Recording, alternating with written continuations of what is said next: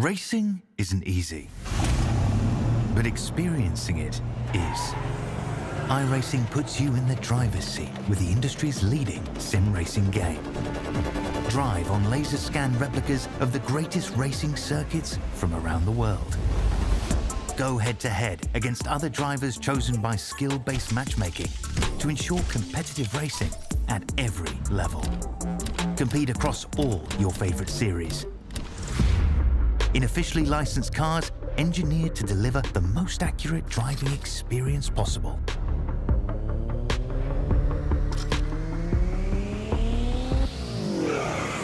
Join a race or host your own with players from across the globe. Race against the computer or in a league with friends. Feel the thrill behind the wheel. Visit iRacing.com.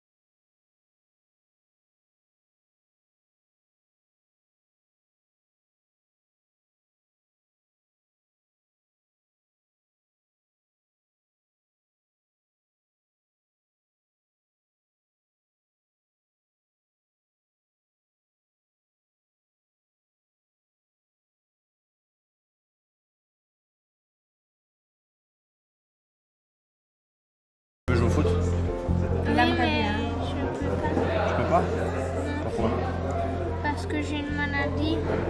Oh. Alors je vais marquer un but pour toi alors. Comme tu peux pas jouer. Ouais.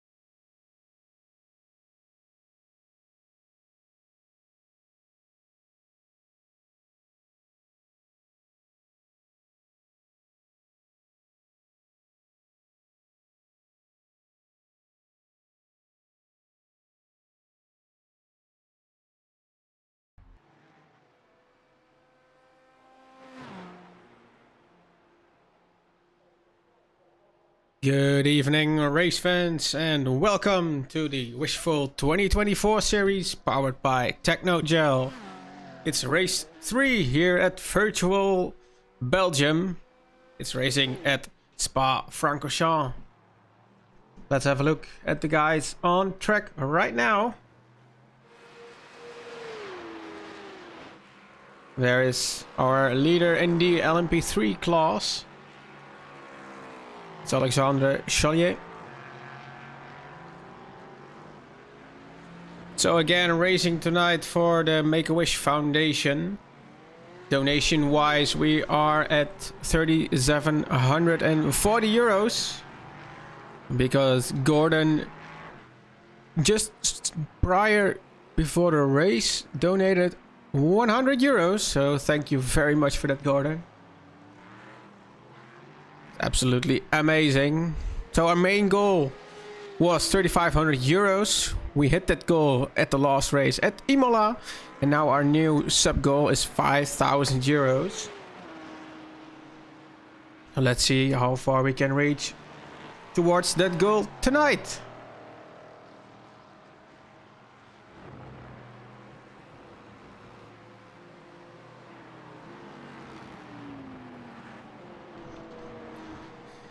And so there are a few changes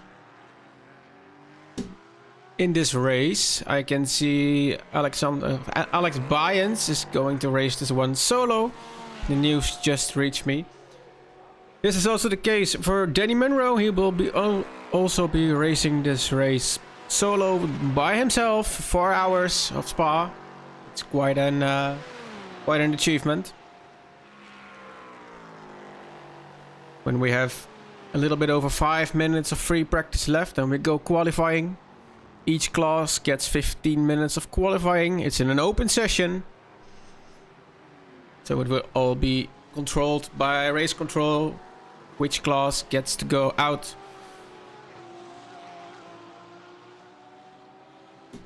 So there are some penalties involved today for the number 61 ANR Endurance Esport and the 999 Digitrax Black. Both are qualifying bans and both are because of the drivers and teams changing cars. In the case of the 61 ANR Endurance Esport team, it's a 5-point deduction also because they changed the car within the class, which is GT3. And in the case of the 999 Digitrax Black, the team changed to the LMP3, which made them forfeit all their championship points because they're trying in another class. Good evening, Keith.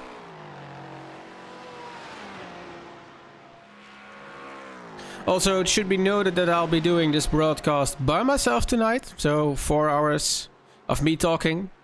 I hope you're all ready for that. Let's just hope we'll see a nice race as we saw last time at Imola and for the first one at Laguna Seca. Here we see Thomas van der Bosche. Let's go a little around the drivers. Driving the 883 car for Ornell Blue. It's Kim Punter. We'll be driving tonight together with Joost Bouwmeester. And then we have in the 524 Red X Porsche Thomas Valdik, which is in the GT3 class. And here is Gordon Marshall driving the Walk Esports car in the Porsche Cup.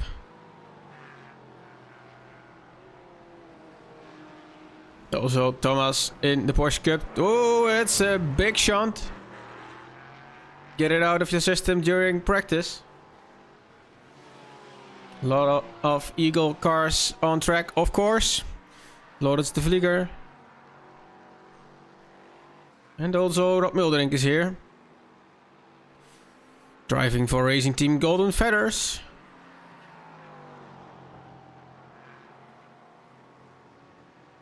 And here is Danny Munro. Driving for the Red X Team 528. And doing it all solo tonight.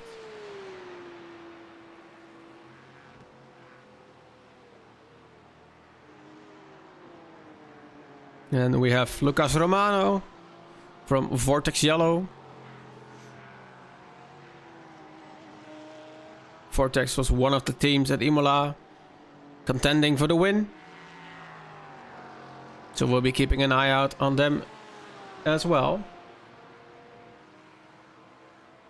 Here is another Vortex team driver. This is for Vortex Red. It's Dieter de Vlaming.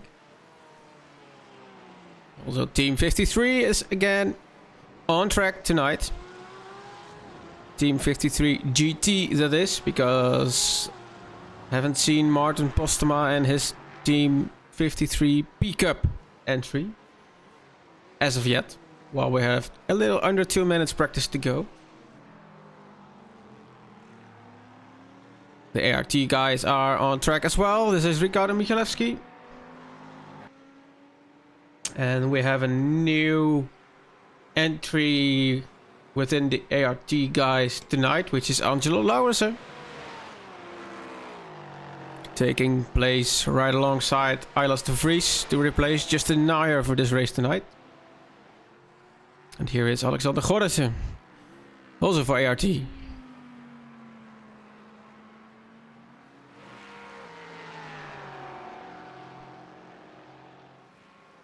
It's been pointed out during the pre-race briefing that the top speed of most cars are quite similar.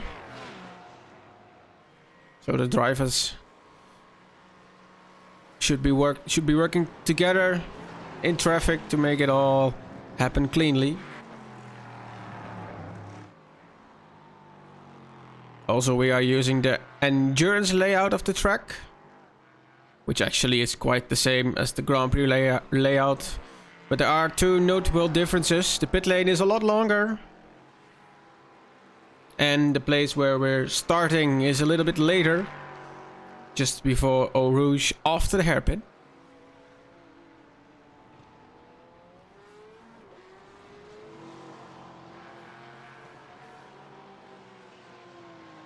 The QR code to make your donation to the Make-A-Wish Foundation is on screen.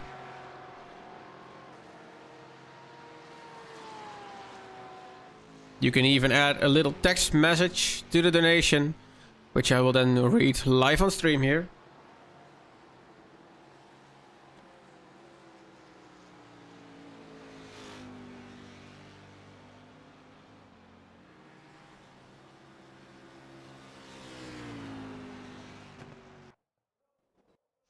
And that's our practice session all done for. 45 minutes of qualifying is here, and it's the LMP3 class going out.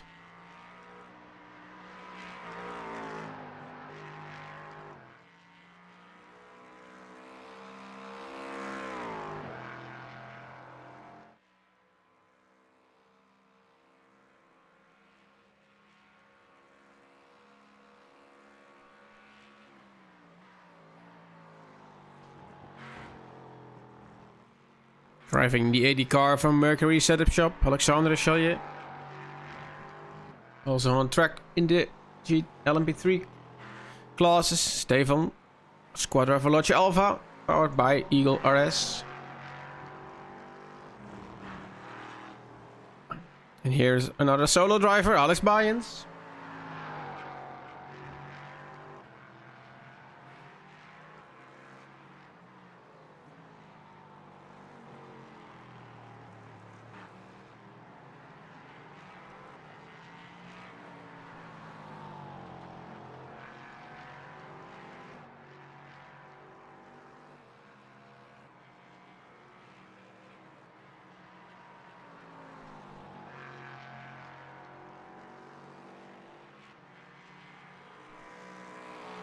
Of course, given the fact that we're driving at Spa, it's quite a long outlap, so it will take some time before we see the first laps. 15 minutes of qualifying for each class. Here is Tim Trump for the ANR Endurance Esports team.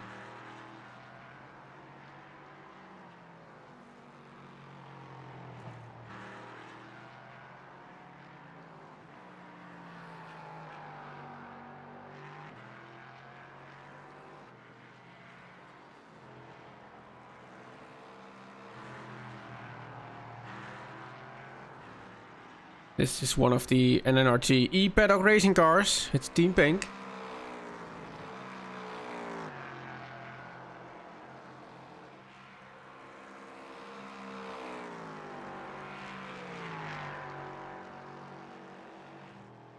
And I've noticed the ORNL Team Blue guys haven't made it out of the pit lane just yet.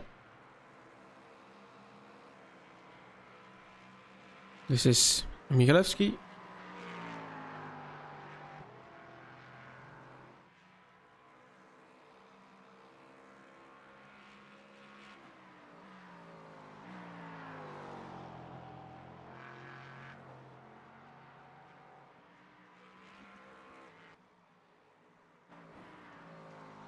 With a little bit of connection issues. Also, the connection issues have been plaguing him during practice as well. Here is Mr. Lowe, Peter Lowe from Tenuta Delta Tech Simtech.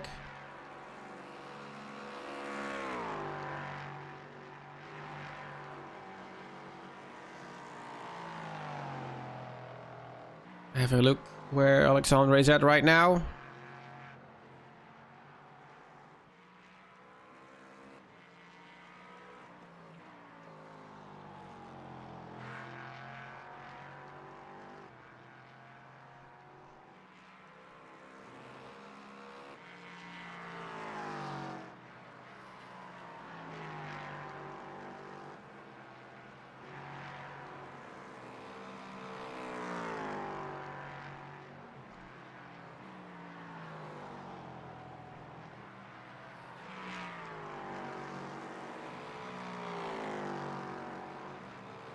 And also Kim Punter made his way out to the track with a little bit of smoke.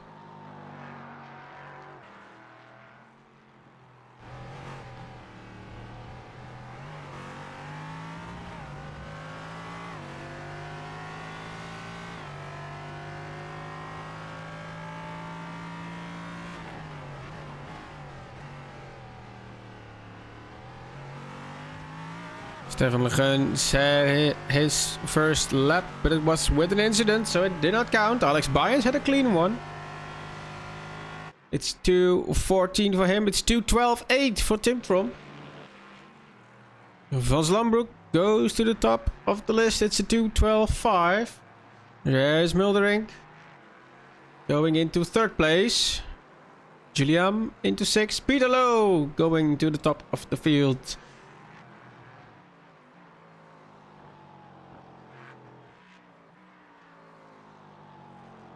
Kim Punter still on his outlap. So starting a quick lap right now. Then we focus on Ricardo. Driving for ART Sim Racing. Team 4. One of the many ART teams with us tonight. Going into the last chicane. Onto the backstretch. And it's pole time for him. Provisional pole. Not by a lot of margin. So let's have a look at Alexander. Driving the 80 car. Already made one lap, but it was with an off track, so it didn't count.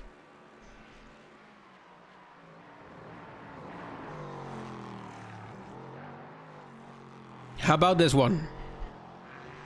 There are no purple sectors. It's P2 for him.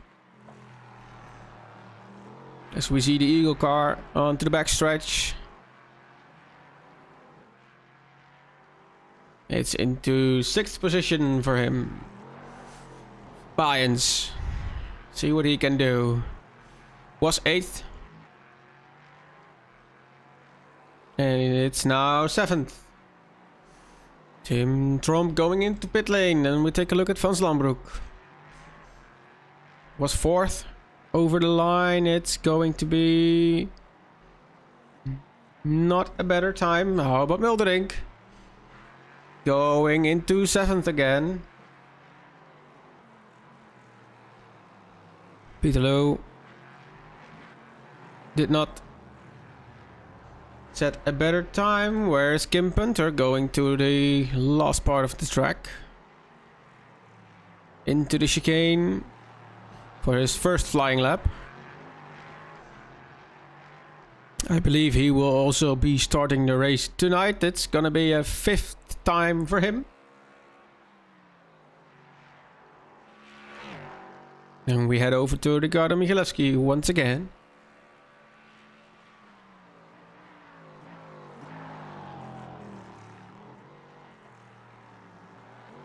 There are some purple sectors there.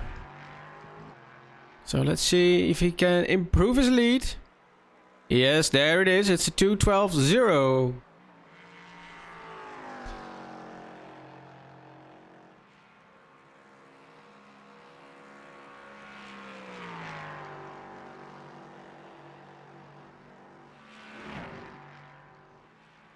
Let's see if the guys from Mercury Setup Shops can top the standings once again.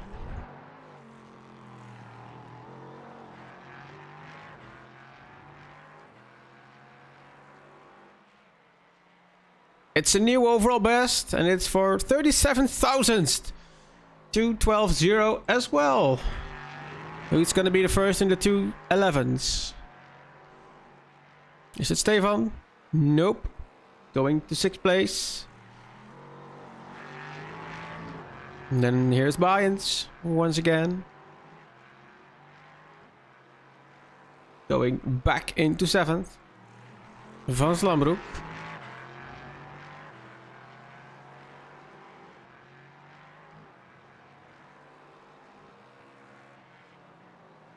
That's not an improvement. How about Peterloo? Currently in 3rd position, and there's Muldrink with a toe. How's that gonna handle out for him? Both did not improve their lap. Tim Trump. And also Kim Punter with a little bit of a break moment.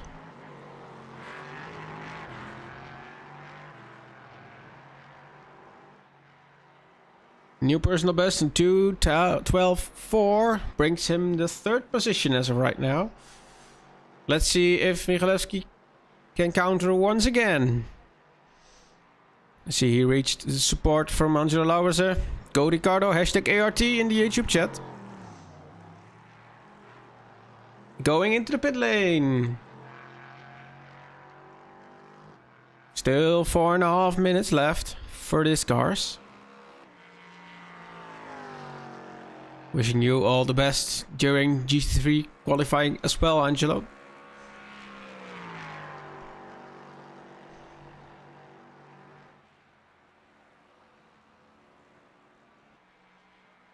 So Ricardo did not set another fast lap, and it's Alexandre Chalier. During the last chicane, what does he do? He commits to the lap, has a little bit of connection issues. But is it the new best time? It's not. Stephen Le Guen, what can he do? What can he do? Well, Ricardo did leave pit lane once more. Alex, is there another improvement for him?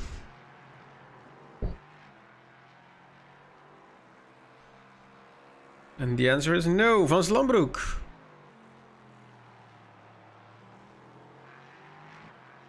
New personal best, 2:12.2, which grants him P4. There we have Peter Lowe again, and Rob Ilderink also. Peter Lowe set an overall best, 2:11.9. It's Muldering who didn't set a lap. There's Tim Trump.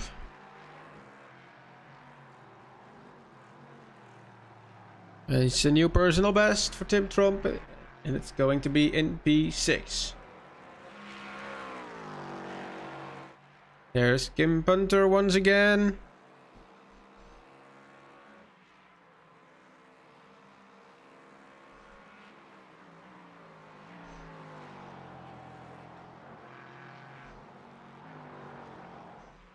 This might well be the last run for Alexandre here.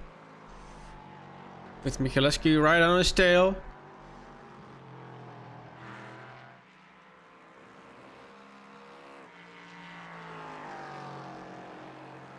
Meanwhile, Alex Byens gathered an off track, so his lap will not count.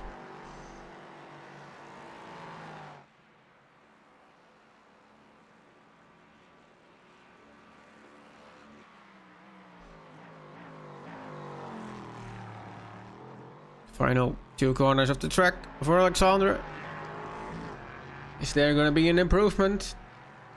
There is a purple time in the last sector, and there it is. Can Michalewski bring the counter? He cannot. So it's really tight for the first 2 positions. Stefan going into 6th place, which then can be attacked by Byens. But he didn't. Van Slambroek.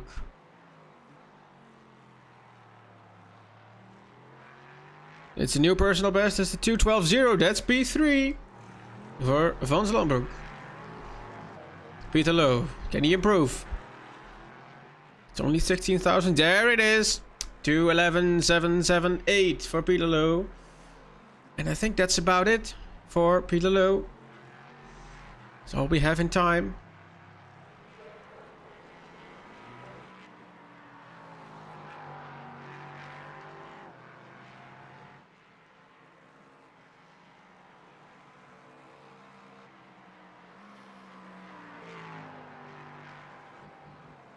Kim Punter went to P2.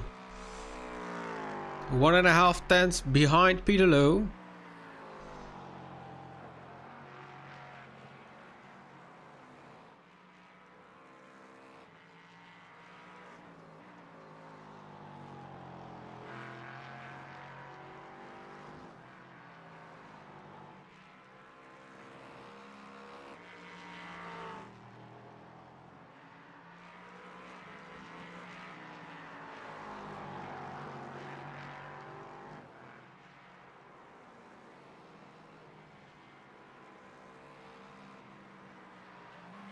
Let's see if we can pick up the number 80 car.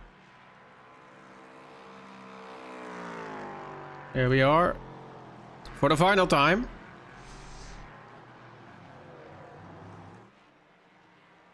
Going into P2. There we go.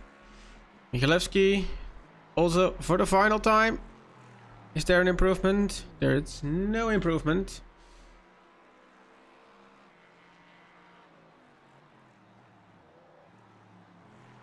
Byens with his final try.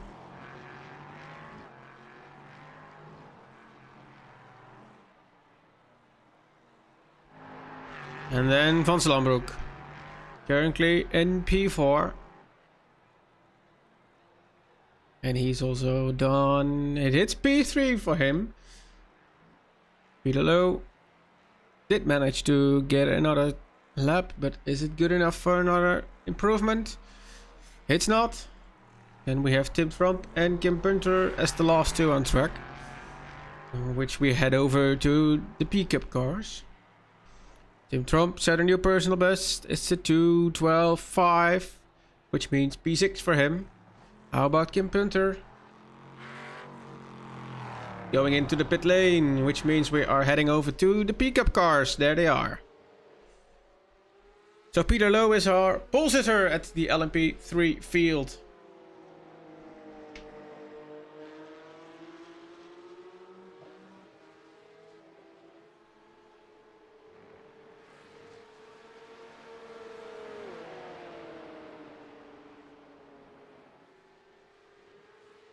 So these Porsche Cup cars are having a qualifying window until 15 minutes left in the session, at which time we will unleash the GT3 field as well.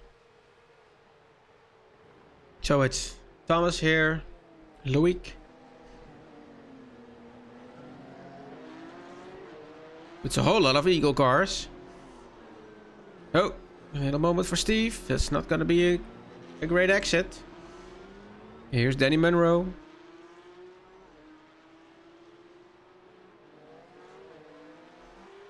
And here is Gordon Marshall. Absolutely the man to watch. Although his accent wasn't the best. So it's Munro's going. No, it's Steve. Oh, Danny Munro. No, it's not Munro. There was a crash during qualifying. I think that it was Louis. Yeah, Louis Lamol. Also, Gordon Marshall got an off track, so his first lap will not even count.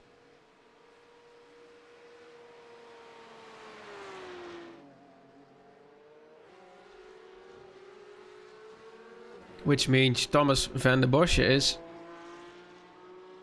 planned to get the first time. Setting a lap time as the first.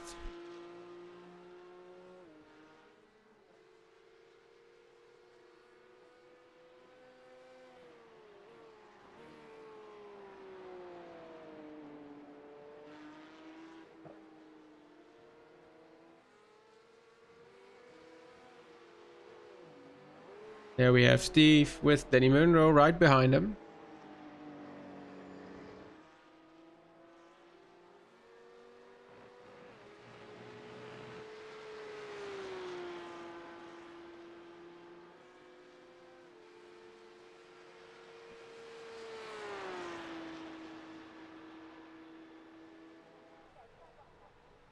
It could well be that some of these pickup cars turn out faster than some of the GT3 drivers in the field. But only time will tell. So it's the first time for Thomas. There we go in a 2:23. 2:20.3. Here's Steve. But he has an incident point. Is that from this lap? It's not. But it's not a quick one as well. Danny Munro on P3, 6 seconds behind race leader Thomas van der Bosch. How about Lamel? Times for Lamel and Marshall both not validated because of the off track. Which means they have to do another lap again. Try once more.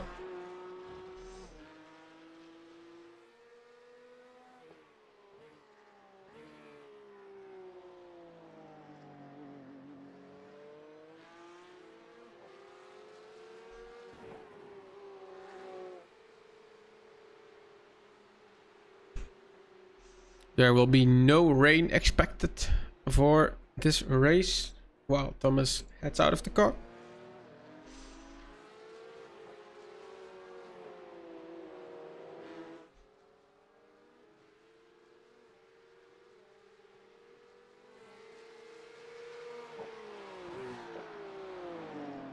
Can Danny Munro profit from being behind Steve?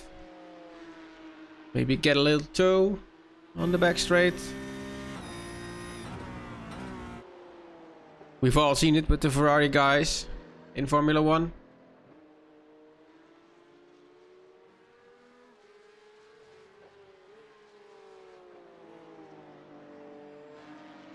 And I think it's another incident point for Gordon Marshall. Yeah, what? It is. Absolutely. And there's also one for Danny Munro. Whoa, that's a bigger one.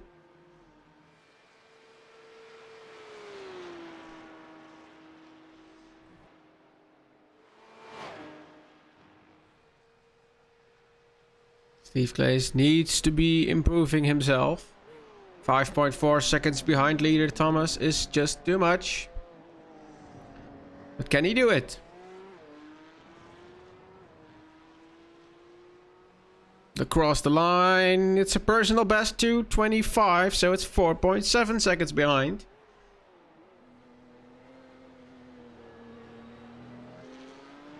How about Loic Lamille? Across the line, it's a 2:26.4. Only 2/10 behind the race leader. Danny Munro with spin. Didn't count. There is Gordon Marshall. That lap is also not gonna count. Still 7 minutes to go in this qualifying session. And that's an off track for Van der Bosch. Right at the last part of the track. That's not what you want. That lap's not gonna count.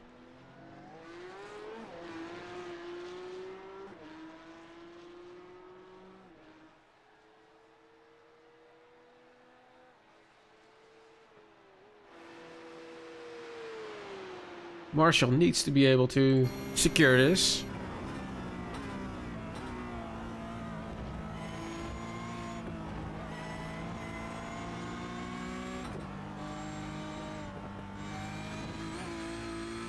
That's right on the edge. Now has Danny Munro in front of him.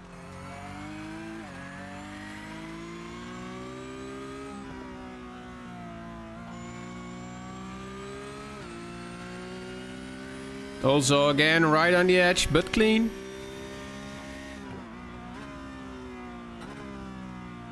Ooh. Danny Munro gone off track, so his time will not count and he goes out of his way. It's very nice of him to do. Giving clear track to Gordon Marshall.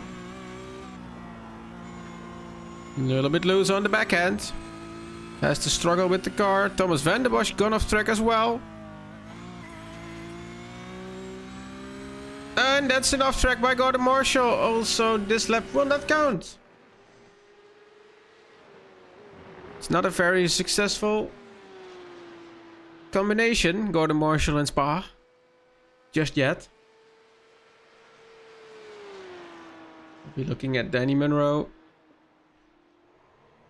He will be starting another lap because this one didn't count. Also the case for Van der Bosch.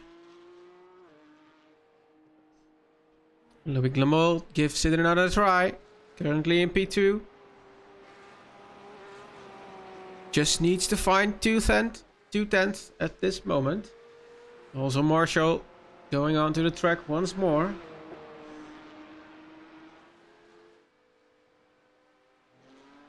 And there's Munro starting his lap.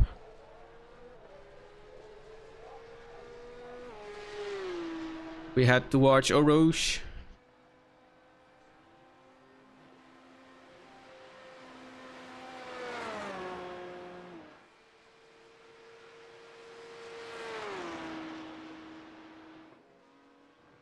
As we have 4 minutes in P Cup qualifying left.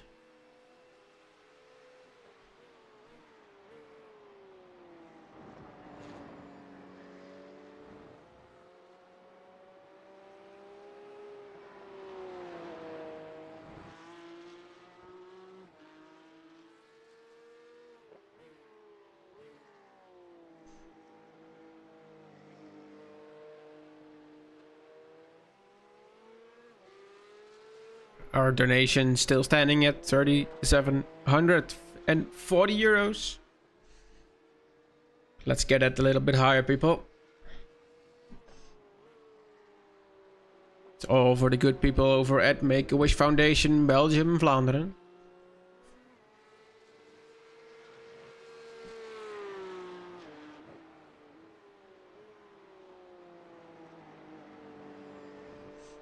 What can the Team Red X driver do? Currently 6 seconds behind the race leader, which still is Thomas.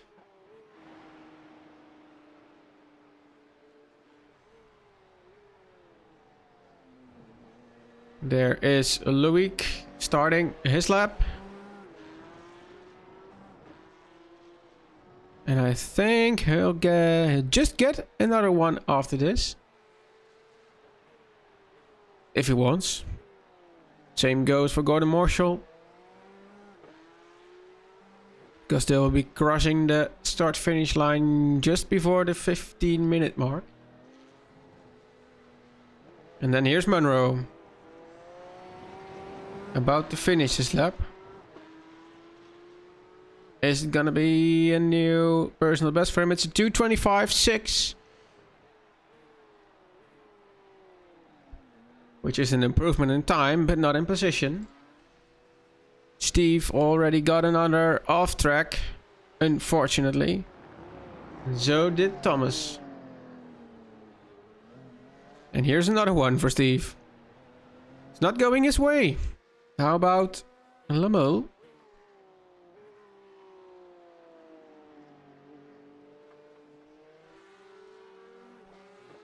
As we can see the GT3 cars getting ready in pit lane.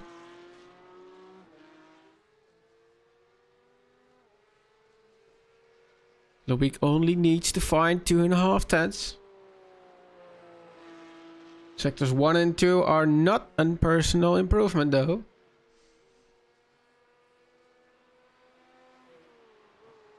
Gordon Marshall is also not improving himself, but isn't far off either.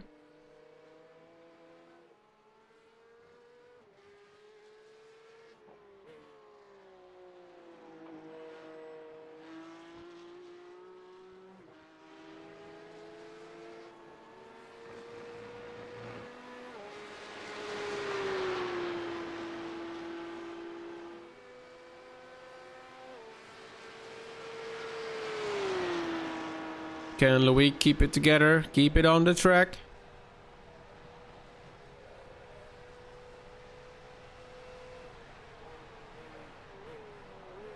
Into the braking zone once more.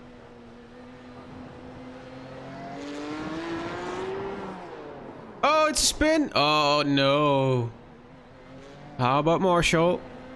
Can he keep it together? The lap is clean. How's the time? It's a new personal best on the 2:20, which is good enough for third position. And there will not be another chance for him because he lets off the throttle. How about Steve?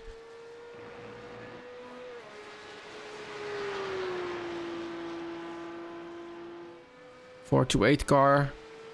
Now going into the last section. As we can see the GT3 cars all exiting pit lane. Last 2 corners for this Steve.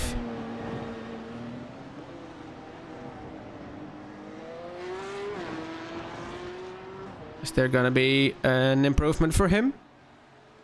Yeah, it's a 2:22.297, which gives him P4, and that's gonna be all about it. Heading over to the GT3 cars. It's Lauwersen and then Seppe Verbeke. Both driving for ART. Both driving for different team entries, of course.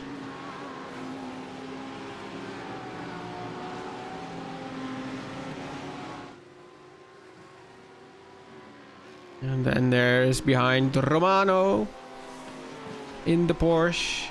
And Daniel's in front of him with the Lamborghini.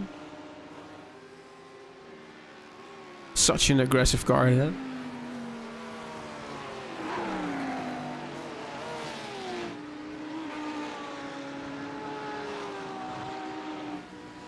Litwack in the 524 Porsche.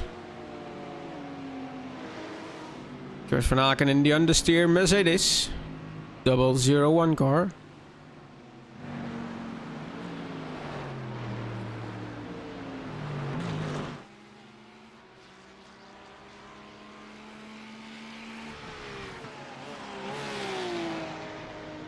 And here's Arne Vaas for the ASR esports team.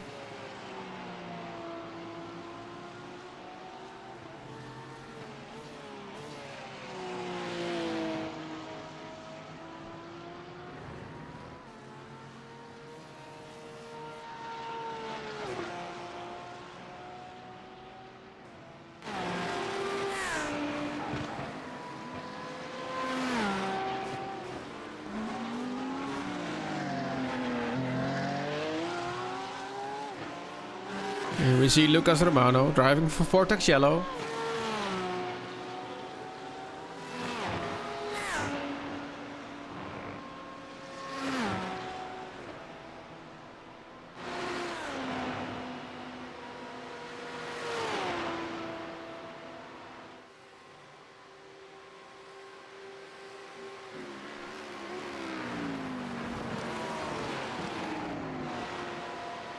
It's the team 53 car, it's Jeroen Bos.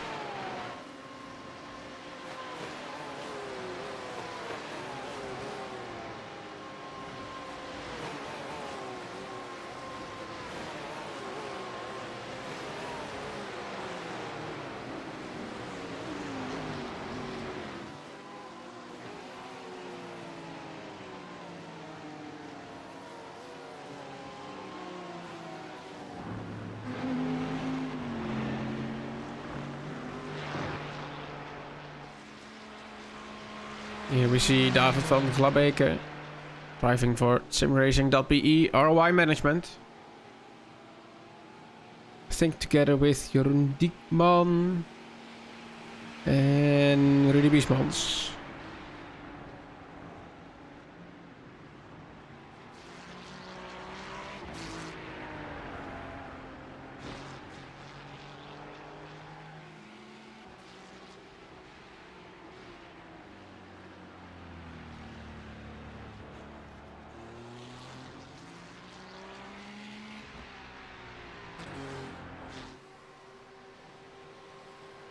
Let's head back to the action. Lauwersen into the chicane. He's gonna be the first to set a time. And it's gonna be a 2:17.5. How about Verbeke? And Daniels. It's Lucas Romano, which go ahead of Angelo Lauwersen by almost 2/10. Geoffrey Rouland's going into 6th position. Kevin Daniels into P5. Litwack in the 524 car.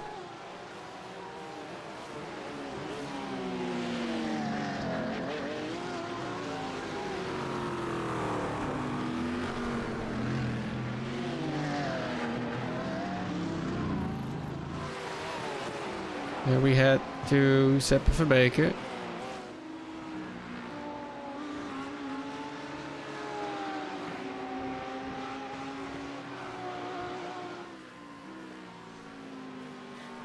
Also, given the fact that there are only 5 pickup cars, I can expand the overlay just a little bit, so we can see more cars. Here we go, the top 9 in both cars.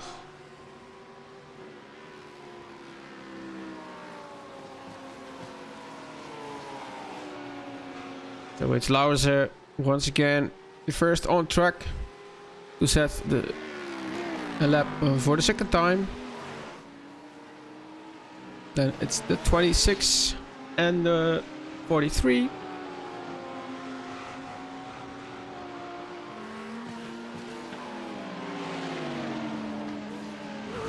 Who's the hero driving the Ford? Couldn't agree with you more, Shark. It's Marcinjung. And it's from the ANR Esport, ANR Endurance Esport team, car number 60. I've said it before and I said it again. It's one brutal beast of a car.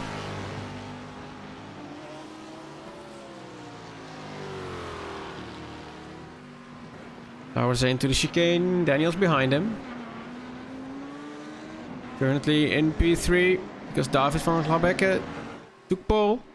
Provisional pole. Allows 65 thousandths of a second into P1. Daniels not improving. Roulants also staying in P9. Team Red X Simsport 808.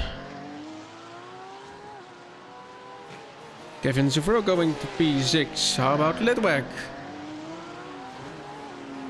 No time. Marcin Jink in the Ford GT. Going into P14 in his class. Jeroen Bos into P13. We head over to Lommelen. That beautiful Mercedes GT3. Yeah, Shark, it's an absolute legend.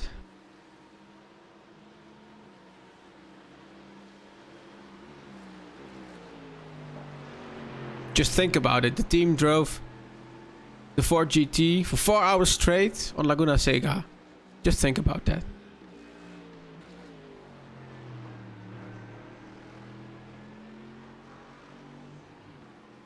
Lommelen is not on a particularly quick lap at the moment.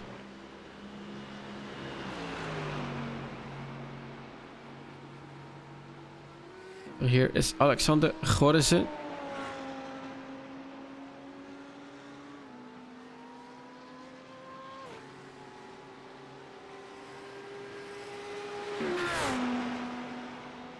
Heading over back to Lommelen because he's into the chicane. Finish his first flying lap. His second flying lap, I should say. Currently in P12. And it's not an improvement as well. Gorrissen. Currently no time set.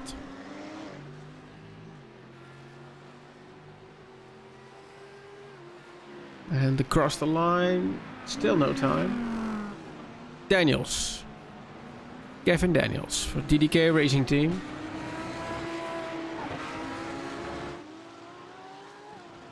New personal best, the 2:17.85 gives him P5. Hammer in the 808 car. Personal best 2:17.945 gets him P6. Kurt van Aken in the understeer Mercedes.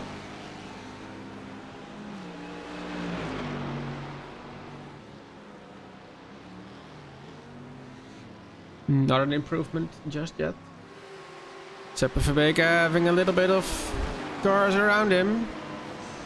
It's traffic o'clock, 5 minutes to go.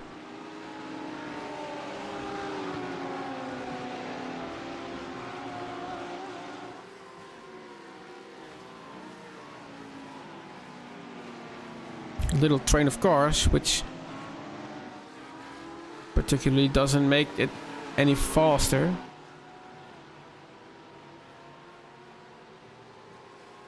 Seppe Verbeke being the second car in this train, maybe getting a tow from Angelo Lauwersen. Let's head on board with him.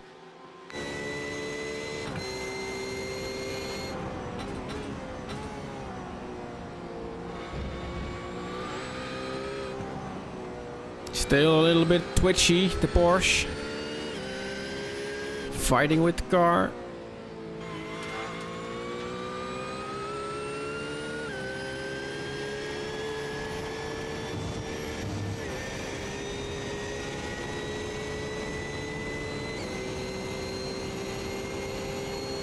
And he is indeed getting a tow from his ART Sim Racing teammate. It's Angelo Lauwersen up front. Angelo Lauwersen still in P2 by a very fine margin. So it's first up, Angelo across the line. Can he improve? That's a no. Sepper Verbeke did. 2:18.133 gives him P8. See the Vlaming across the line.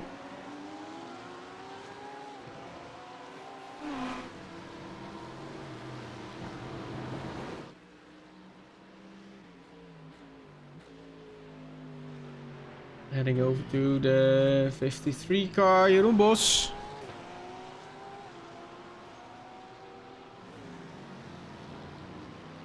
That's not an improvement. And head over again to David. Can he improve his lead?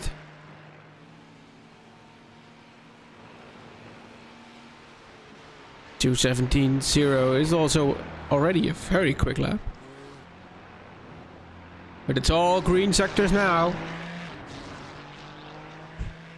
So I think we're gonna see our first 2:16. Yes, 2:16.6. Attaboy. Arne Vaas, ASR esports team.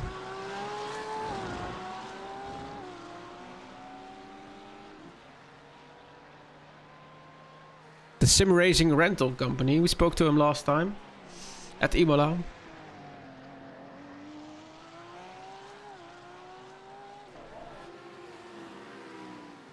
There is Lucas Romano, currently in P3. Almost a second behind race leader David.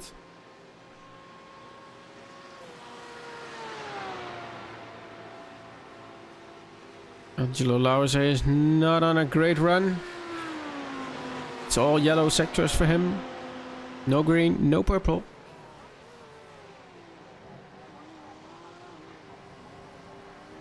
One and a half minutes left in the session. So, one more lap for him.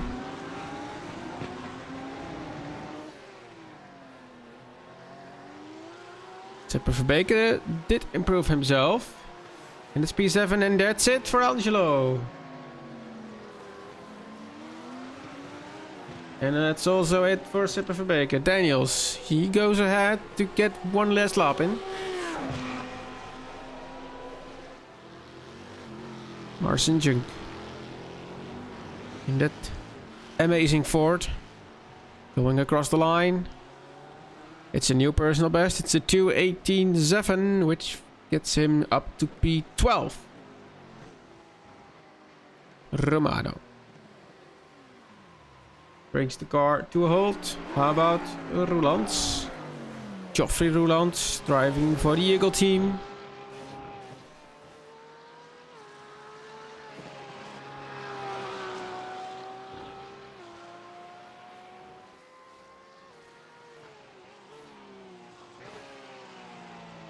Arne Vaas is currently on a fast lap.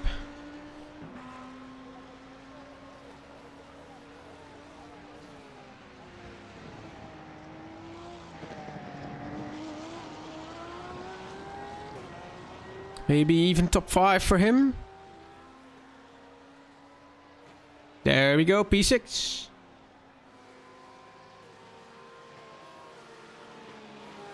It's the two Red X Sim Sport cars helping each other out.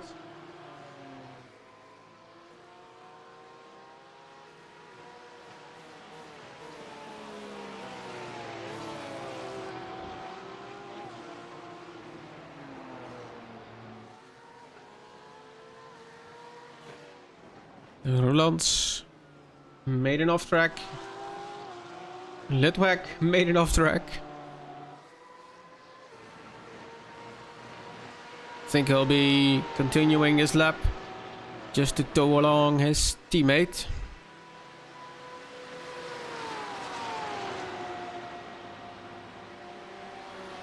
Which the timer to the end of the session has been activated. All drivers need to finish the lap within 2 minutes and 5 seconds as of right now. Very fine executed move there from Dominique Hameder. Going across the line.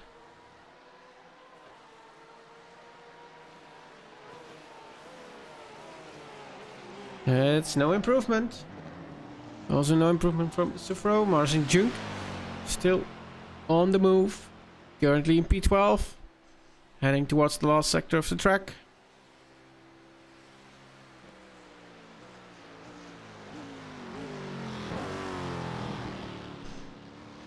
Into the chicane, into the pit lane. Alexander Gorsen is the last car on track. And loses the car into Blanchiment. And that's all of them. So with 1 minute and 10 seconds to go, all the cars are back into the pit lane. Which gives us the time to have a quick look at the standings. So it's the Tenuto Delta Tech Sim team driving Peter Lowe on pole position in the LMP3 class. The Mercury Setup Shops, Alexandre Chalier is the driver. It's on P2, and then Stage 1 Racing with David van Slambroek on P3. In punter for ORNL.nl Blue on P4. And then it's simracing.pe with David van Glabecke at the wheel, is currently the pole sitter in the GT3 class. Angelo Lauwers is driving for ART Sim Racing 1 in the 144 car in P2. And then it's Lucas Romano for Vortex Yellow in P3. Going ahead to the Porsche Cup class, Squadra Veloce driven by Thomas van der Bosche in pit in pole position. Louis Lamol with the Eagle Speed Academy Esports car on P2. And Gordon Marshall for Walk Racing Esports is on P3 of the start grid. Talking about that start grid, let's have a look. There is Peter Lowe and Alexandre Chalier.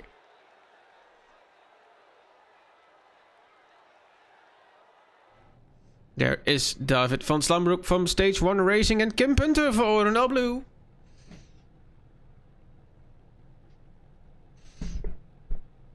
Ricardo Michalewski for ART Sim Racing 5 and Tim Tromp for the ANR Endurance Esports team. Going on with Michel Volkering for Racing Team Golden Feathers and Stefan Le Guen for Squadra Veloce Alva by Eagle RS. Alex Bayens and Julien Masson. Alex for Eagle, solo entry tonight, and Julien for NRT E-Paddock. Then Sammy Henriks did not qualify for Tenuto Delta Simtech. And then we head over to David van Glabecke from simracing.be. Pole sitter in the GT3 class. Angelo Lauwersen for ART Sim Racing 1. Right alongside him, Lucas Romano for Vortex Yellow. Heading up to Kevin Daniels for DDK Racing Team. And Dieter de Vlaming for Vortex Red. Then Arne Vaas from the ASR Esports team. Joined by Dominic Hamader, Team Red X Simsport 808. It's ART Sim Racing 2, Seppe Verbeke alongside Kevin Sufro, Digitrax Pink Petal Racers. Then we encounter Kurt van Aken for Understeer Racing and Per Lommelen Flanders Racing Team Bravo. Marcin Junk from ANR Endurance Esport number 60, Lawrence de Vlieger Eagle Esports Academy Team S. Then Thomas Renders from ART Sim Racing and Jeroen Bos Team 53 GT.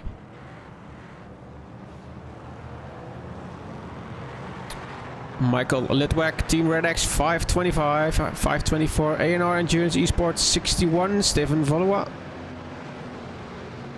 And then it's the DT Tracks car, East van de Zande, DT Tracks Black.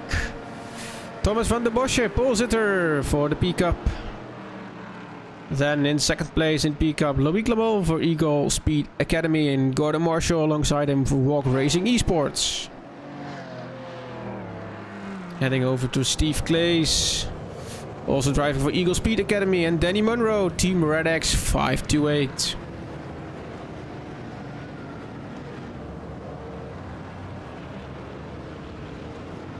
And that's about all of them.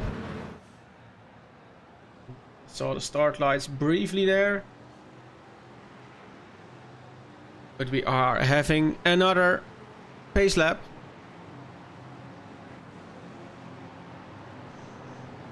You can see all the cars heading into the hairpin. And then why are we having another pace lap? That's because iRacing only lets us do a short pace lap as standard here. But we want to add another one to get everyone. There we go.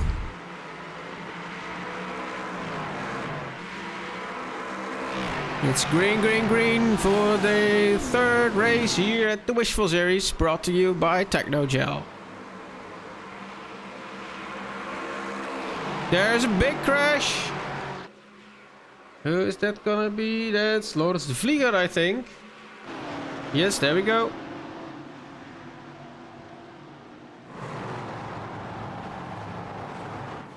LMP3 field starting. Get rowdy. There's the GT3 cars.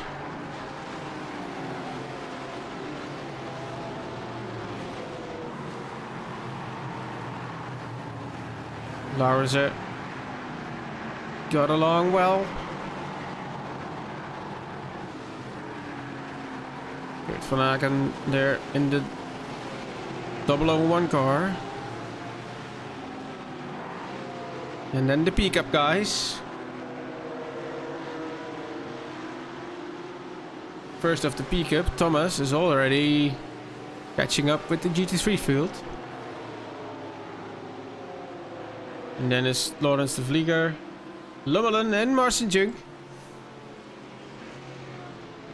I think we can have a look at what happened there. Starting with Laurens. Oh, there he goes. Reaching up to Radion, and then it's hard in the wall for Laurens. That's a nasty crash.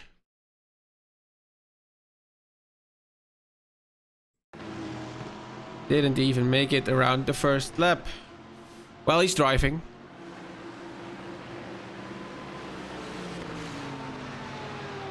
Switching over to Arne Vos. Putting the pressure on Seppe Verbeke.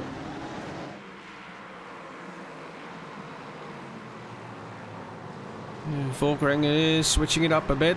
Here's Tim Trump.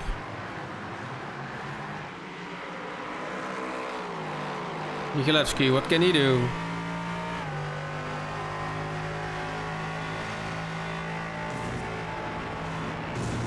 Do you think about fuel saving at this point in the race, or do you just go for it?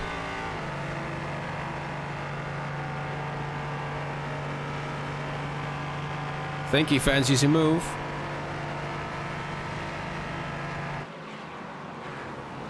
There he goes down the inside, and the job is done.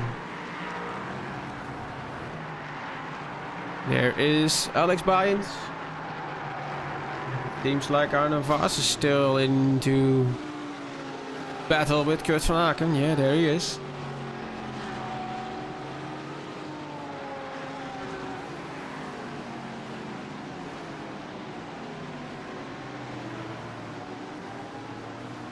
Seems that Michael Litwak had a little moment.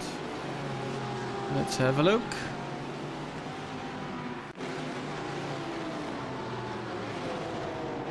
Oh. And that's indeed the crash with Lummelen, Litwak, and some of the Eagle cars.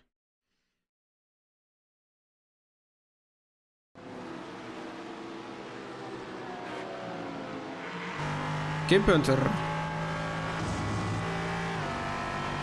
Trying to keep in touch with the leading duo, Alexander and Peter. And David van Slambroek seems to be losing the pack. Which means Peter and Punter and Alexander got along well.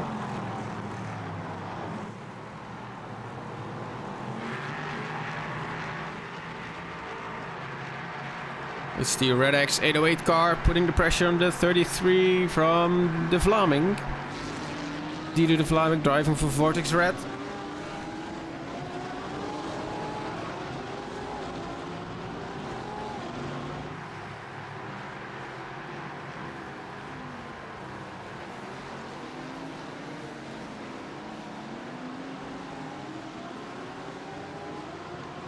Can he make the move?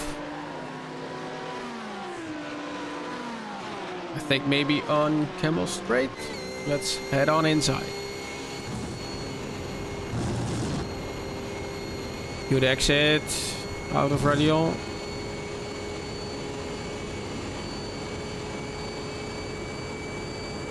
There is the toe. A little bit of defending from the Vortex car. Going around the outside and gets the job done. And there's a spin for Vortex. Spin for the Vortex car. And Souvreau also stationary. Needs to let the whole field pass and then get along his merry way. Michalewski putting the pressure on David van Slambroek.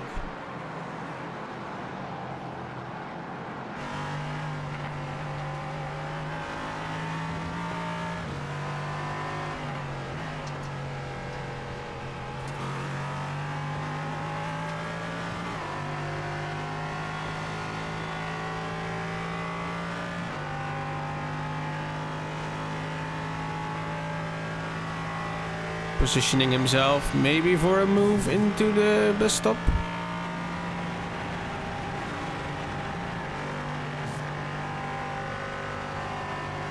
There he goes. Diving on the inside. Getting the car to stop just fine, and the move is his.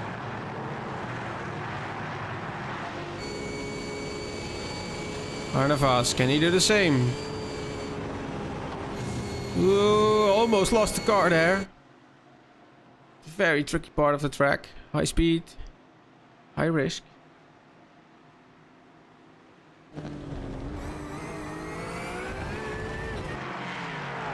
Van Slambroek trying to counter back to Ricardo Michalewski as we head on to the Camel Straight.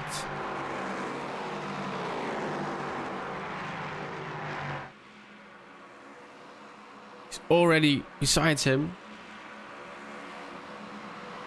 Michalewski has more top speed. Oh, lost the connection.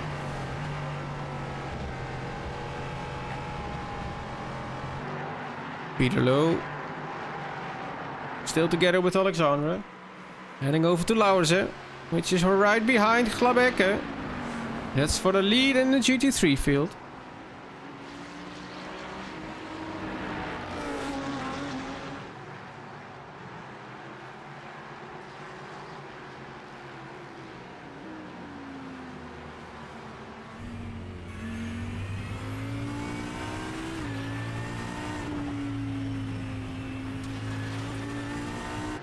Meanwhile, Volkering is also in battle with Tim Trump. And it's Stefan Le Guen behind him. Here we go. Pressure at the front, pressure at the rear.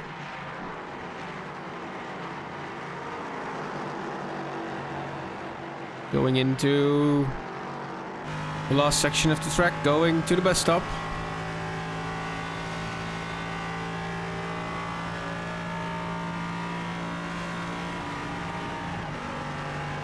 Blanchimont doesn't seem as tricky with these LMP3 cars. Can't brake quite as late. Heading over to Kurt van Aken.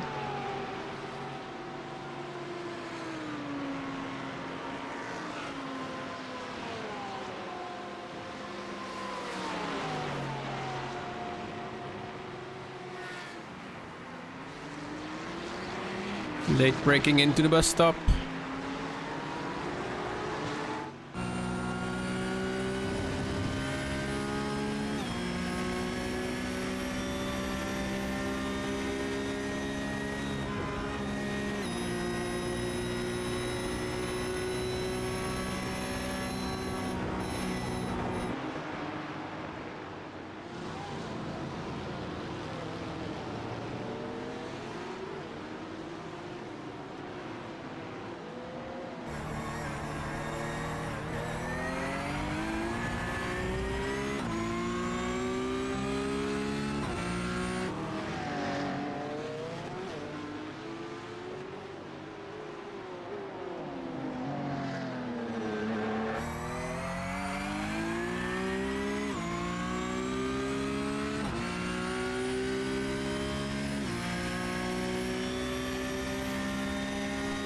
Still right behind.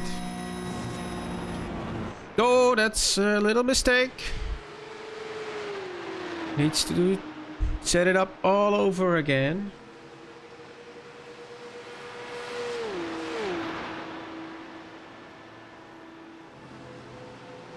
How about Gordon Marshall, our leader in the P Cup? Is still hanging on quite at the end of the GT3 pack. Michalewski has reached the back of Kim Punter. Punter on his turn also reached the back of Peter Lowe. So the top 4 in LMP3 class still right behind each other.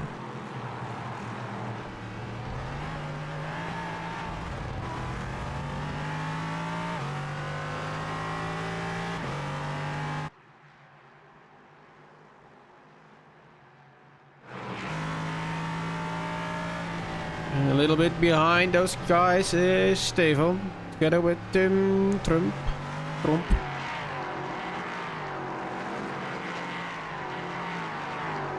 With a good exit, Stefan seems to be able to put the pressure on Tim, going on to the Camel Straight.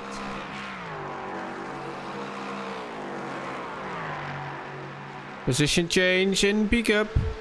Oh, that's a little bit damage for Steve, I think.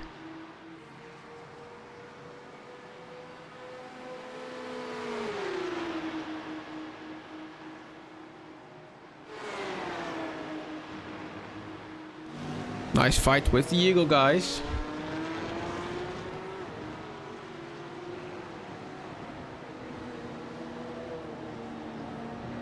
Kurt van Aken going for the move. On Camel Straight. And is in front. Heading over to Kim Punter. Which is still putting the pressure on Peter Lowe.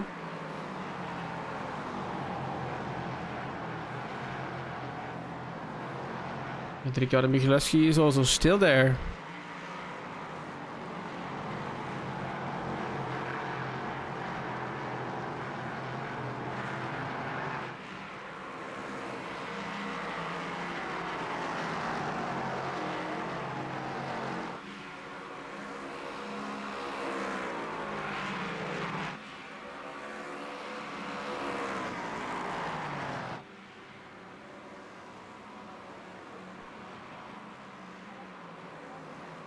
Heading into the bus stop.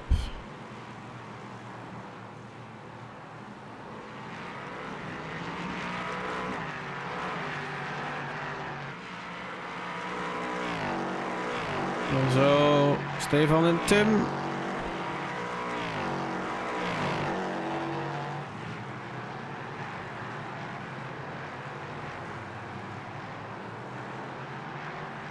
Little bit of luck up from the inside wheel from Stefan de Gen.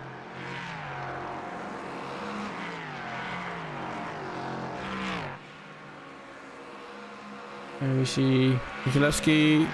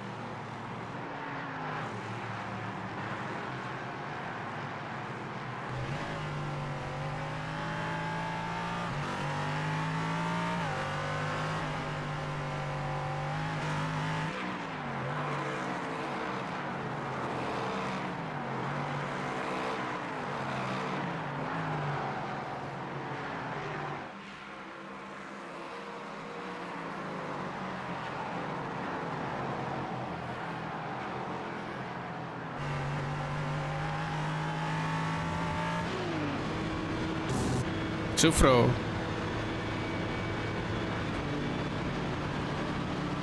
Already stopped, so he's a lap down. Trying to unlap himself with Per Lommelen and Marcinjunk.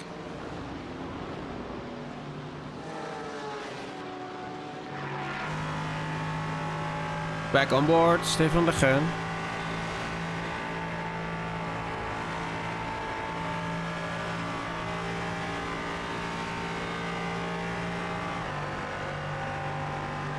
Tries the outside. Trump braking late. Successfully defending his position.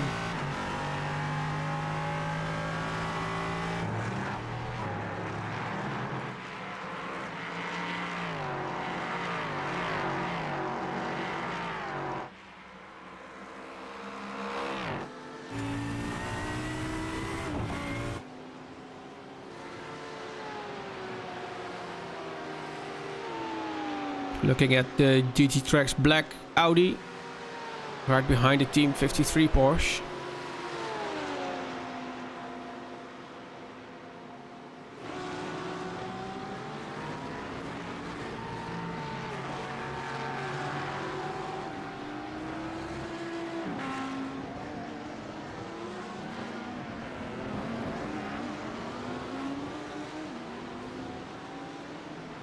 It's not ahead yet.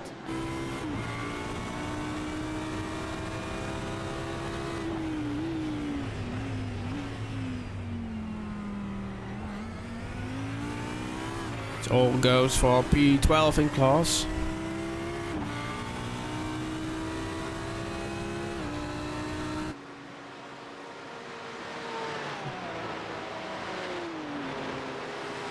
Can he do it now onto the Campbell Straight?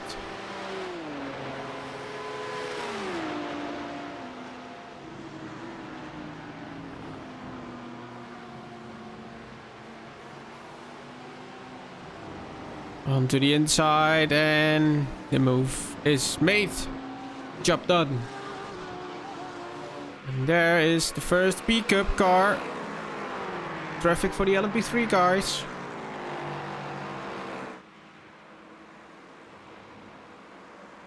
That's a bit itchy, but they make it happen. Well, Zandbroek is losing some time here.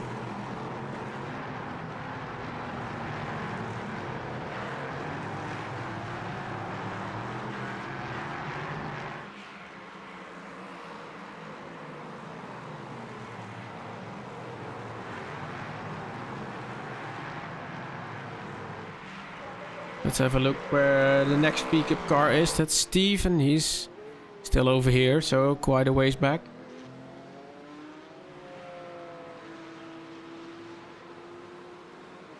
Gordon Marshall already 10 seconds up the road in the middle of the GT3 field. It's an absolute legend, this guy.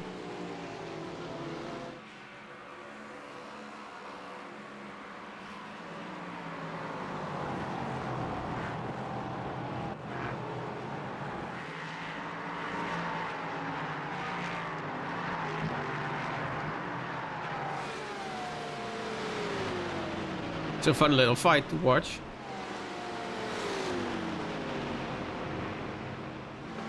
Different classes, but fighting nonetheless. Here we go.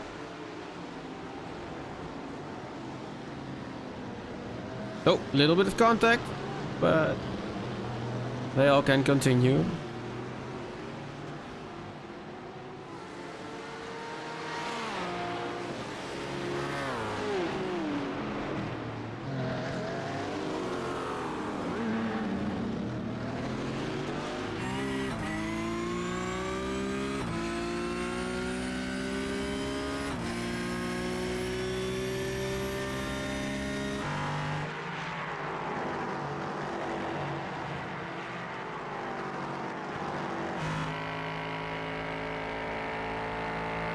On the backside of the car, Peter Lowe is driving.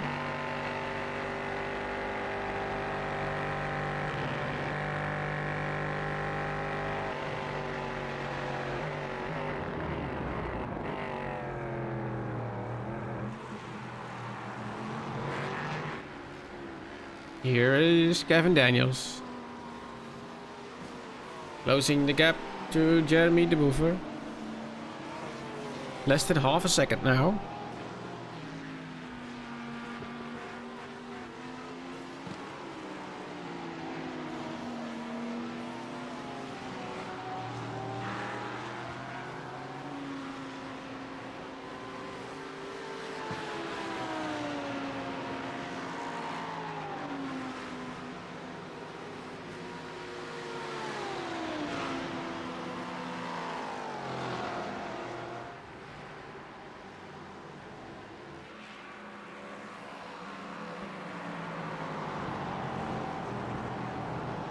Still hot and heavy at the top of the LMP3 field.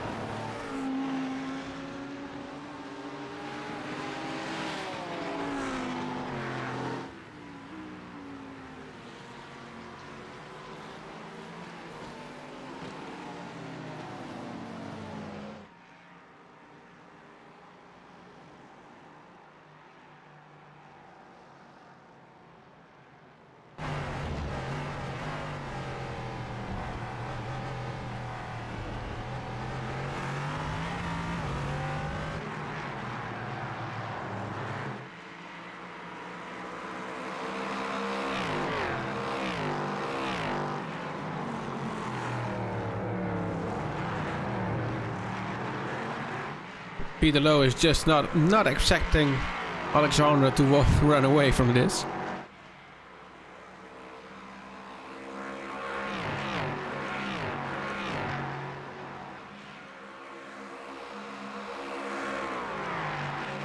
Kim Punter is on the verge of losing the draft and then falling into the clutches of Ricardo Michalewski.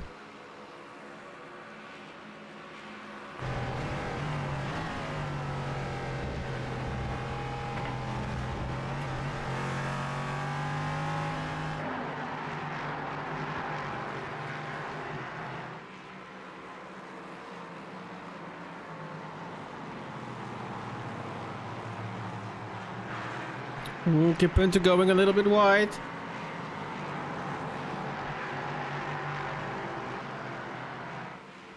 Does manage to save his exit.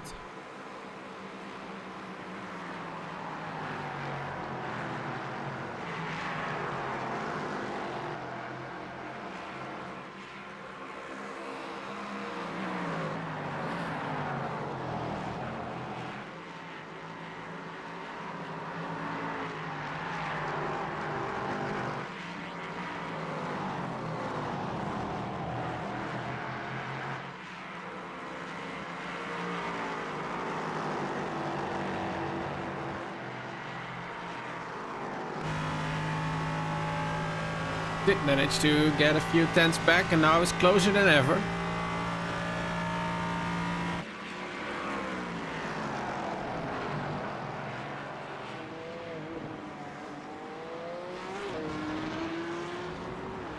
Tries to peek on the inside. Doesn't get the move done.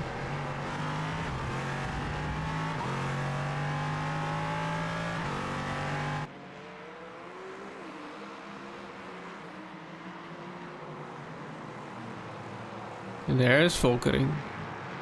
Behind Van Slambroek.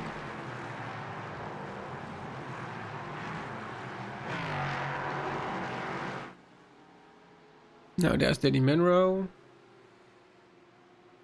All the LMP3 cars past him. Where is the first GT3? That's Glabeken. That's right there.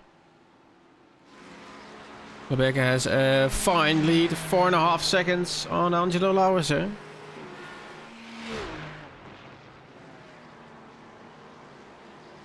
So David is doing a mighty job.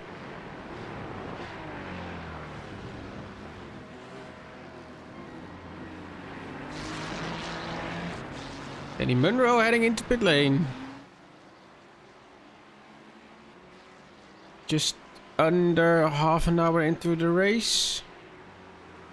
That is a bit short.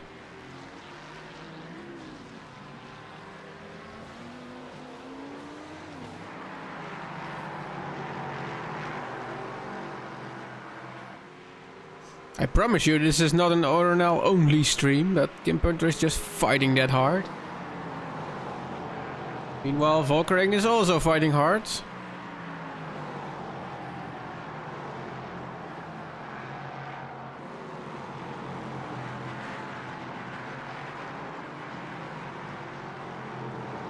And there's Steve Claes,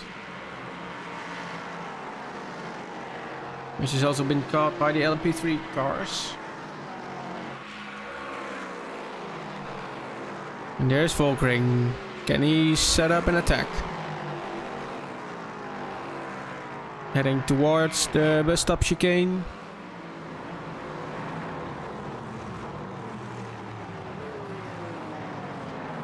Takes a peek on the inside, but cannot get the move done. Now they both need to pass the pickup car. That's not gonna happen because the damn thing gets such a high top speed. Also, Stefan needs to pass the car, where I think he will get a nice tow onto Camel.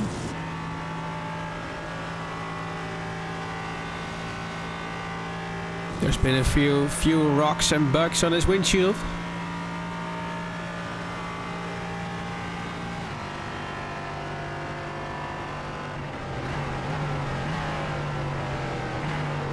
Who needs to brake hard? Heading over to Daniels.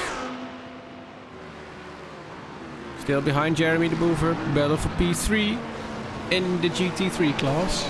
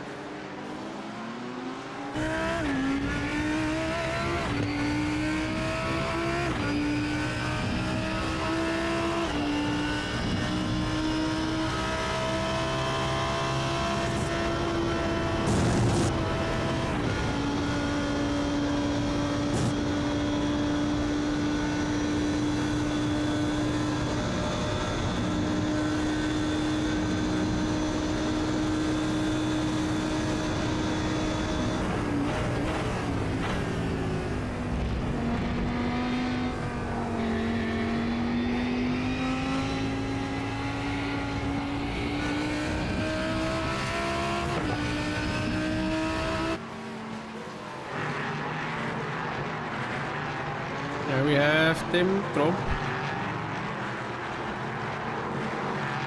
taking a peek at the back end of Stefan.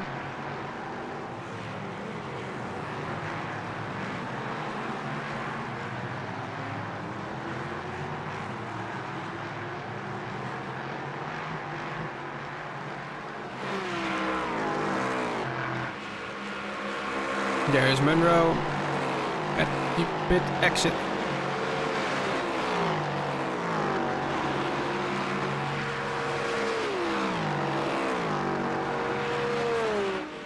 Peter Loos challenging for the lead again.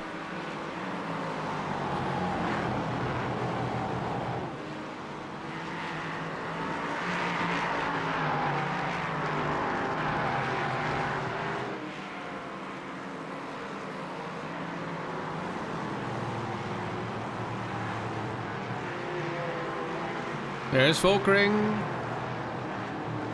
alongside Van Zandbroek, and the position is his.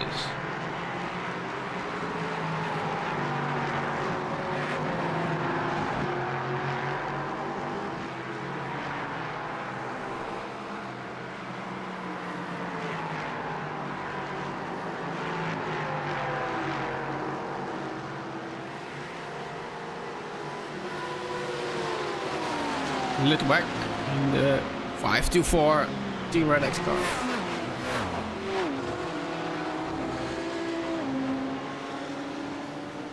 Oh, that's tricky with another pickup car. It's Van der Bosch. That's P2. Last laps he was ever so slightly faster than Gordon Marshall, but now The LMP3 field came by. And the gap is back to 10.5 seconds.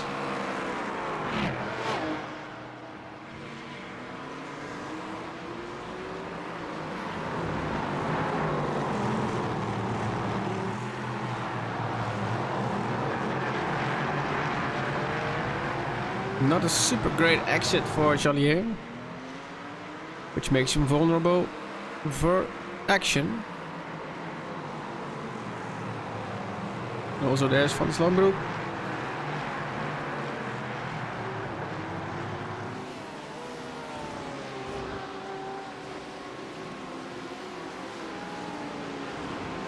Little train behind the 41 driver, Thomas Renders.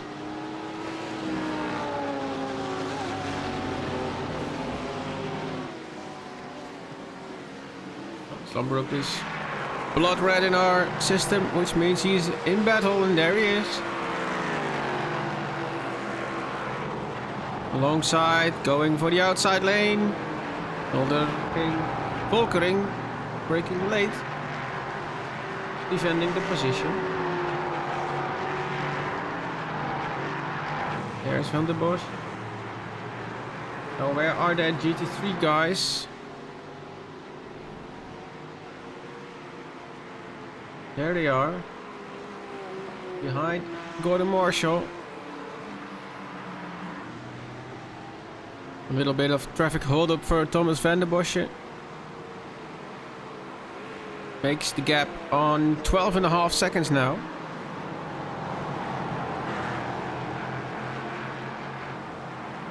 There's Punter again. Still going at it.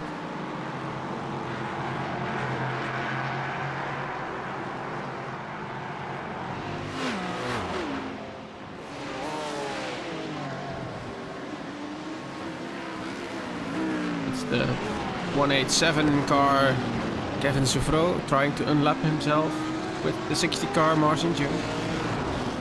Ricardo Michalewski trying to get close enough for some action at the bus stop. So Van Slambroek on the outside, trying to get a better exit. A little bit of wheel spin for the both of them. And here is Gordon Marshall right in traffic.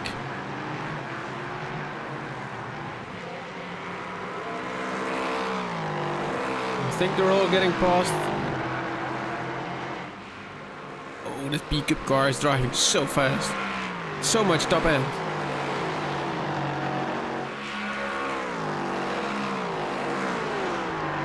Just look at these. He's chasing down Kim Punter. It's absolute mad. Mad. Has to brake a little bit early.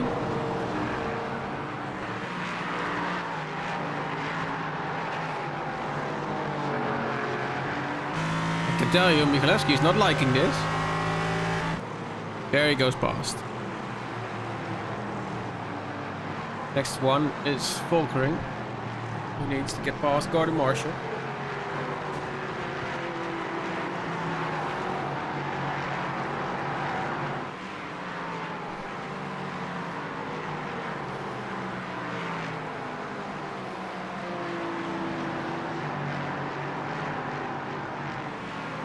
We get in the high-speed downforce corners, where you can really see the advantage for the LMP3 car.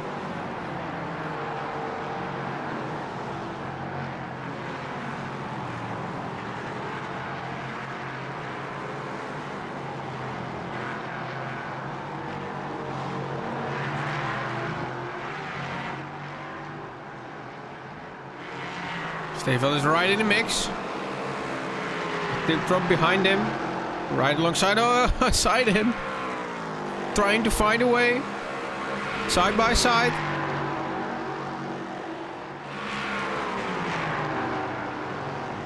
And they all managed to get by Gordon Marshall. Not just yet.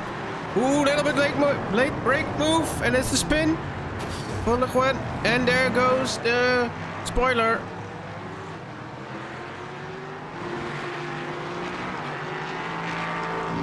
Need to see that in the replay again.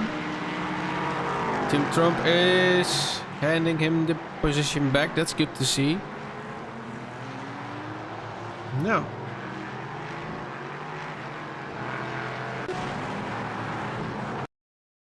Oh, Tim broke too late. Tapped Stefan on the back and spun him around. That's what happened there. So it's good he gave the position back.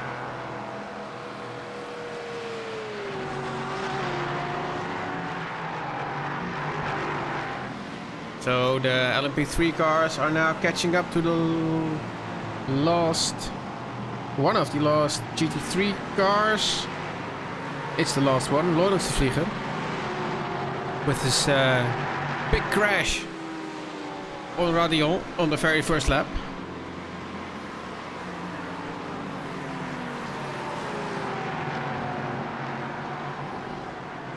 So it's not really a position where he belongs, P18 in class. But they do all get by.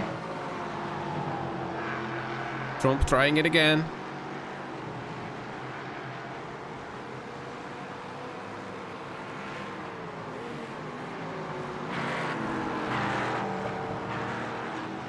And they still need to pass Gordon Marshall. Oh, the Gordon Marshall goes off track. Tim Trump went for a space that really didn't exist.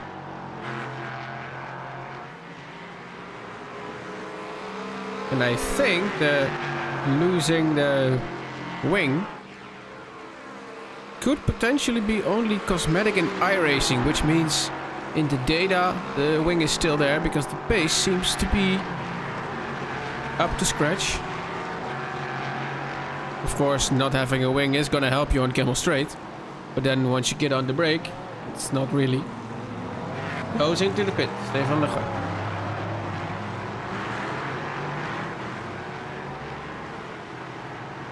There will be some repairs right there. Gilevsky got by Kim Punter.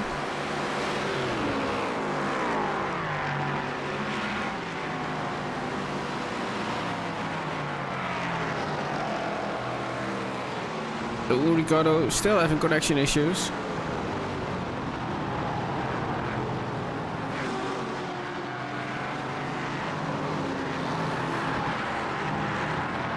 Oh, Ricardo, a little bit of mistake. And there goes Kim Punter again. Not really.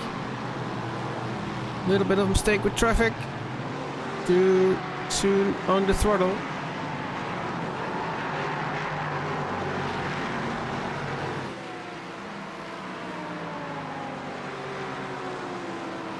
And I'll have to pass this Gavin's throw.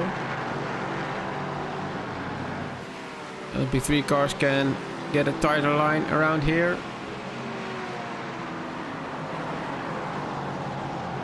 That was a great move from Volkering. Read the traffic absolutely well and saw the gap, went for it. Can only applaud these drivers for trying stuff like that. It's been told in the driver briefing, it has to be safe, you have to work together. Pace from these cars at some parts of the track is nearly the same, so you have to keep that in mind.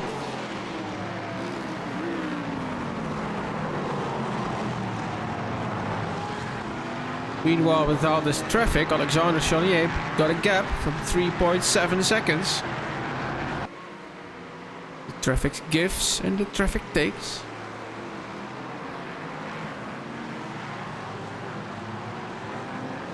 We need to go past Letwak, which is a GT3 driver.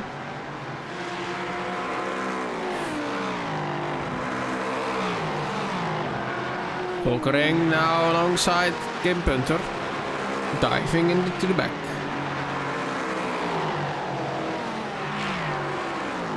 There's a little bit of defending there. Can he make the move?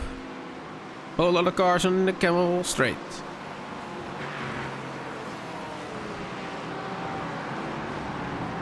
On the inside, can't brake later, so the move is not done. This allows Van Slambroek to close the gap. That's a move again. That's quite a dive, but he makes it. Oh, Kim Punter went off track, forced off track. The elbows are out. Michalewski putting the pressure on Pilolo. Meanwhile, Alexandra is driving away. 5 seconds already. And there's once again a connection issue for Ricardo. That's really not what you want.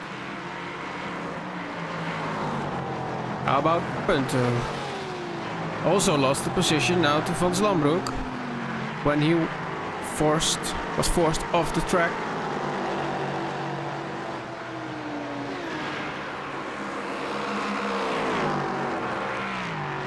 It's been an absolute nail-biter in the LMP3 field. Ricardo Michalewski got P2.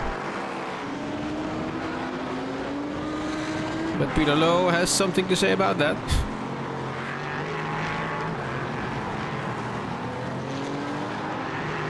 Well then. Gap to Van der Bosch from Gordon Marshall has now been enlarged to 13.7 seconds.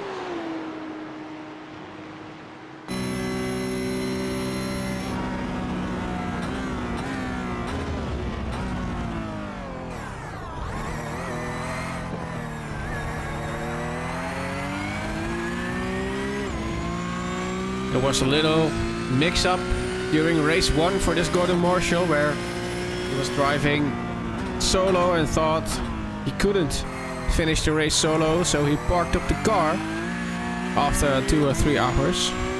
That's all been cleared, and at Imola he won the race together with his teammate. Don't know if he will be solo driving for him tonight again, or his teammate will also be attending. Peter Lowe did try to take the position back, got it back for just a second, and then Ricardo took it back again.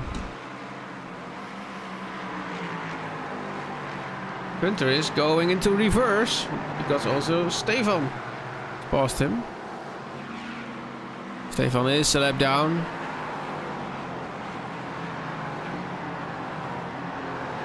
And there Kim gets the position back. It's Jeremy de Boever and Kevin Daniels. Battle for P3. Gap to David Glabeke from Angelo Lauwersen is 8.7 seconds. So in all 3 classes we see the leader getting away a bit. Alexandra has a little bit of traffic. That Vortex red car is capable of late braking. Cost him a few tenths.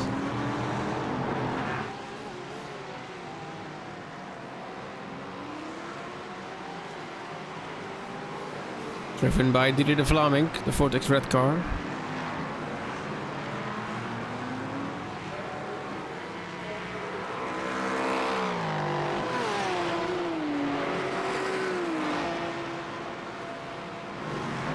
Litwak slow on track. What happened there? Oh, that's crabbing all over the place. Let's have a look. Lost it. Lost it on his own into Blanchimont. That's a classic Spa crash if you ever get one. Now into pit lane, but there's gotta be some repairs there. Thomas Renders is having a fight with the Team 53 car. Tries the outside on the end of Camel Straight. Gets the job done.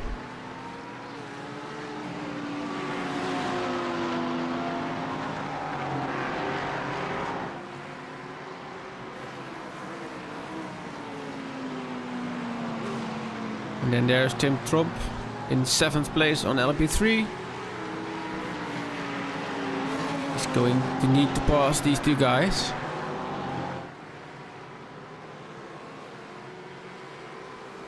First up, Jeroen Bos. There he goes. And then into the high-speed corners. Can he also get Thomas Renders quite easily? Answer is yes. Can get a tighter line. Little drag race. There we go.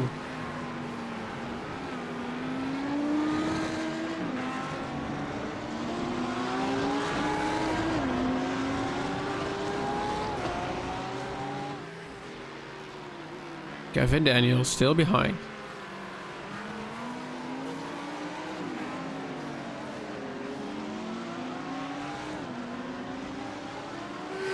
Take a look at Lommelen. Behind the Ford GT car, Michael Lidweg. Now listed as in pit lane after his crash. It's the 524 Red X Sim Sport car.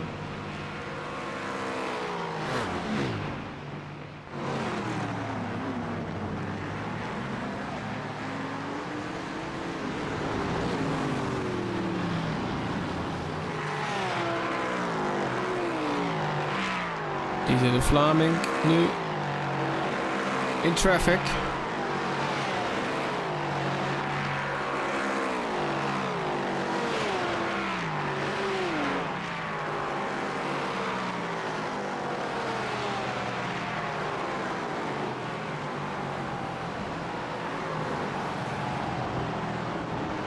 Got Michalewski is having a little bit of a gap between him and Peter Lowe. Just over 2 seconds.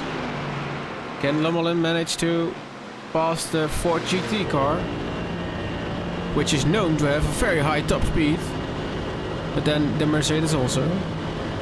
There's the 2. Is it gonna be enough? Tries to brake later, doesn't manage to.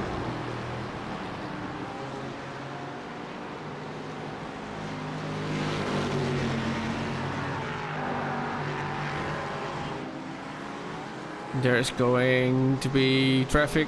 LMP3, Julien Masson.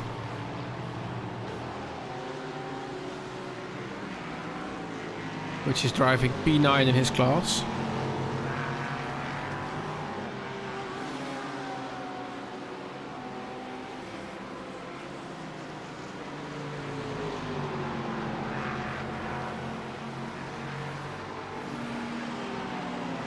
There we go.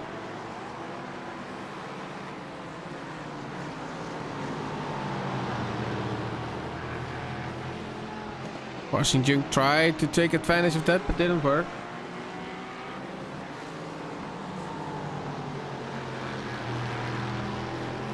Which means Lommelen is now ahead.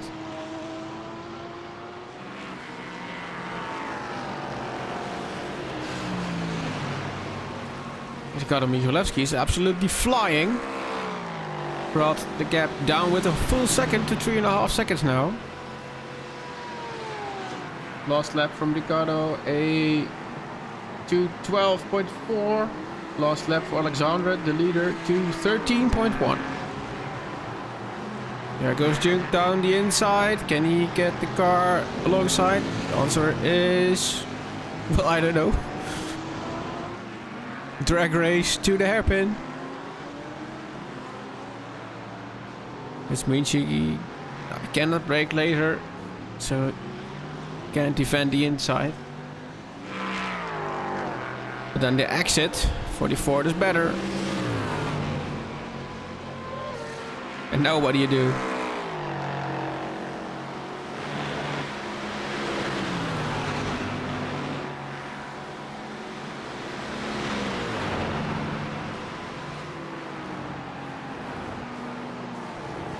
Into the slipstream. Almost completely disappears behind the Merc.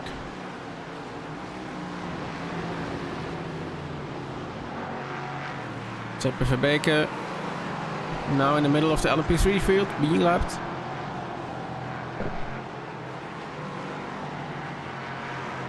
Traffic management proven to be quite difficult here at Spa today.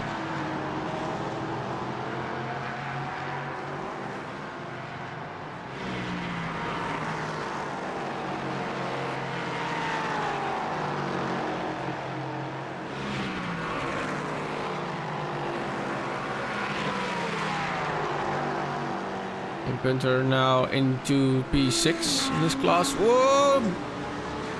Big moment for Seppe Verbeek. And I think a code brown for Kim Punter.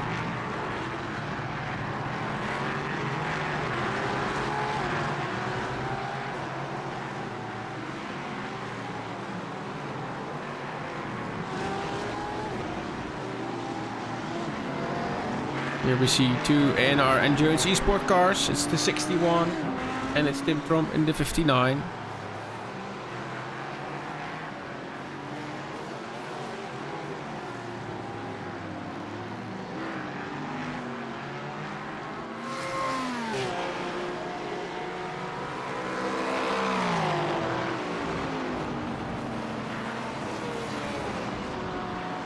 Volkering has catched up with Peter Lowe.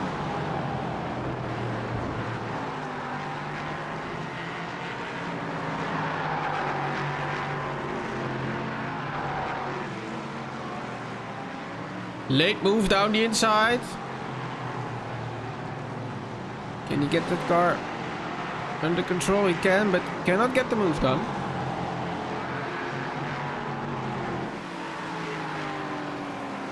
William Massal in pit lane. Again. Volkering. Goes down the inside on the very last moment.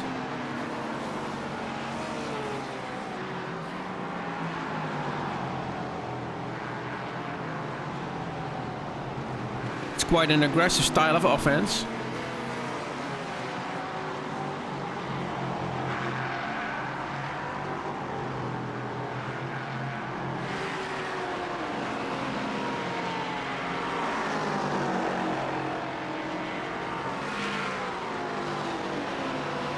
Meanwhile, we have Kevin Souffreau noted as out of the race. See if I can investigate that a little bit. What happened to him? It seems that he just...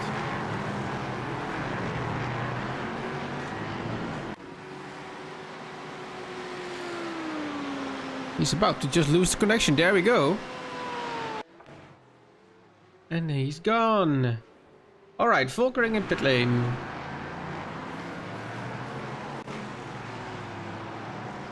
As we are almost 1 hour into the race.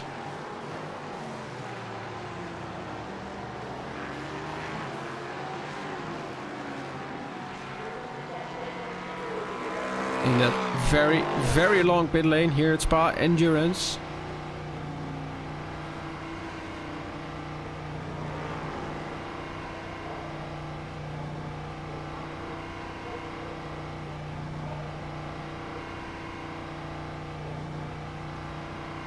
As we have received another donation, bringing the total tally on 3,755 euros.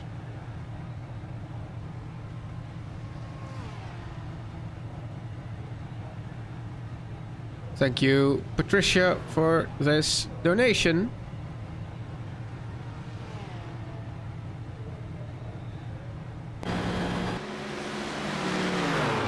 Back to Mars and June.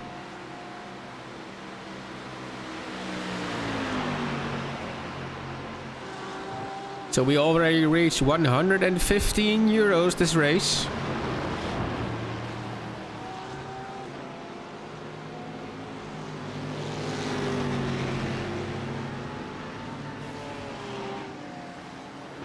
Volkering is back on track, so no driver change there just yet. Kevin Dekkers has taken the wheel, and also Thomas Veldik has taken the wheel. It's for Team 187 and Team 524.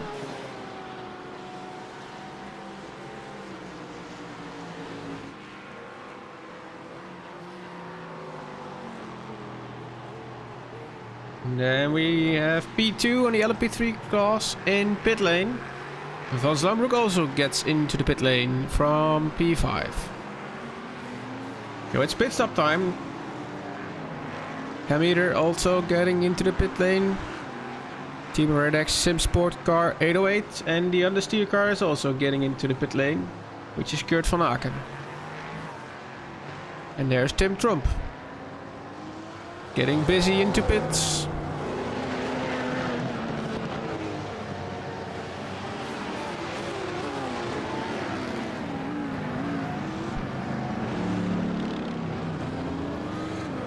I wonder if all the cars have to use the last group of pit stop stalls. That there are some cars in maybe P-Cup class that are stationary at the Grand Prix pit stalls. Zlewski is getting some new tires. Trump coming into the pit lane now. It's Ivo van der Linde in the 83 car. Took the wheel there.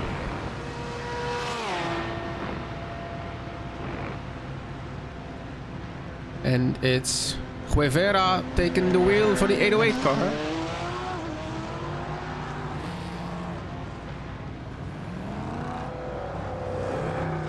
Which is this Team Red X Porsche.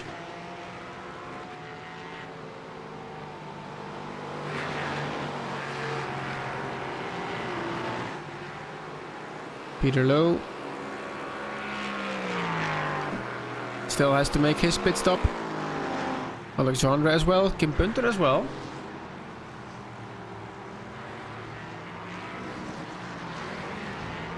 Bayens in pit lane, there will be no driver change there.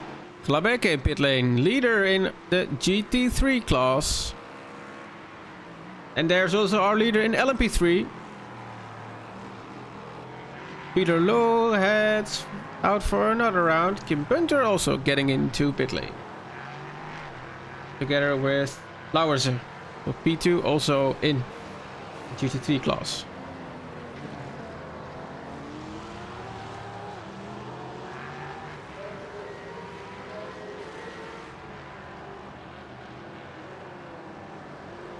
And also Daniels in pit lane. There's Arne Vos.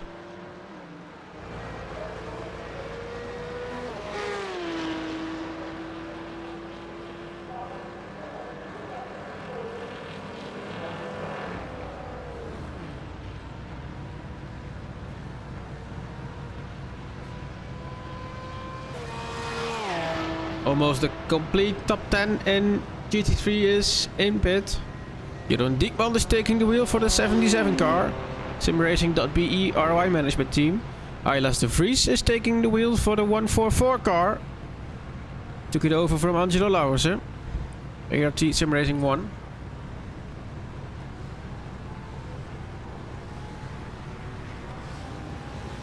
Jos Bouwmeester took the wheel from Kim Punter. There we go.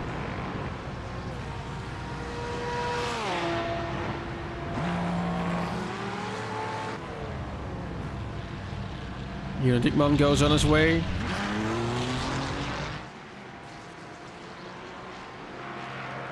How about Peter Lowe, and where does he get onto the track? Oh, it's Michalewski going by Chalier. Chalier has a long pit stop time. What's going on? There's a black flag involved, I think broke the top speed into the pit lane. Yes, black flag. Oh, that's a shame. Peter Lowe going into the pit lane now. Where's Michalewski?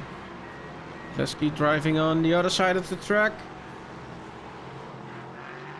There we go.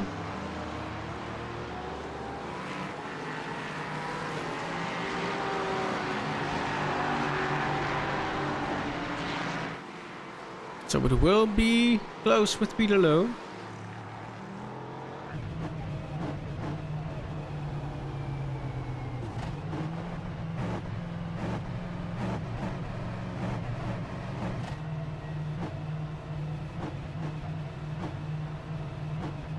Jeremy de Boever also in pit lane.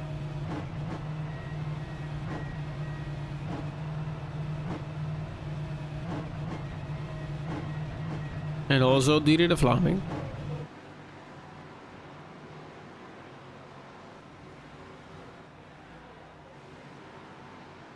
Is there going to be a driver change for the P2 car in LMP3?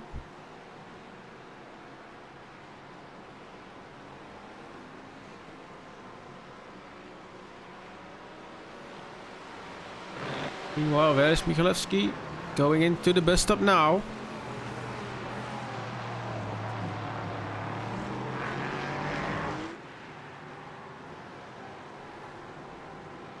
Tires have been done for Peter Lowe.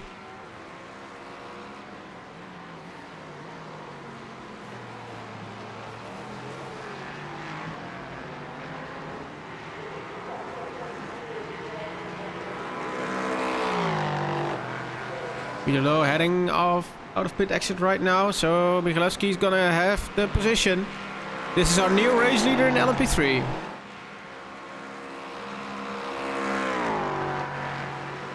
And then where's Volkering? There's Volkering. He's on speed already.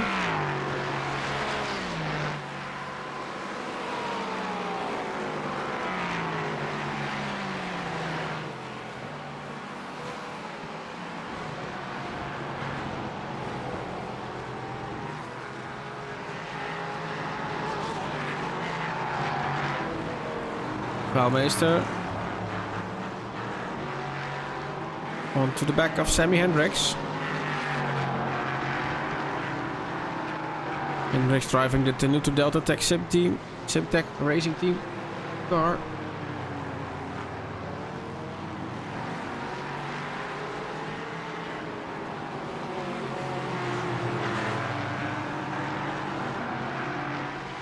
Which is still to make his first stop. Volkering got ahead of Peter Lowe.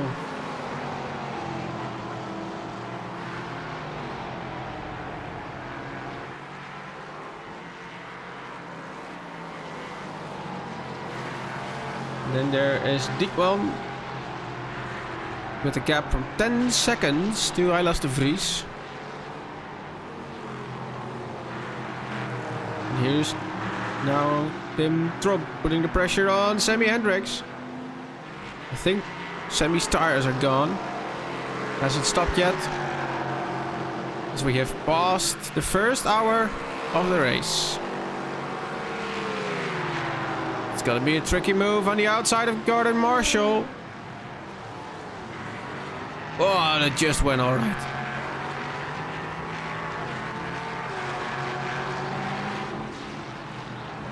Plenty of risk over there for Tim Trump. Jonathan Volgaren now in pit lane.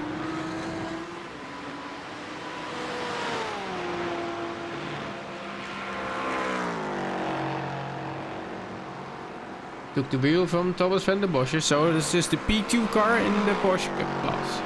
Hendricks now in pit lane.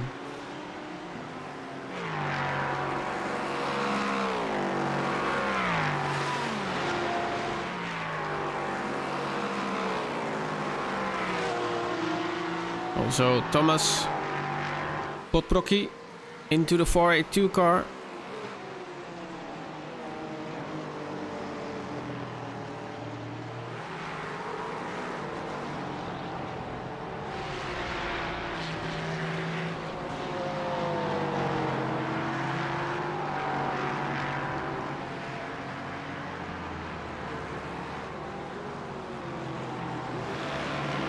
So as the first hour has elapsed, we'll be away from you for a short while with a commercial and then side by side, and we'll be right back.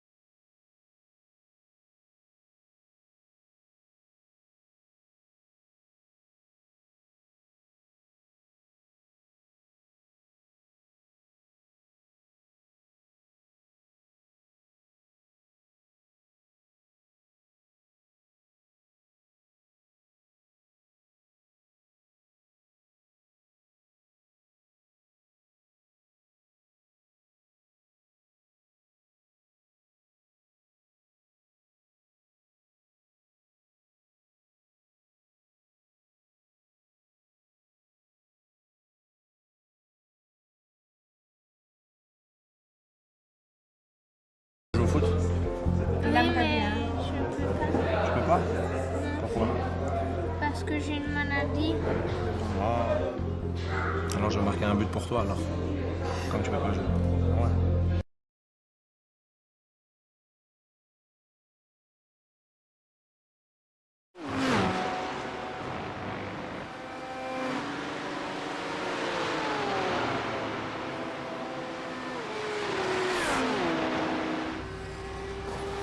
We have returned here at Spa-Francorchamps, where Gordon Marshall, leader in the pickup class, is pitting.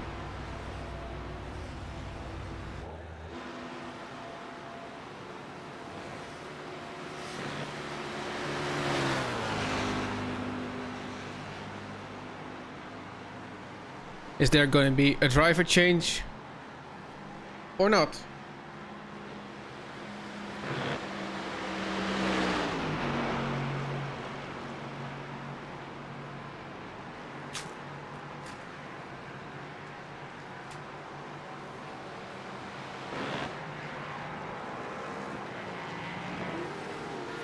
On de Zande.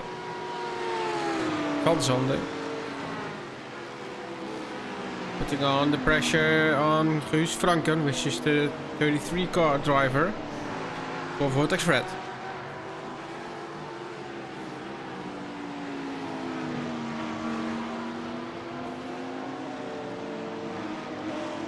Got a Marshall back on the road. So it's a second stint for him.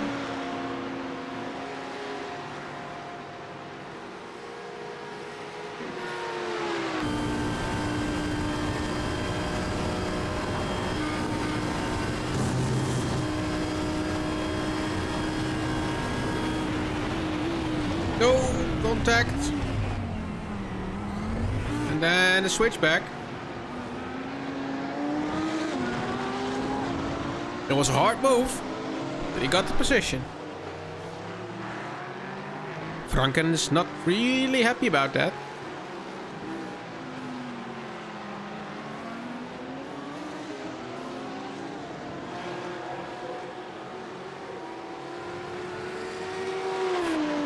Silas de Vries is closing down the gap to Jeroen Diekman. It's now 7.4 seconds. Take a look at the lap time. Last lap time for Jeroen Diekman was a 19.0. Last lap time for Silas de Vries 19.4. So it seems like Jeroen Diekman is now just getting up to speed.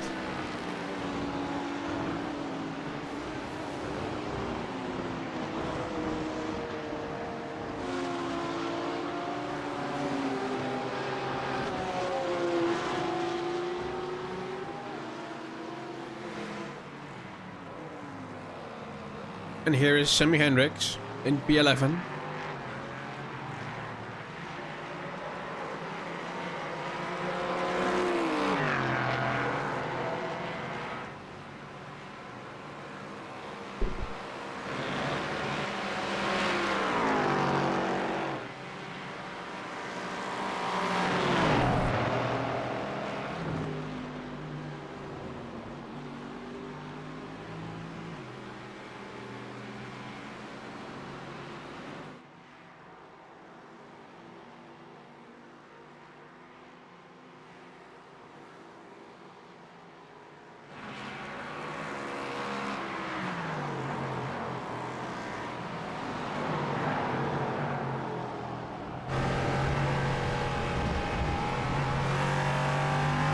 On board with Ivo Linden.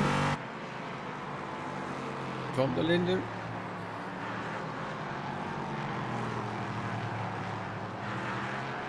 Right behind Peter Lowe.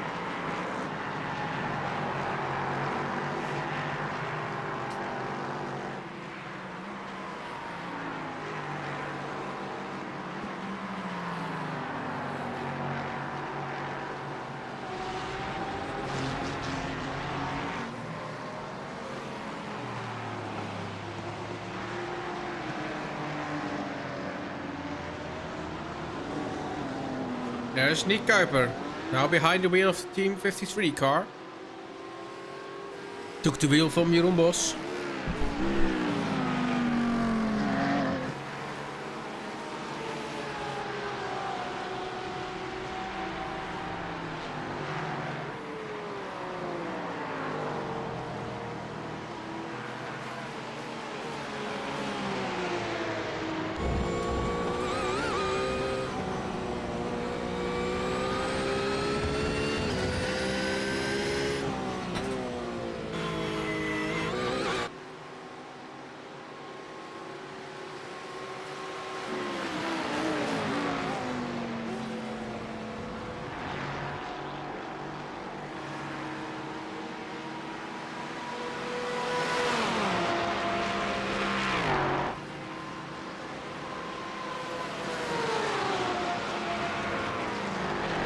Thomas Valdik. Team Red X 524. Right behind Lotus de Vlieger. On track it is. In standings he's still 2 laps down.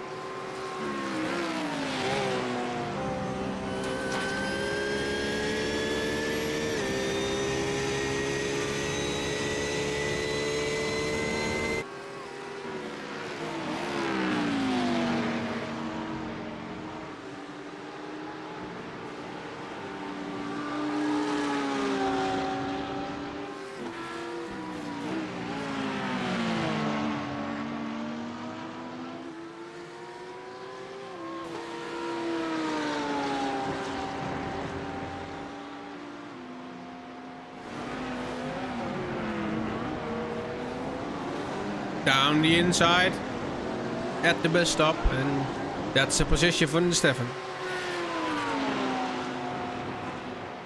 That's enough track for the Kuiper.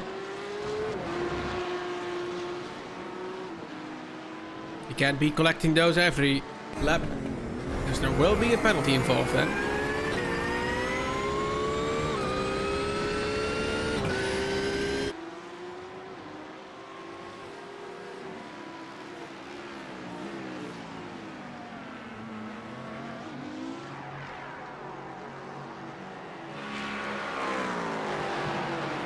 Ivo van der Linden still behind Peter Lowe.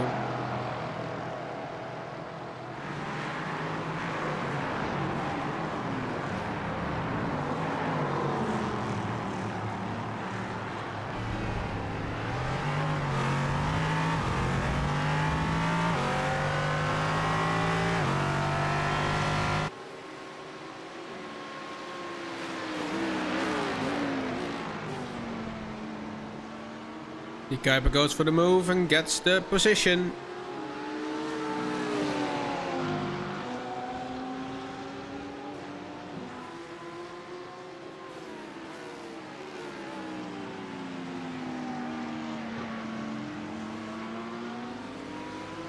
Past Alexander Gorissen up into P11.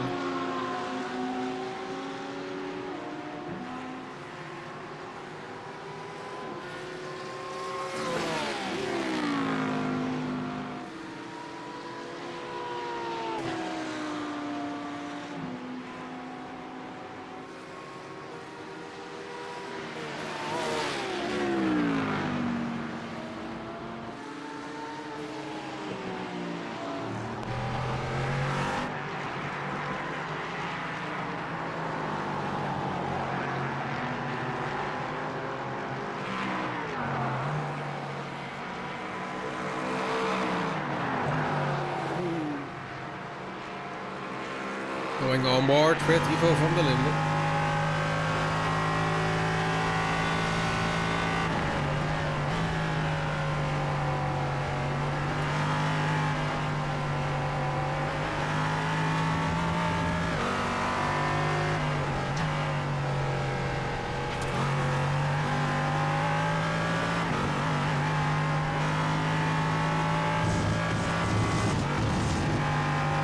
I'm assuming you mean the 144 ART Sim Racing car, Keith, and this is driving by Idols de Vries right now. Currently in P2, 6.5 seconds behind race leader Jeroen Diekman.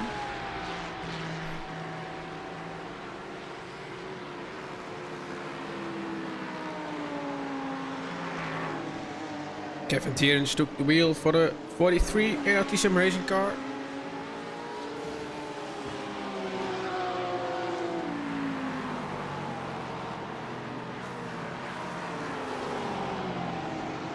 It's Ricardo Michalewski in pit lane. That's a little bit soon. Oh, contact. Is there something that had happened right there? It's a 1X. Let's have a look.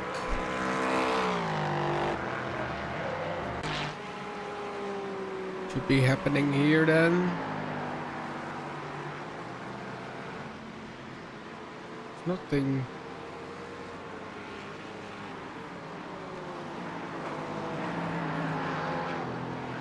This is also fine. Well, bit curious early stop for Ricardo Michalewski. He's on his way again as well. No driver change.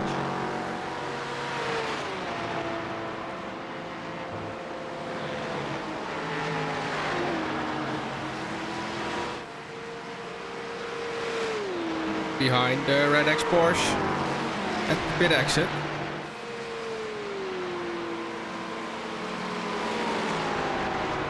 And there we go.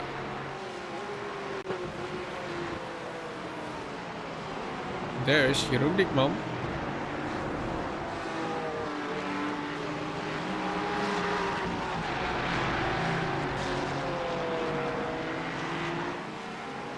Gordon Marshall was a little bit up the road.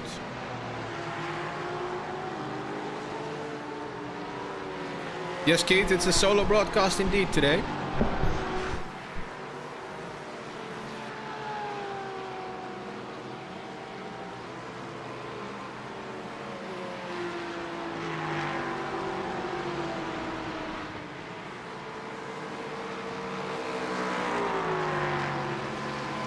Michalewski down the inside.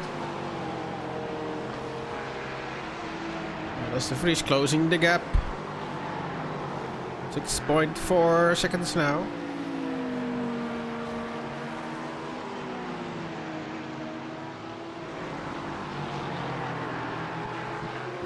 Alexander Gorissen trying to get the position back from Team 53 car.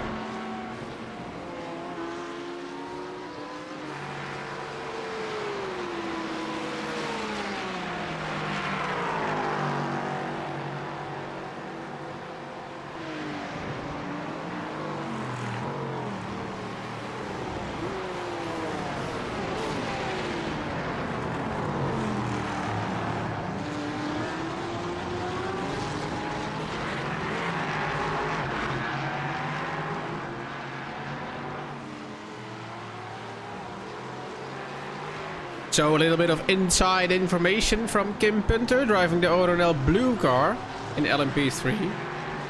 Kim Punter is a driver who's not particularly known for his fuel saving capabilities, but he managed to get an extra lap, so Jos Bouwmeester has that advantage at the next stop.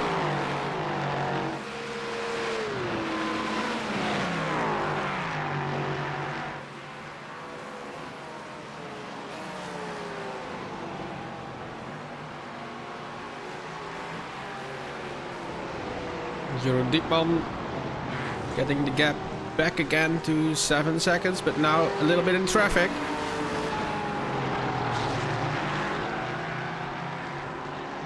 And then there's Masson and Gwen behind him. Blinking lights for the Ferrari. And they're both passed.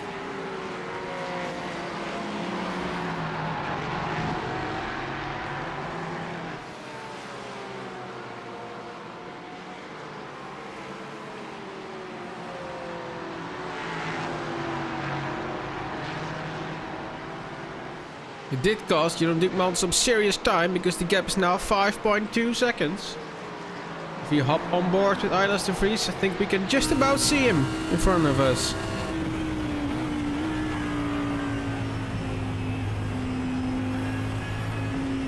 A little bit of clear track. There he is. Just peeking around along the corner. And I've said it before, it really helps if you have something to look at and to hunt at. Masson. Getting himself ready for some attacking action. Into the bus stop, goes for the outside lane. And needs to brake later then.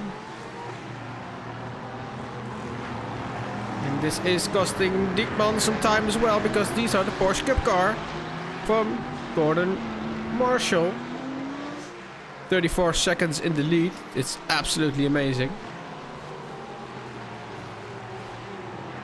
But there's Diekman, side by side, down the inside.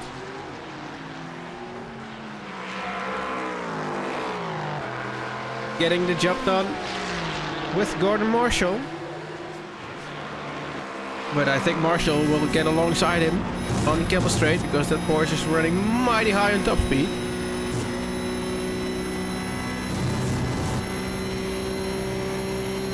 Gaining, gaining, gaining. Doesn't make the move. Drives with his mind. And Diekman also gets the 5-2-4 car. But it did cost him something because Alex de Vries is right there.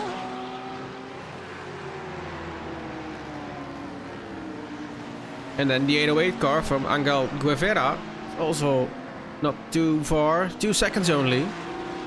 It's been putting in some mighty good lap times.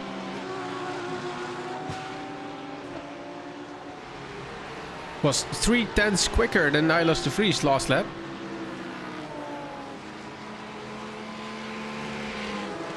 Van der Vos battling it out with Kevin Tierens.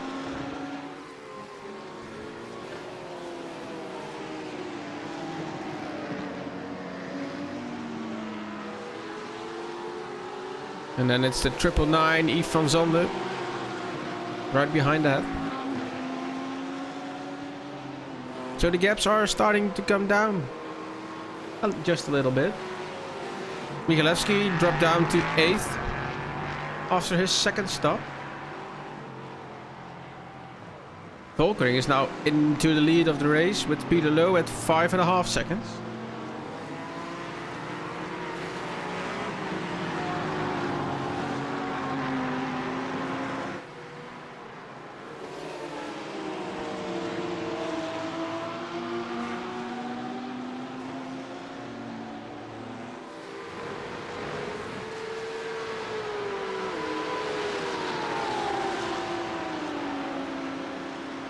So there's Arne Vaas with Kevin Tierens in front of him. And then there's the pickup car of Valgaren, which goes a little bit wide. Danny Munro is in front of that. The GT3 cars get past both of them. Not Van der Zande. Van der Zande gets turned around. Turns in, there was a car still there. A little bit of a classic sim racing incident.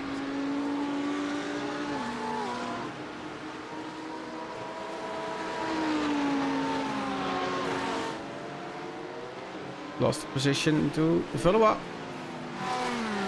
which is now right there.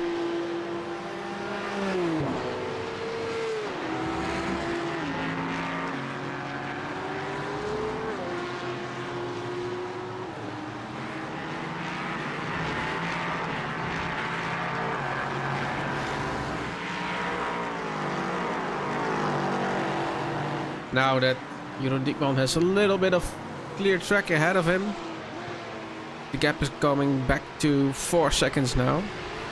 It was 3.5.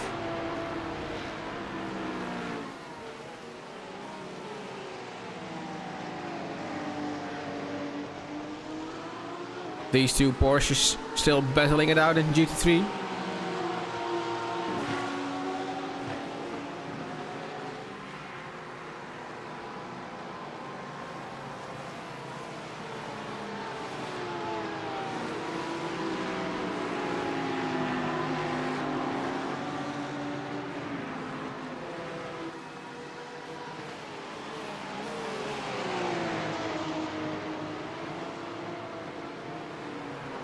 Michalewski got to the back of Alex Byens.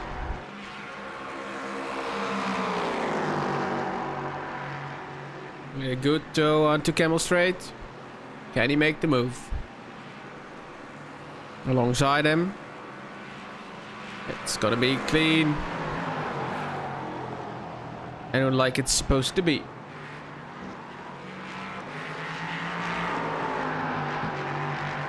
And I think Byens knows it. Michalewski's on fresher tires.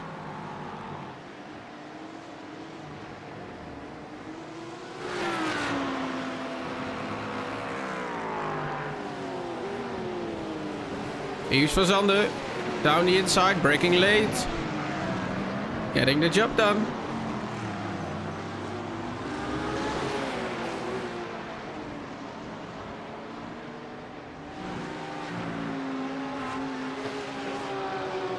Danny Munro once again into pit lane.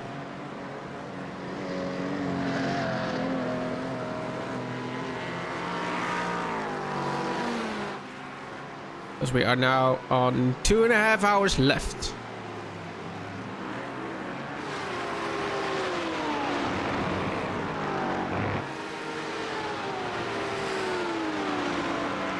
Van der Zanden managed to get past Romano. Romano now in slipstream. And Van der Zanden finds himself in the Vortex sandwich. Because there is Guus Franken.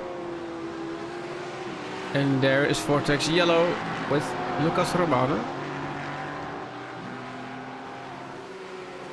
And there's our GT3 FLMP3 leader Michael Volkering.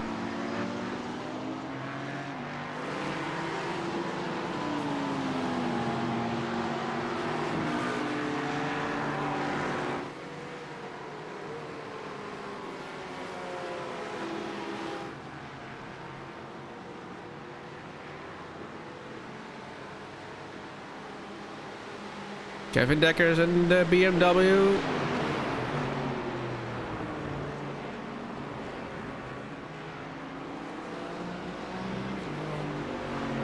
Behind Jochem Buits took the wheel from Lommelen.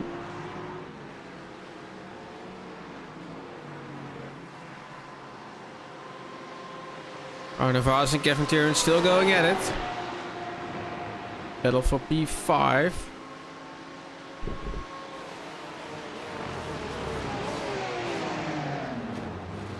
Oh, there's contact with the two.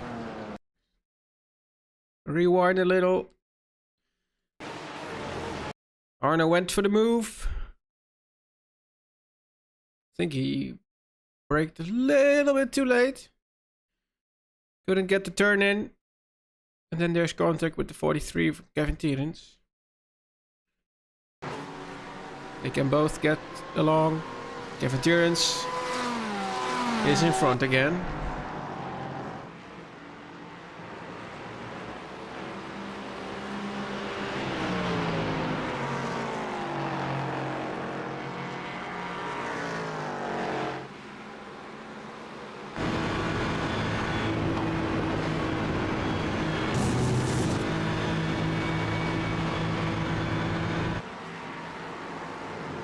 Ooh, the BMW is braking late and is in front.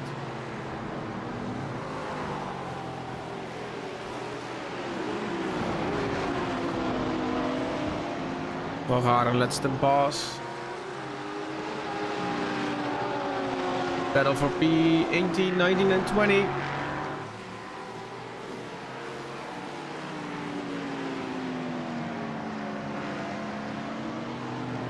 Which is P9, 11, P9, 10 and 11 in GT3 class.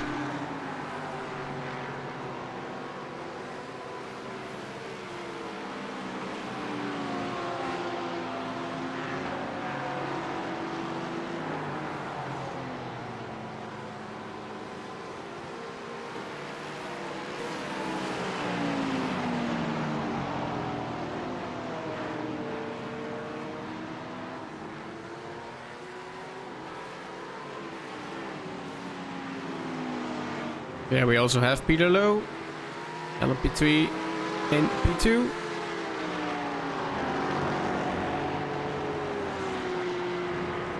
It's gonna get a little tricky when we come up to Blanchimont.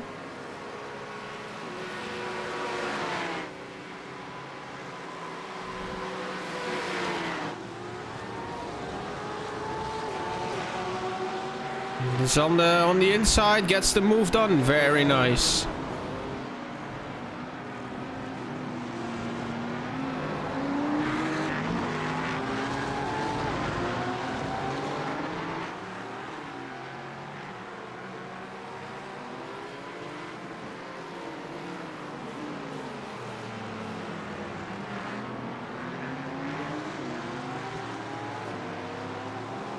Then here's the LMP3 in P3. 4.4 seconds now behind Peter Lowe. Jos Bouwmeester is back up in P4. That's a commanding drive.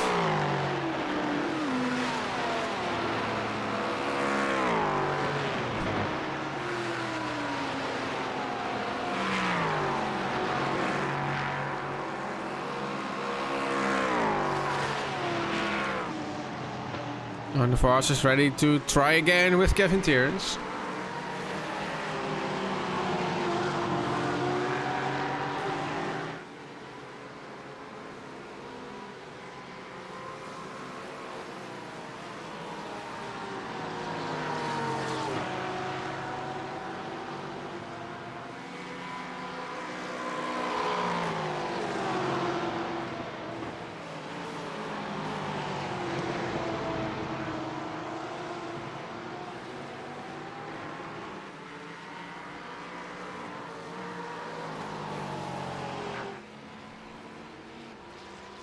It's Angel Guevara who closed the gap with Aylas de Vries, which is not helping Aylas de Vries's winning chances.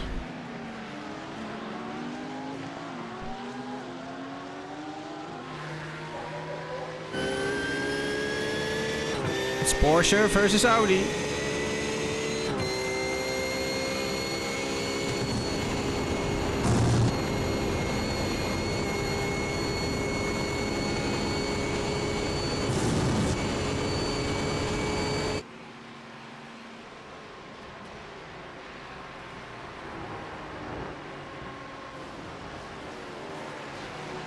Yeah, but the front lights in the Porsche are, I think, choosable in setup by color, just like we can do with the LMP2 car.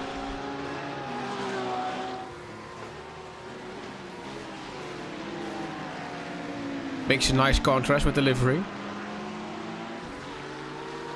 Guevara get past alongside Aylas de Vries.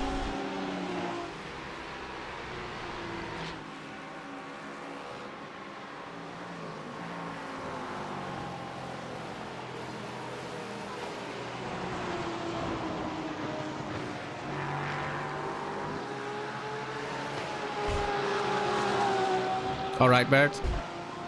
Glad I could clarify that for you. Haha, but I saw it.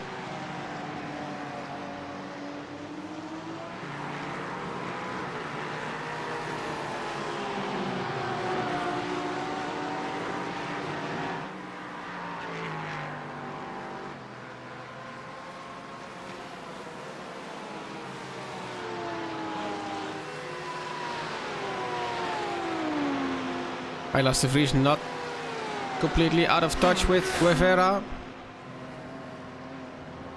So maybe with a good exit onto the Campbell Straight in a few corners.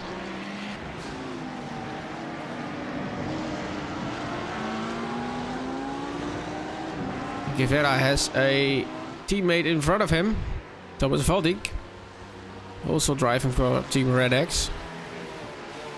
He's got the purple lights. Should have gotten the red ones, either.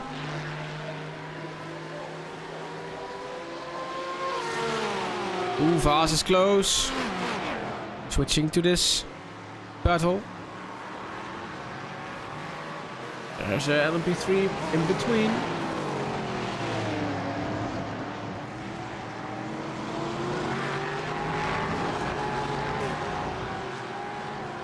Now Peter Lowe is past him.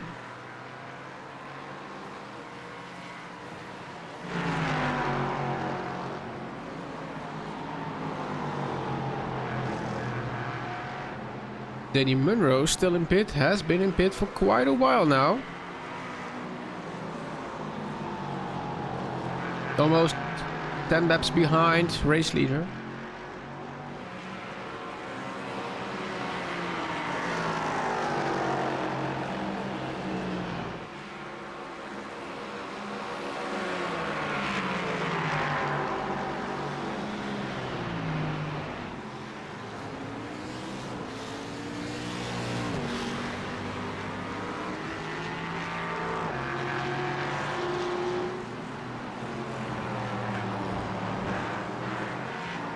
Yellow Straten took the wheel.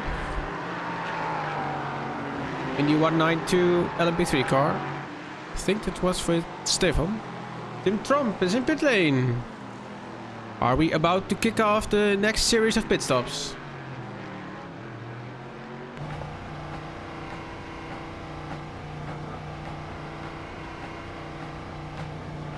Painstakingly long and slow pit lane. But still a little bit tricky this corner. More than once that I've seen it going wrong during an endurance.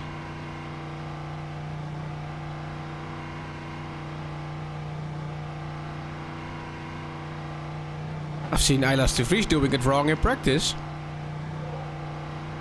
It was with the pit entry. Totaled the car right there.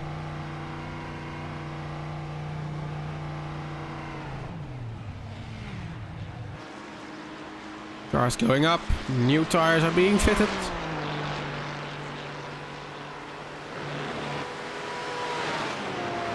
Jimi Hendrix and Kurt Van Aken are out of the race.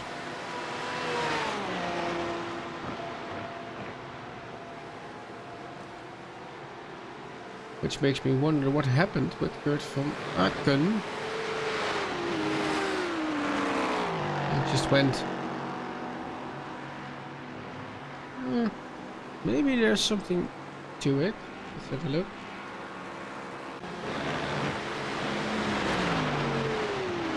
Oh! Yeah, that's race ending crash right there. And quit. Was a crash from quite a while ago. Somehow we've missed it. Was in lap 26.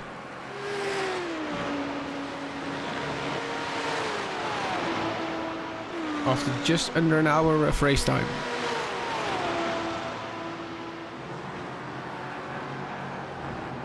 It's a Team Vortex party right here.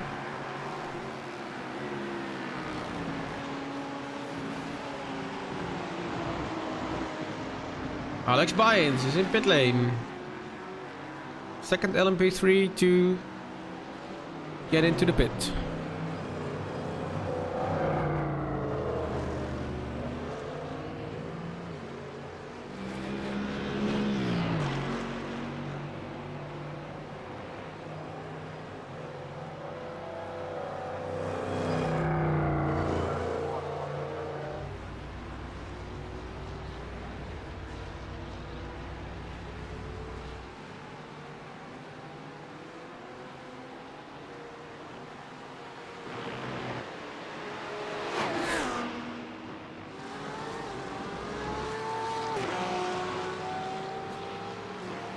Davy Daniels.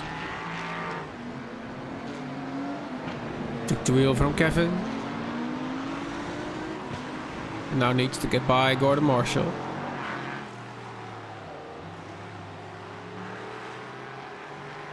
Guevara is closing the gap to Diekman. It's now 4.2 seconds. It was 6 seconds.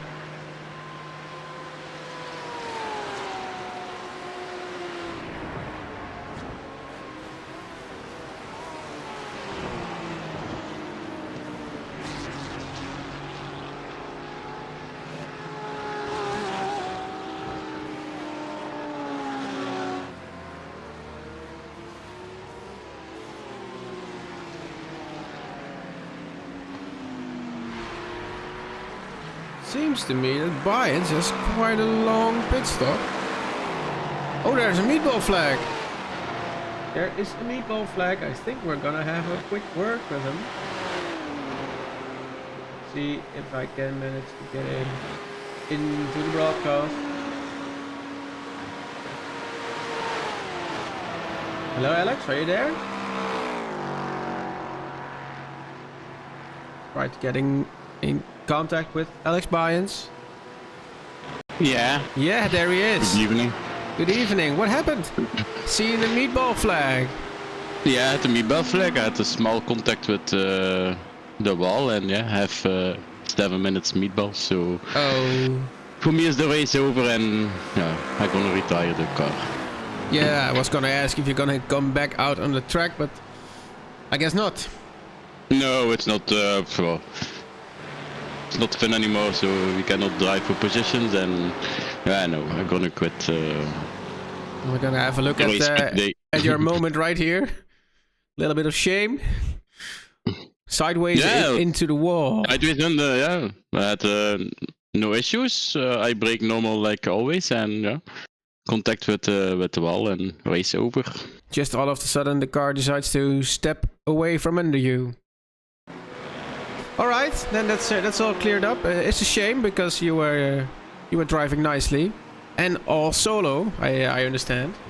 Yeah, solo because my teammate has hardware problems and he couldn't make it today, and I was in the meaning for just driving laps on a slow pace and relaxing, but yeah, it's ended.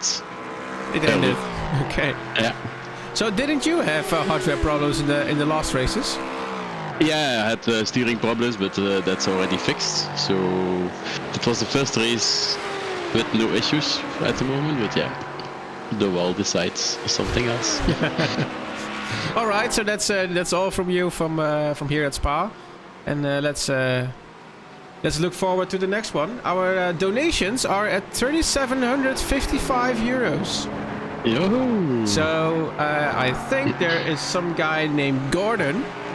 Yeah, he donated 100 euro. Yeah, donated 100 euro, and then there is Patricia who donated 15. So very much thanks for that. And let's get it up to the 5K. Well, I think it's possible till the end of the season.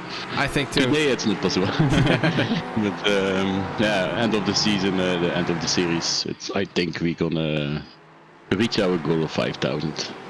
Well, we can only hope for that. All right, thank you, Alex, and I'll let you get back to it. Okay, thank you.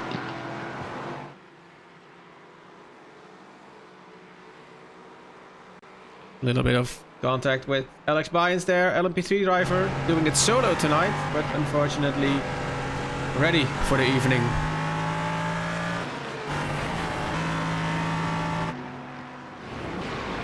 It's Volkering against the 144 Eilers de Vries car.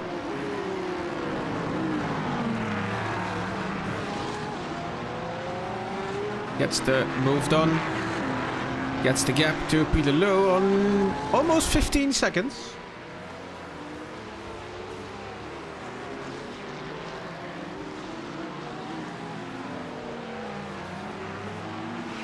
Here's the guy in P2, GT3 class, Angel Guevara for Team Redex SimSport 808. I think it's their debut here at the Wishful Series for Team 808. Missed the first two races, but it's going well for them right now. And then the team from Jeroen Diekman, SimRacing.be RI Management, they managed to win the first race at Laguna Seca. So it's looking good for them. Race 2 has been won by these guys, the 144 car. With Eilers de Vries and Justin Naaier. But now Eilers de Vries and Angelo Lauwersen for tonight.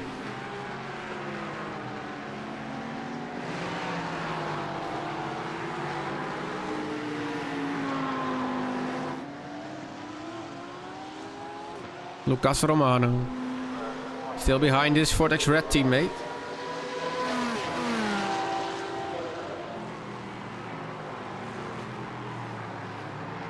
Alexandre gets the job done. Got that black flag early in the race, which was for speeding in pit lane, and that's proven to be an expensive one because he's still in P4.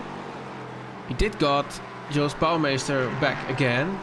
Bouwmeester is here. And also Michalewski did have something going on because he's now in P6 with that second early stop.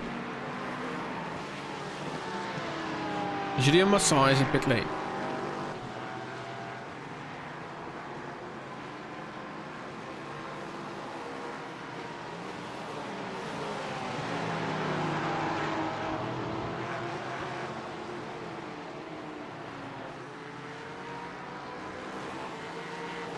Michalowski going past Tierens.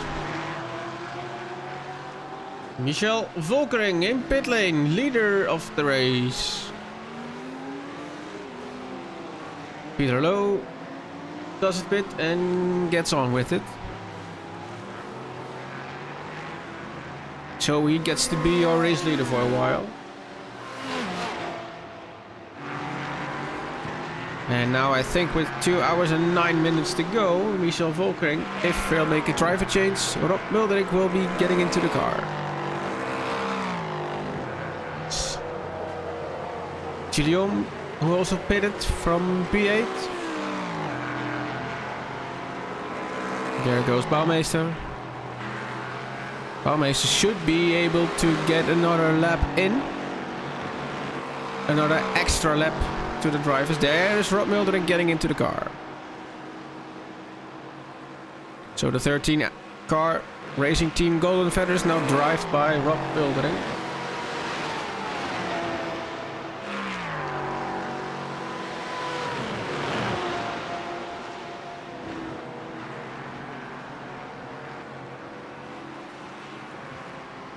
And after the contact between these two, there hasn't been much fighting. I think Arne Vaz is just going along behind Kevin Tierens. Maybe try to save some fuel. And who knows what's possible from P6. Eilers de Vries has closed the gap up to Guevara, which is now 1.3 seconds.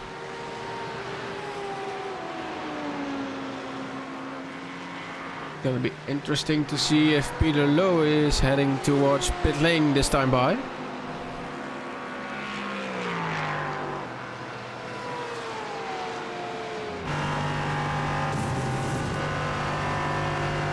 Flat out with the LMP3.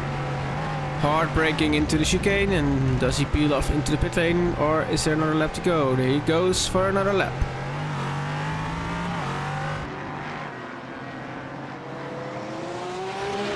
Alexandre Chalier also goes for another lap. Which will it be for Jos Bouwmeester? Another lap it is.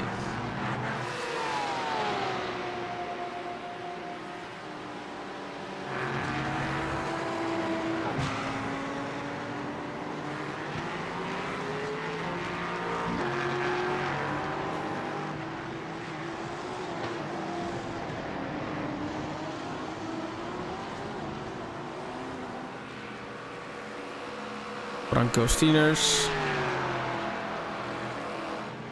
giving a hard time to the LMP3 on the Camel Straight.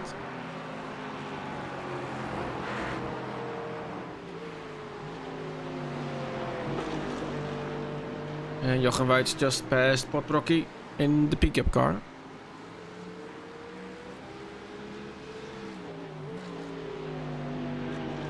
Habener is in pit lane, Roulans is in pit lane. Litwack is in pit lane, it's GT3 pit stop time.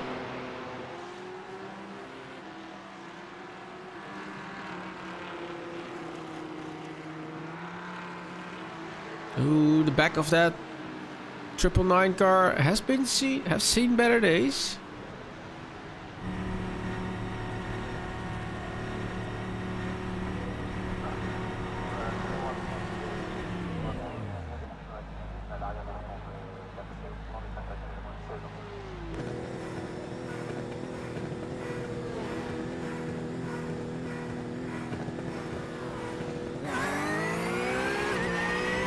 And it's Dominic Hamader who took the wheel from Guevara in the 808 Simsport car. Red X Simsport.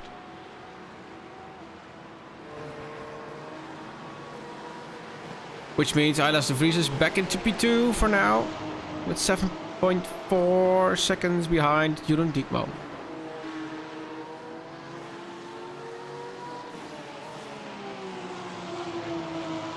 And there comes into the pit lane Ivo van der Linde.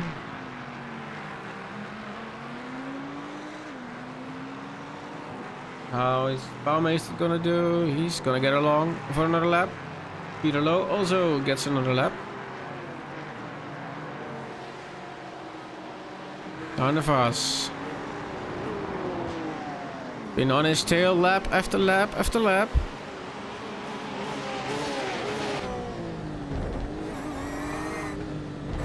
Both of them go around for another lap.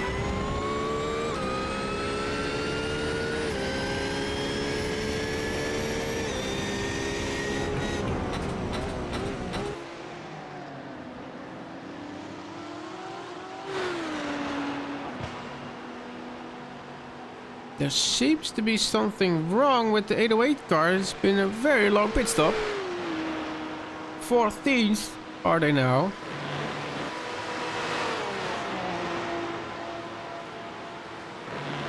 So they're leaving the pit lane at 3 minutes and 28 seconds. There has been some repairs right there.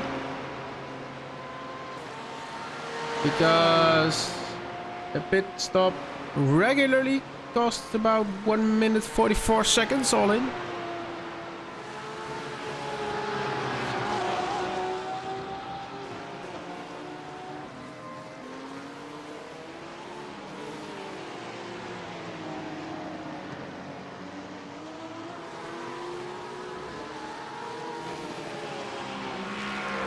The Kuiper behind the race leader, Jeroen Diekman.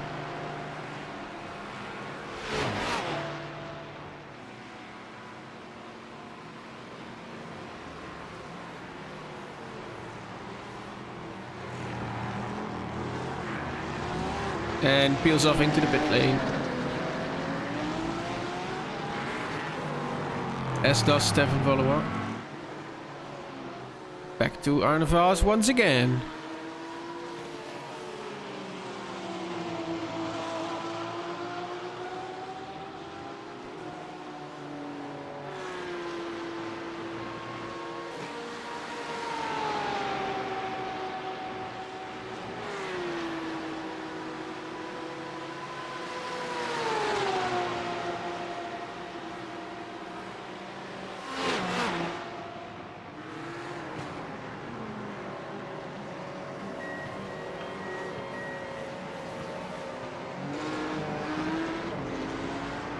There comes Chalier into the pit lane.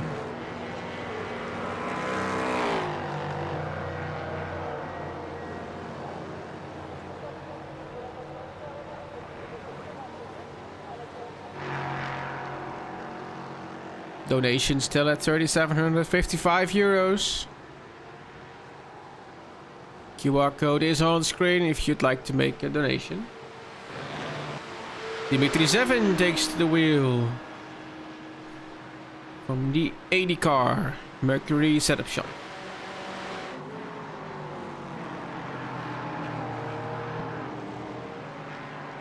Which means Jos Bouwmeester now in P2.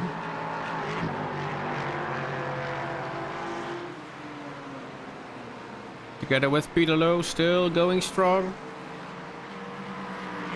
And I imagine Ricardo Michalewski doesn't have to stop for a while. Because let's see, at B37 they stopped just now, lap 53. Ricardo Michalewski stopped lap 35.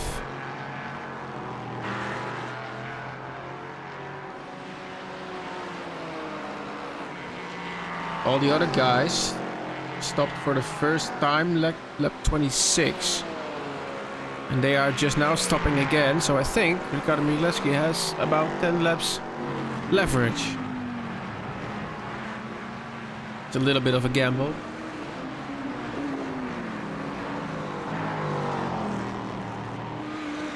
Race leader LM GT3 is in pit lane. It's Jeroen Diekman. And then also Eilers de Vries in pit lane. So P1 and P2 in pit. Chris Franken a minute behind in P3.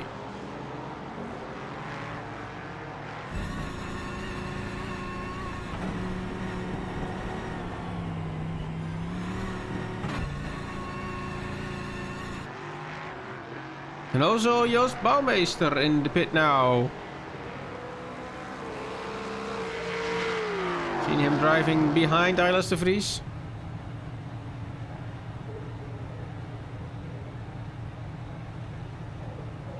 think a little bit of inside information. Jos Bouwmeester will do another stint and Kim Punter will then finish the race later.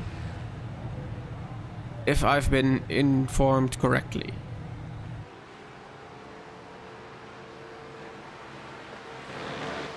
David van Glabeke has took the wheel in the GT3 leader car and Angelo Lauwersen took the wheel from Eilers de Vries.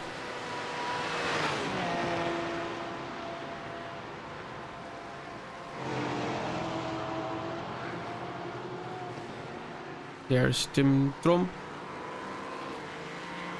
trying to get past Kevin Tierens and he manages to do so. Michalewski now in P2, 26 seconds behind Peter Lowe. So he's seriously off sync. He's absolutely not off pace because he's one of the quickest guys out there.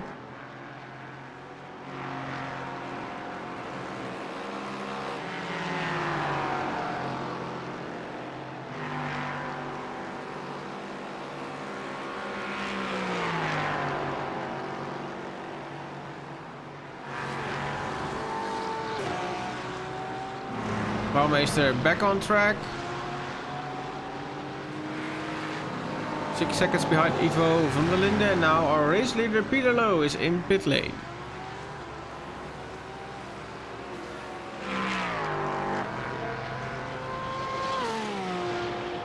And there is Ricardo Michalewski.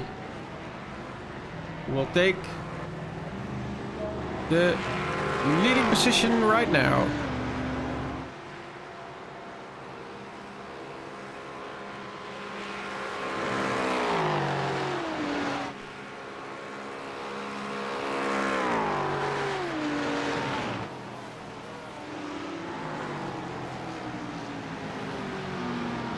St. John. Driving around with the Ford GT on P5, right behind Angelo Lauwersen.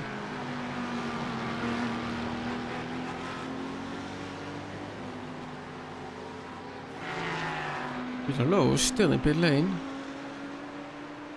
There goes the car to the ground.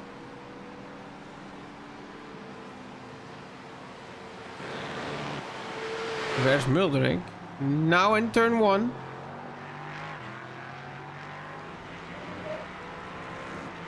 Think he'll get that position. Yes.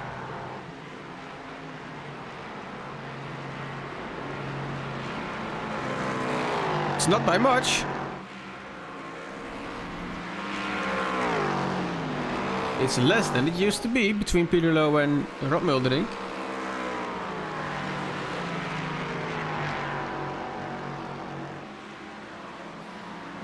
Franken in pit lane. Romano in pit lane. It's Vortex pit stop time. Roelands is in pit lane.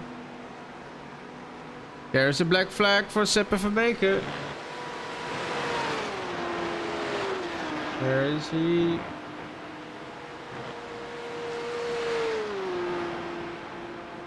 There he is.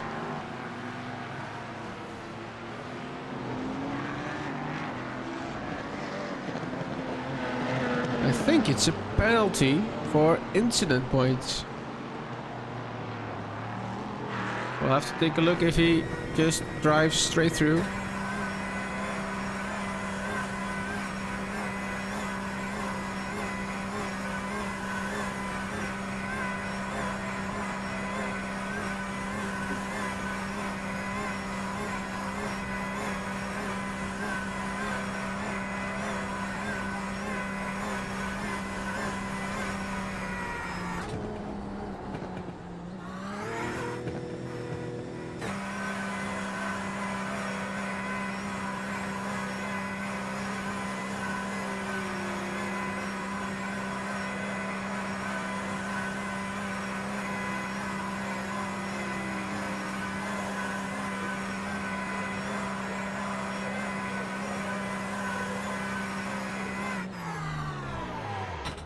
No, it's a stop. It's a pit stop. I think that means he'll not be able to clear the black flag unless it's a 40-second penalty. Franco Steeners also has a black flag. But that's a furled black flag. Steeners, where is he at the track? There.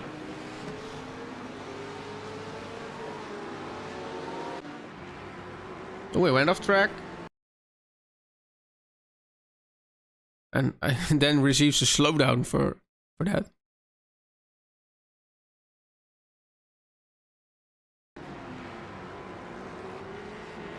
Yes.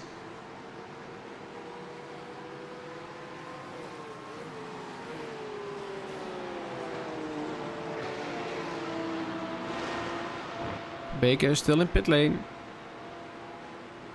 Michalewski is now also in pit lane.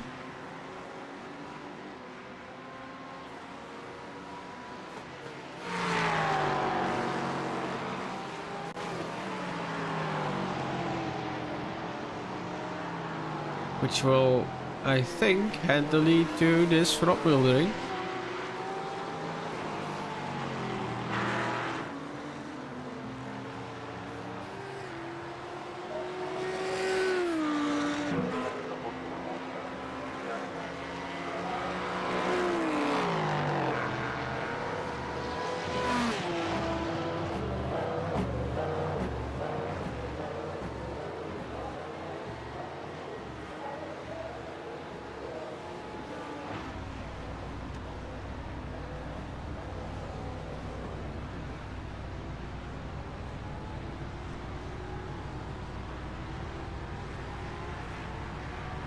New tires for Ricardo Michalewski. Where's Rob Wildering? He's going into T1 right now. Which generally means he gets the position.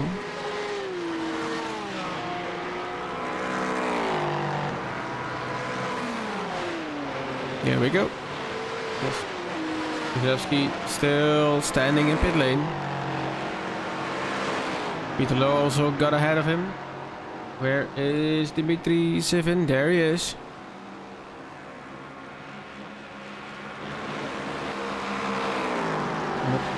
Also Ivo got ahead. Where's Bouwmeester? That's gotta be a tricky one. Few seconds behind.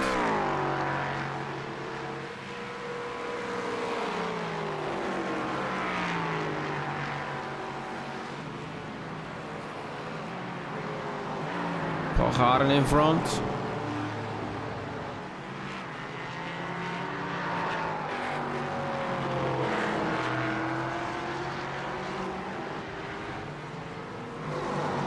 Dimitri Seven and Ivo van der Linde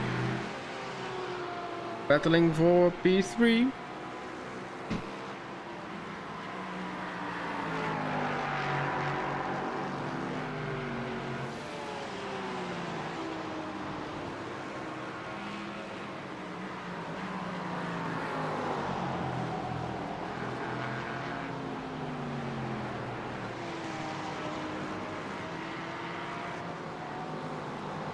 Alright, so now that we have had the pit stops, I think it's time for an update on how the field is going along. It's Racing Team Golden Feathers in the lead. And in second place it's Tenuto Delta Simtech 377, and Stage 1 Racing is on the last step of the podium in the LMP3 class. Heading over to the GT3 class, it's the simracing.be by ROI Management Team. Now driven by David van Glabeke, and then it's ART Sim Racing 1, driven by Angelo Lauwersen on P2, and the DDK Racing team with Kevin Daniels now took the wheel from Davey on P3, and I'm heading over to the GT Porsche Cup class. Excuse me. It's the Walk Racing Esports team with Gordon Marshall in P1, and firmly in P1 indeed. Squadra Veloci Bravo by Eagle Racing Speed is on P2, which is driven by Thomas van der Bosche. And then it's Bronco Steelers with Eagle Speed Academy Esports Team B on the 3rd position. And I think it's now time to head up to our Wishful side-by-side, and we'll be back within a few minutes.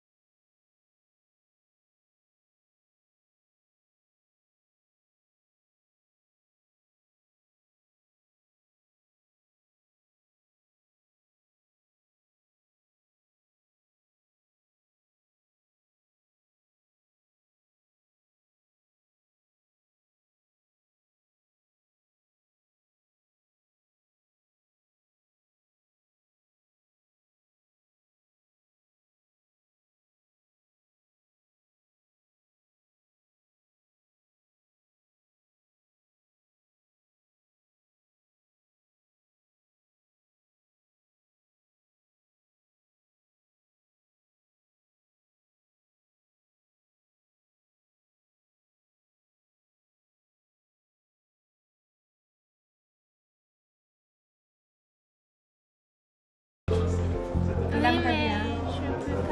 peux pas? Pourquoi? Parce que j'ai une maladie. Ah. Alors je vais marquer un but pour toi alors. Comme tu peux pas jouer. Ouais.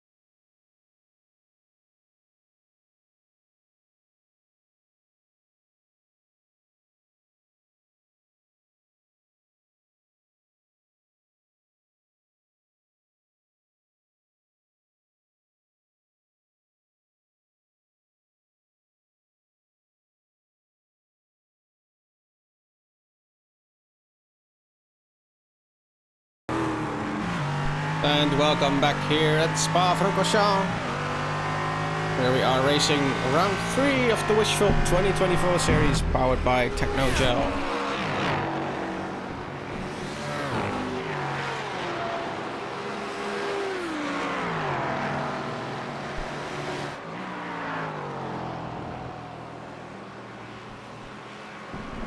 I'll take note of that, Bert, and try to fix it for next time.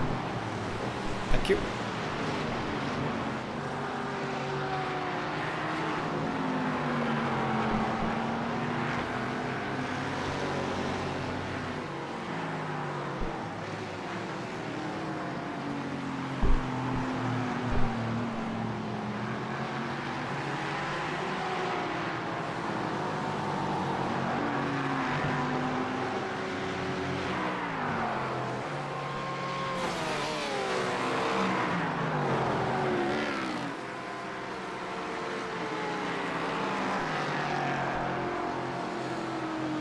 Looking at Dimitri Zevin,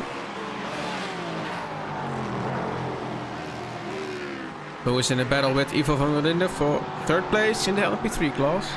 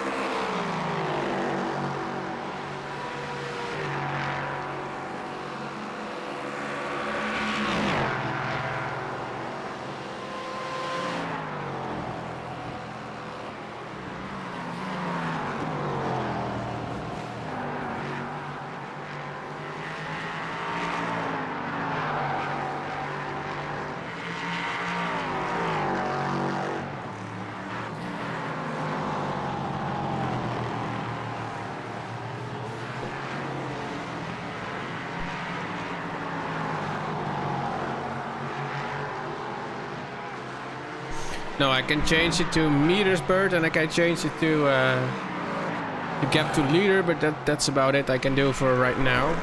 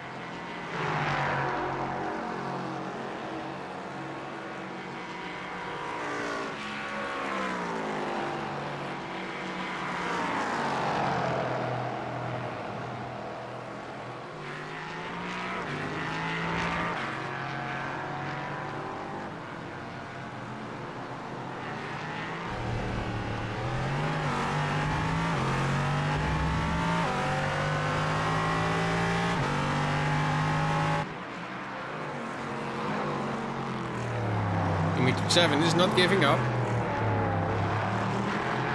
Still trying to get past Ivo van der Linden.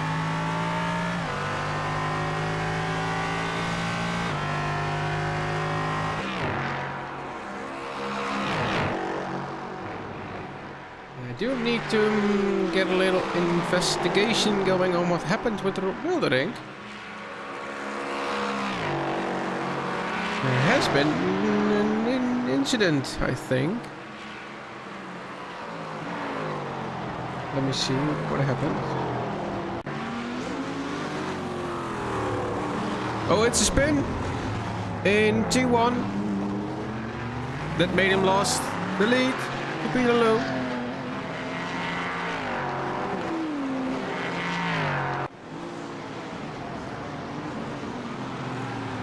And then again, a little mistake into the last chicane.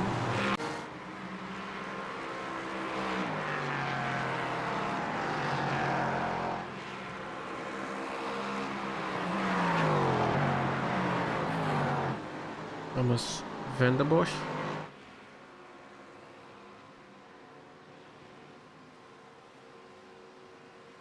Is right behind Danny Munro.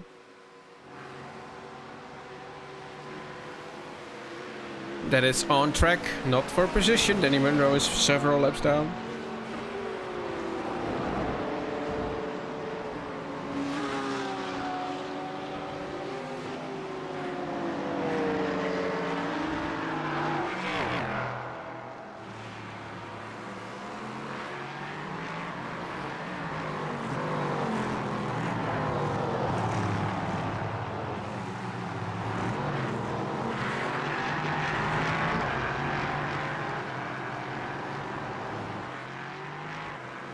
Yeah, Frederick, it could well be that the iRacing SDK is just not giving us detailed information once the gap is more than 1 lap.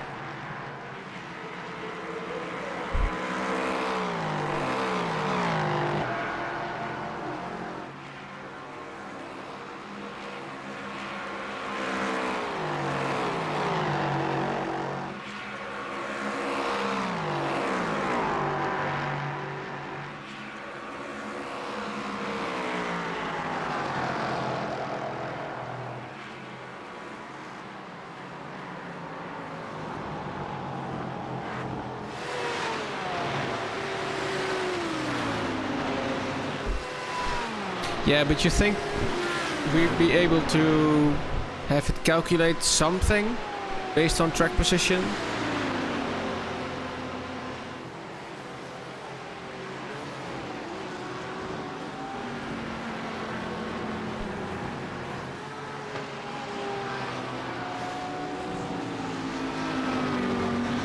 Basically just letting the interval work after 1 lap down.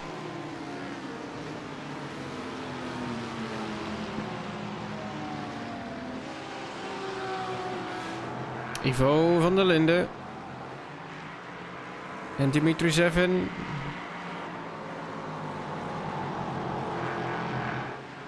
And Michalewski is 7 seconds down.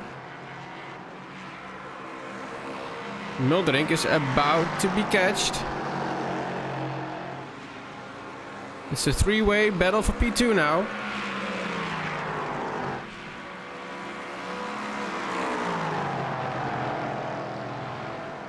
Ivo van der Linde, does he make a move?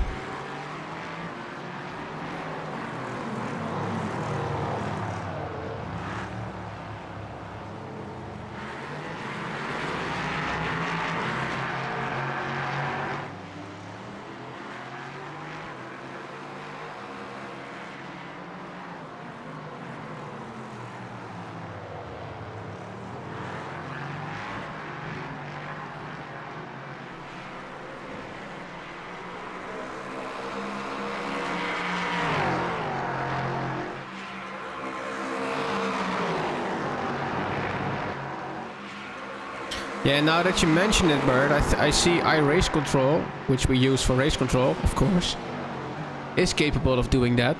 So I think it will be technically possible for our overlay to make it happen.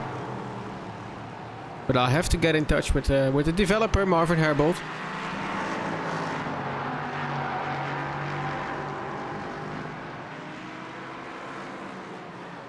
Ivo van der Linde and Dimitri Zevin both got past Rob Muldering.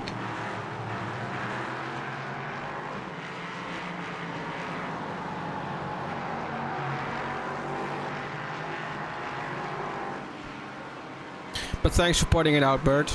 It's always good to be able to make adjustments and make it better for you guys, the viewers.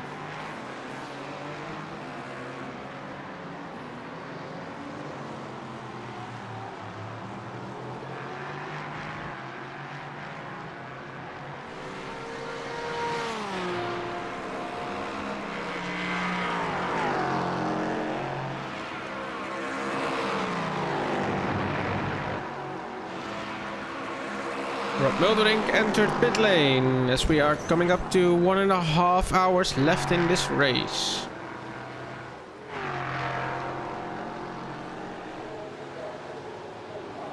And did I hear Rob Mildering get into the wall? I think I did. Yes! Oh! We've talked about this during the early stages of the race.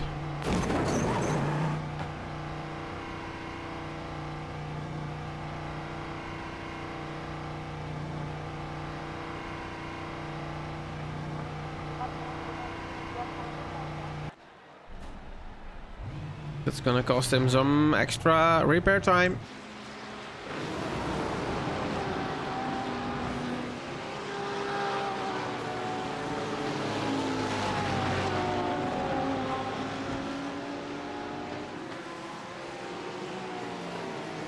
Yeah, that most certainly is some seconds of damage.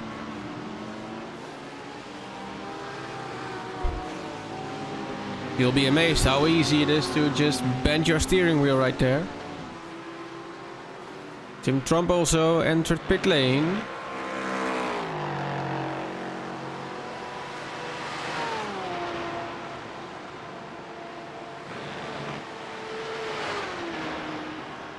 We'll have to take a look if that car is driving straight. If I can find him. Volkering is now back on car. Let's see.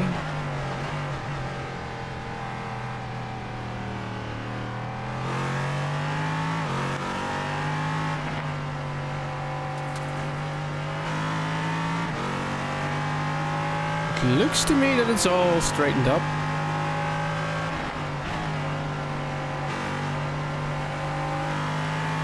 So they got away with it.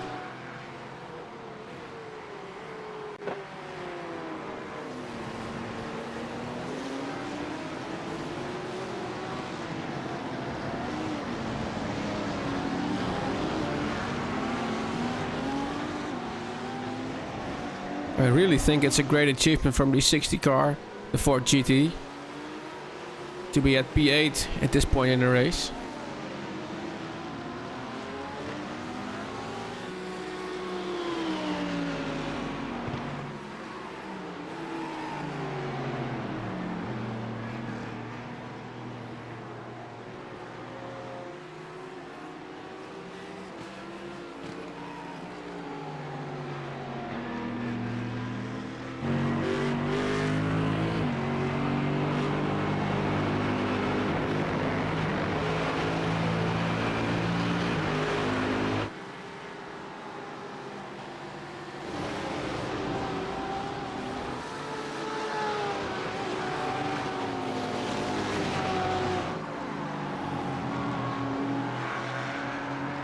There goes Yves Verzande, letting the guys pass.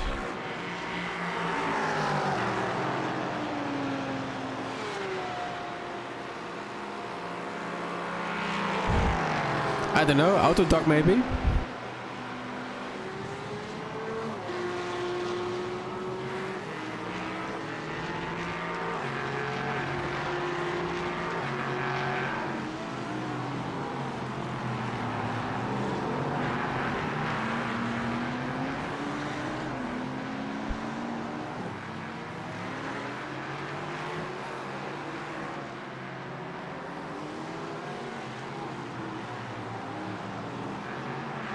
It's also not a Lamborghini either, where you could just buy parts for an Audi or a Volkswagen.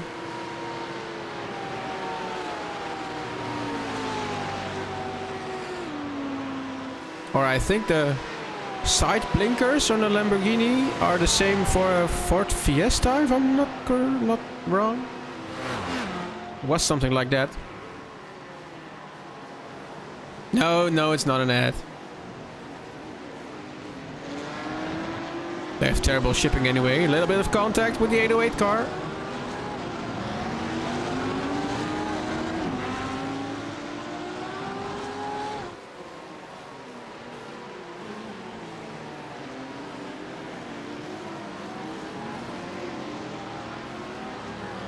No, if we're gonna do ads here, it might as well be car vertical, right?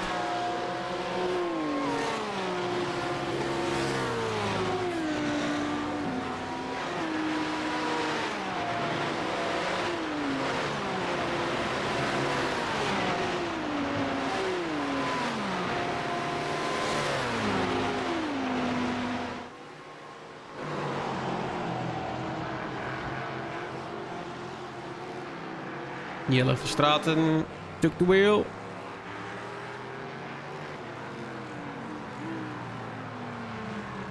Excuse me, Jelle Verstraeten entered the pit lane. Yeah, it's about that time that things are heating a bit up.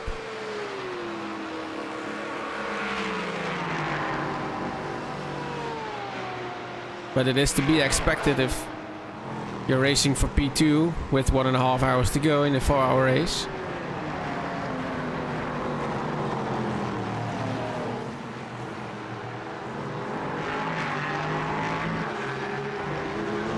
There's Danny Munro in pit lane with a little bit of damage on the back end of the Porsche.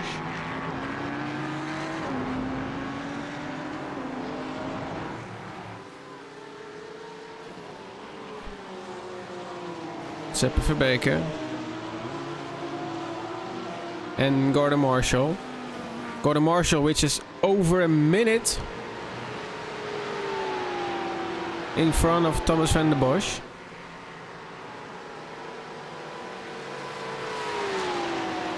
At the moment there is nobody to even come close to this guy's performance.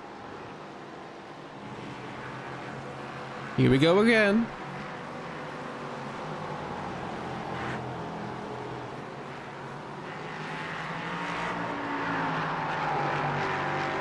No, not his 12th, but it is his 8th pit stop.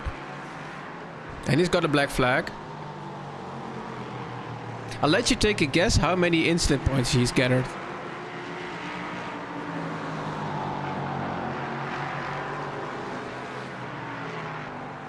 And if you get it exactly right, I'll send you an iRacing dollar.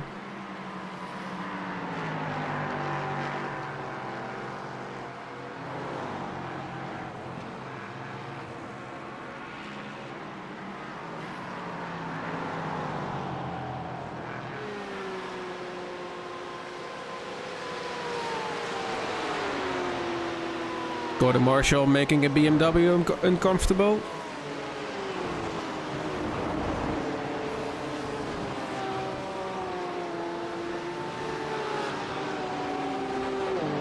Oh, that's awfully close, Bert.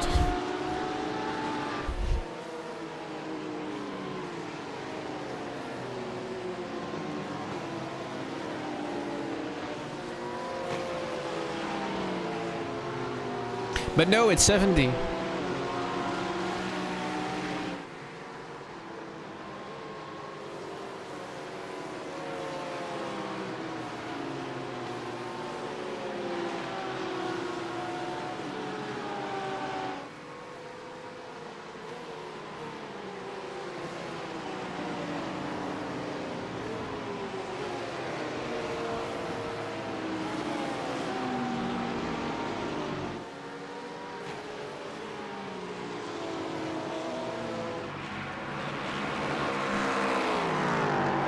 Alright, Bert, join the ORNL Discord, send me a PM and we'll get it done.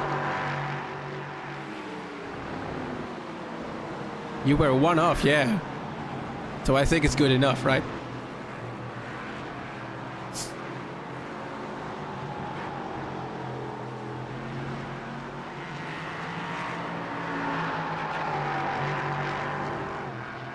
Well, you're not one off anymore though, but at the time of speaking, yeah.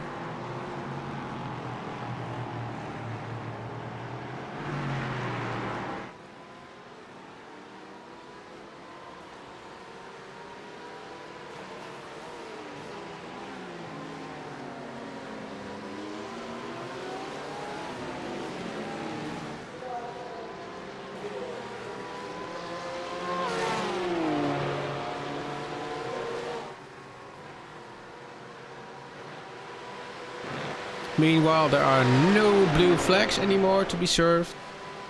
There is a yellow flag for Louis Lamont.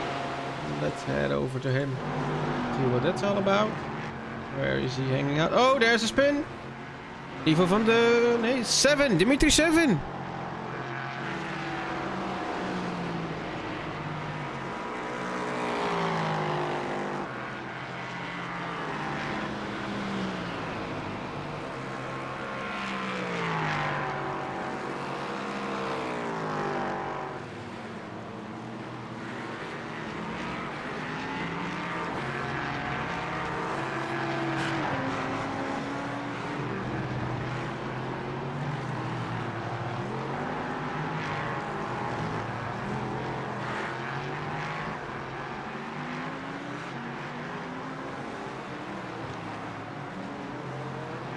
Seems indeed there wasn't traffic.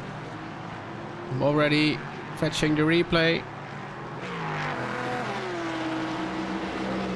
It's been shown as only a 1x because it was a spin, of course.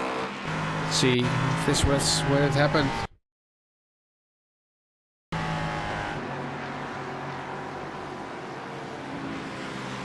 Not really though.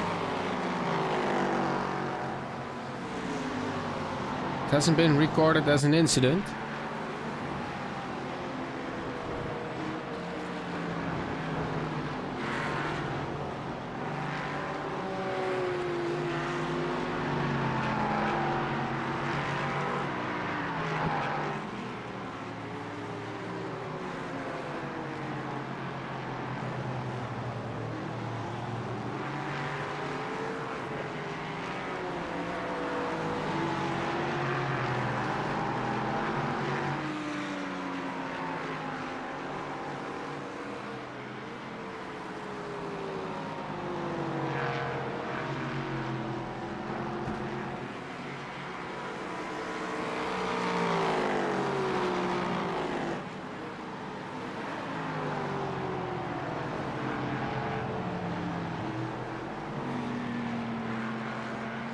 Take a look at Joost Bouwmeester. How is he holding on?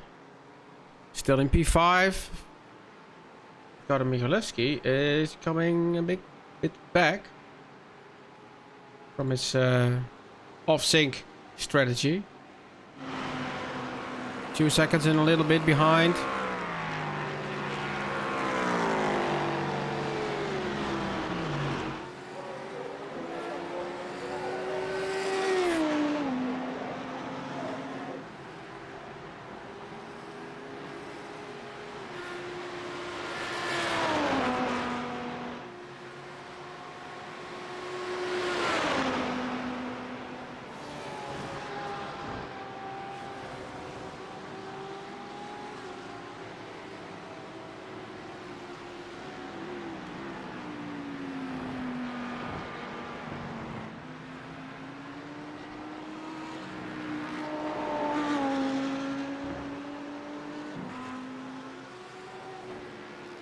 Angelo Lowerser, looking at it right now. Did he... I made a pit stop. Should think so. 26 seconds back.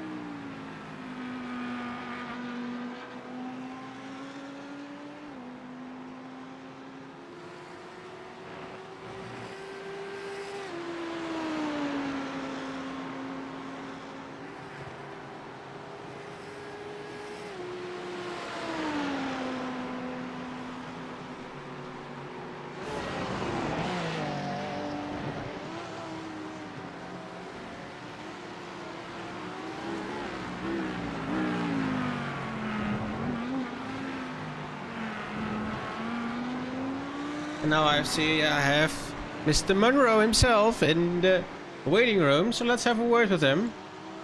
Danny!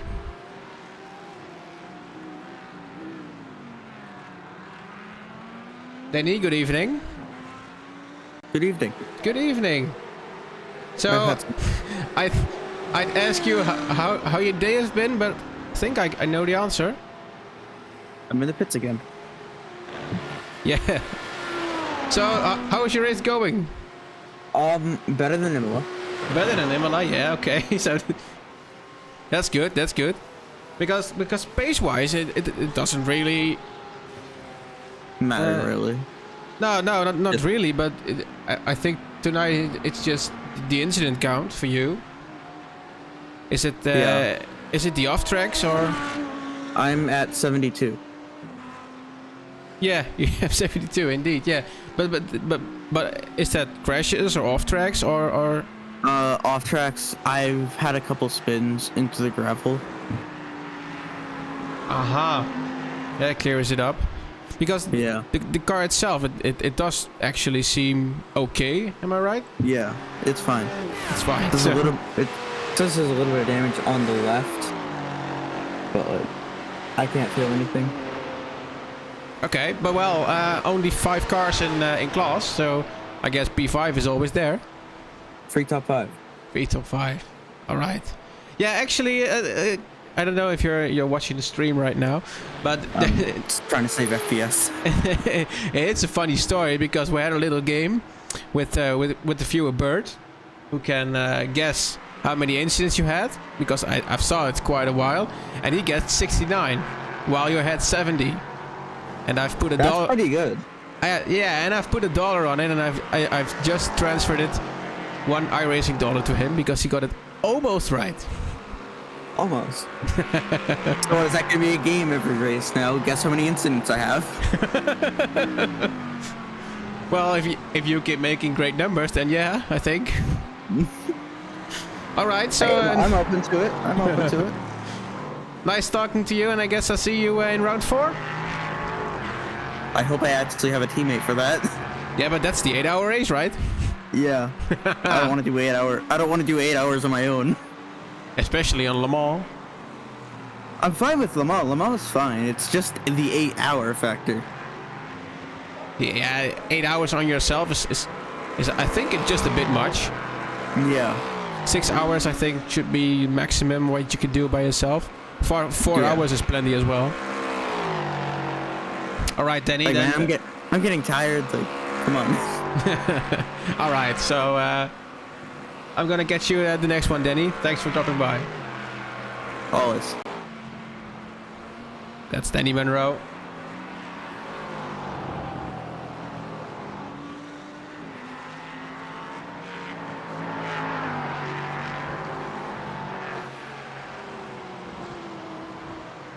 Well, it's not gambling if you win, Bird. If you know you're gonna win.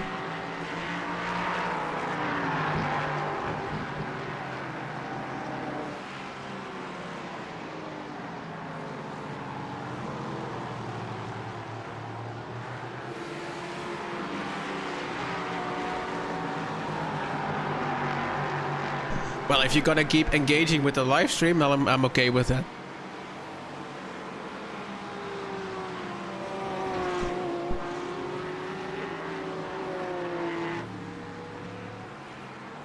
Heading over to Ricardo Michalewski, only half a second back to Dimitri Sevin. Hopping in on board. There is a Porsche right in front of us. And that's the 524 of Litwack.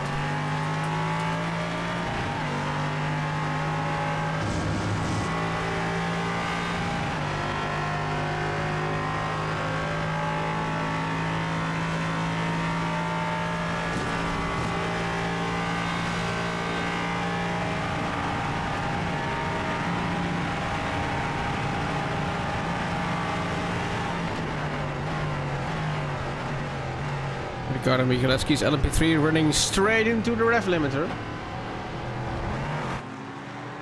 And he just cannot get the move done just yet.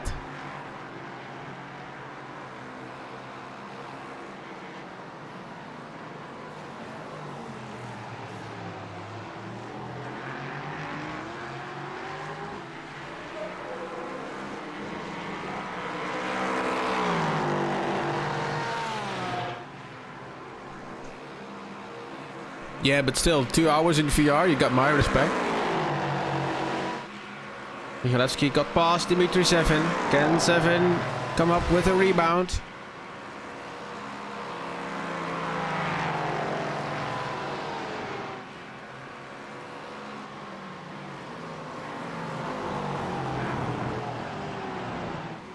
Cannot get the move done, and now it's Ricardo's place in P3.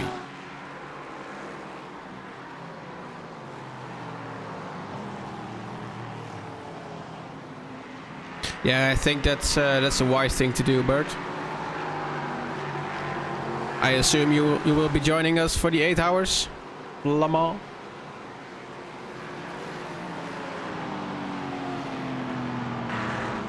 Ivo van der Linden is closing the gap towards Peter Lowe. It's only 5 seconds now.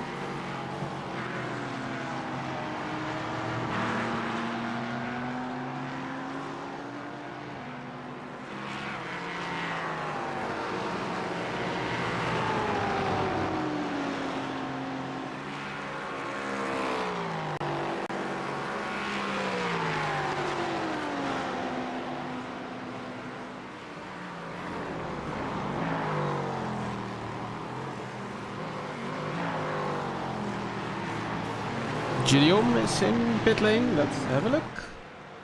Here we go. The bright and colorful car from NNRT E Paddock Pink.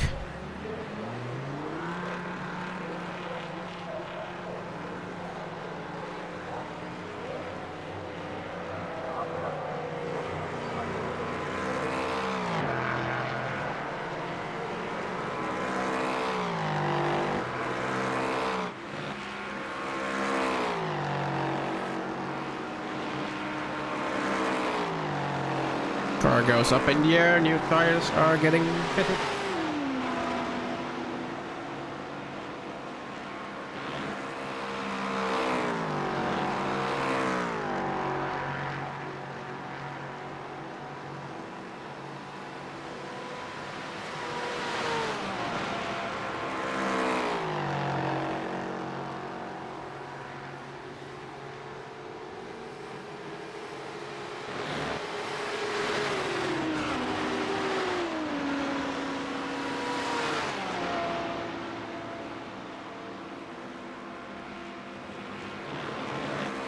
And there we go. It's a nice and planned pit stop.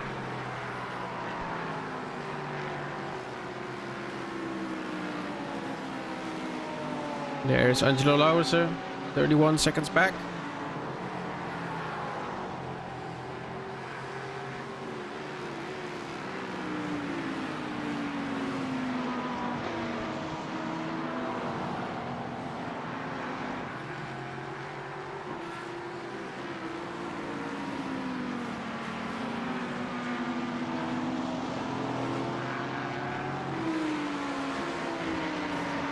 Ricardo Michalewski needs to get by Rolands. And there he goes.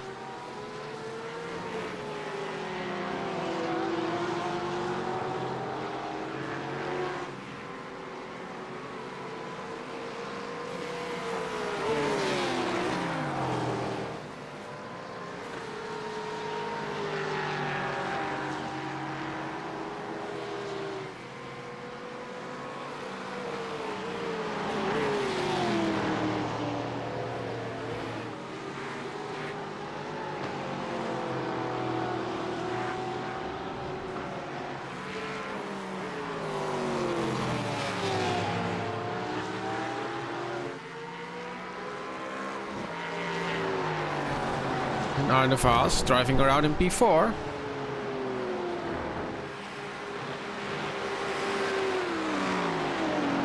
Angelo Lauwersen are getting passed by his teammate Ricardo Michalewski.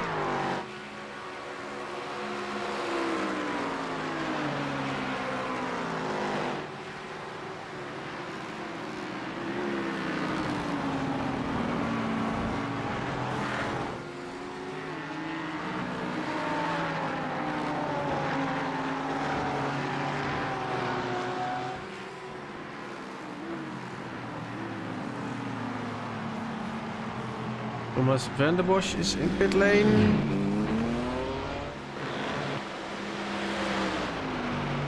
And also Danny.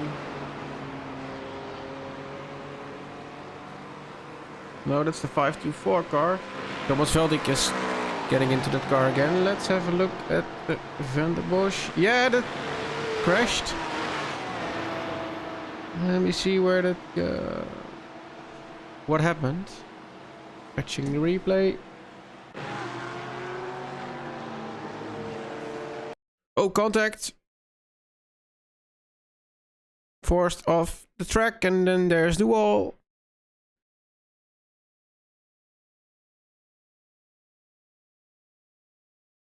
And that was P2 in the P-Cup class. That was P2, but now not anymore. Unfortunately. P2 and LMP3 is also in pit lane.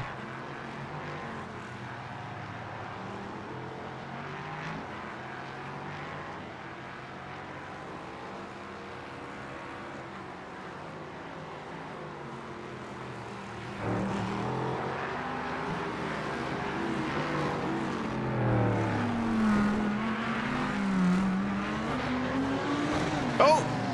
Evo into the wall.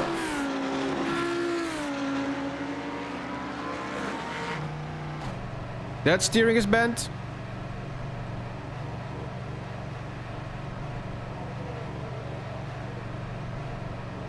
And that's from P2, that's gonna hurt.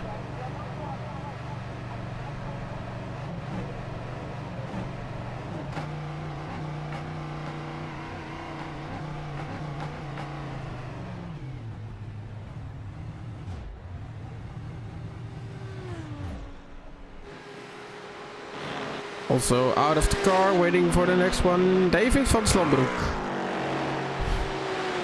That's very well the wall of shame indeed. It's not the wall of champions indeed.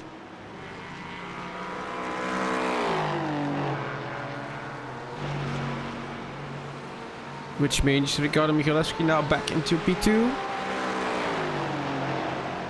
With Dimitri Sevin 5 seconds back and Joost Bouwmeester 6 seconds behind that. Also overtook David van Slambroek in pit.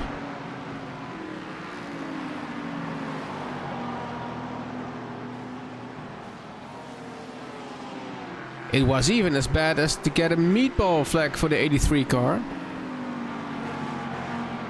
That little tap of the wall.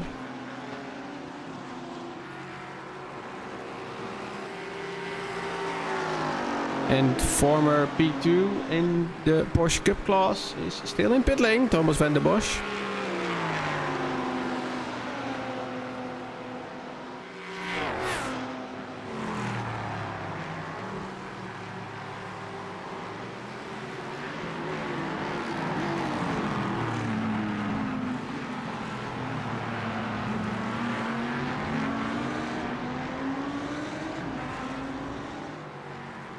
Michel Volkering pitted in lap 66, which is a little more than 10 laps ago. So he can go along a little bit. Joost Bouwmeester pitted in lap 54.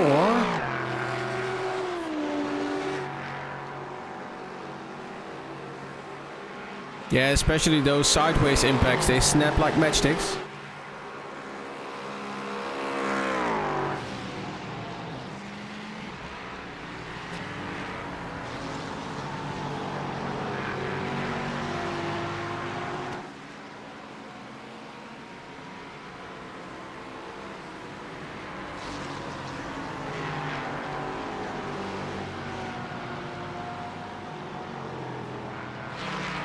Meatball still hasn't been repaired.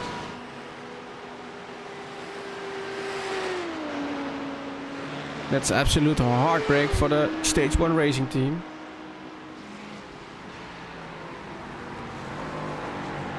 Here are our both race leaders in GT3 and LMP3. Pieter Loo and David van Glabeke.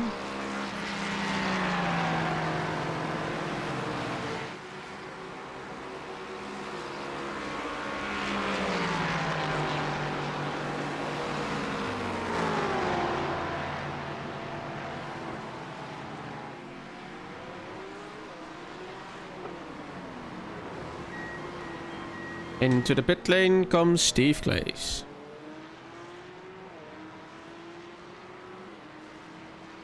And also Jeroen Bos now notified as did not finish. Let's see what happened there.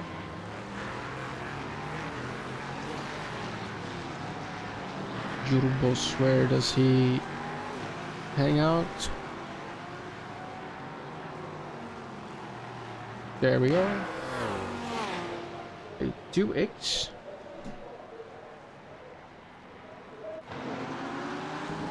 Here we're gonna see what happens. Spins! And then not even into the wall, but decides to tow to the pits anyway and head out for the day.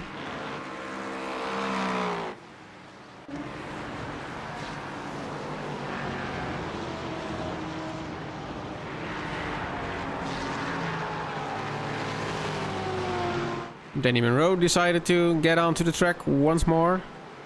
Well, with Thomas van der Bosche now still serving his meatball. I don't know how much damage he has. But Danny Monroe has driven 65 laps up until this point.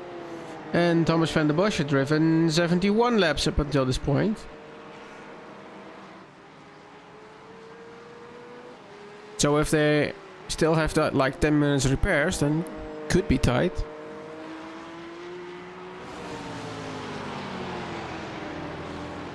Dimitri 7 now also in pit lane. There we go. No meatball for him, so I think no wall tapping there. Arne Vaas is in pit lane, as well as Daniels. And here's our battle for P6, which is gonna be a battle for P4 if they pass the guys in pit lane. And also the race leader gets into the pits, David van Glabeke. Race leader in GT3, that is.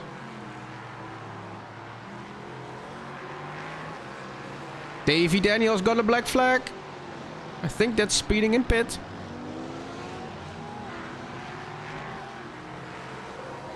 Took the wheel and immediately got a black flag.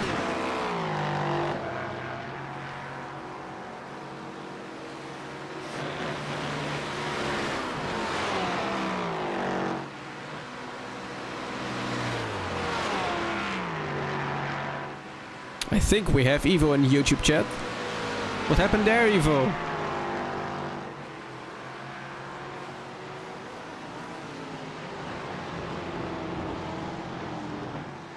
Jos Bouwmeester now also into pit lane.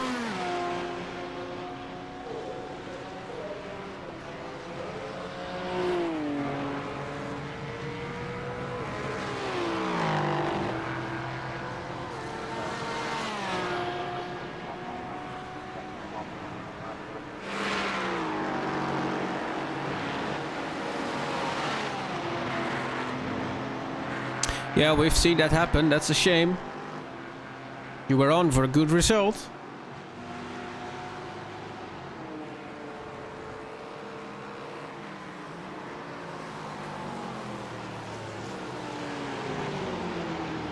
Now Kim Punter back into the car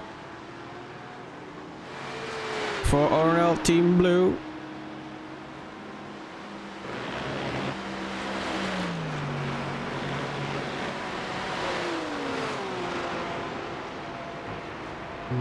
So Volkering gets by.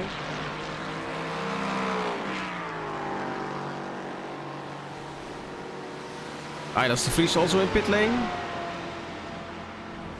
Took the wheel from Angelo Lauwersen.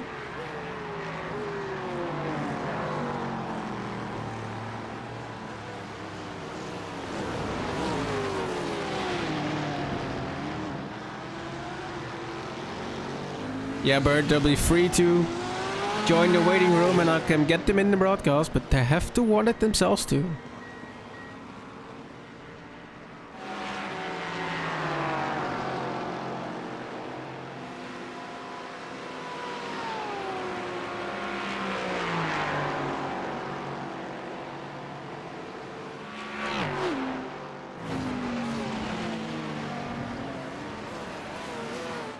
Jeremy the Poofer now in pit lane.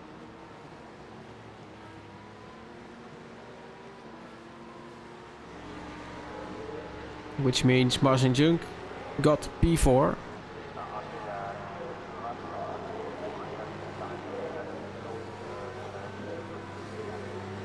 Peter Lowe also in pit lane, which means Ricardo Michalewski now our new race leader.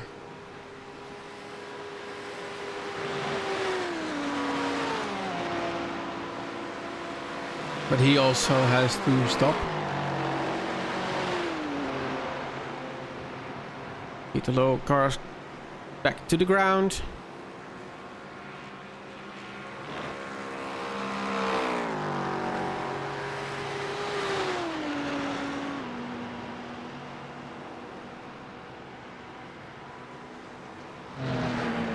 Peter Vlaming into the pit lane.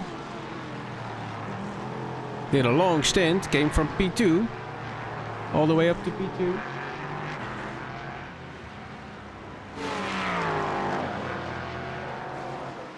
This is gonna be tricky for Volkering.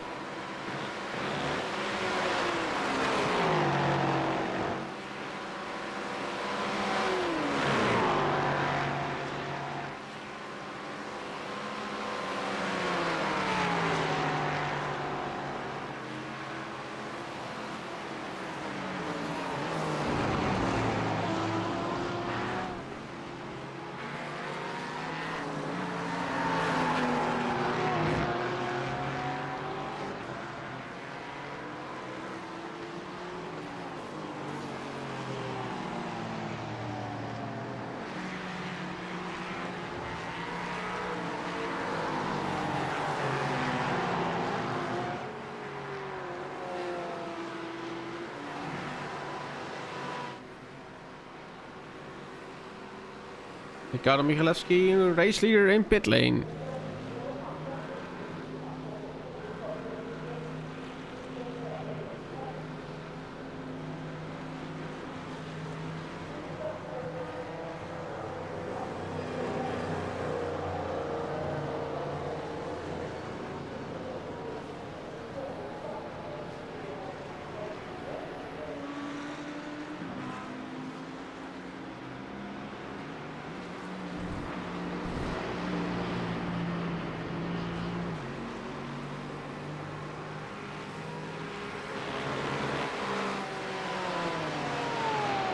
Where is Peter Lowe?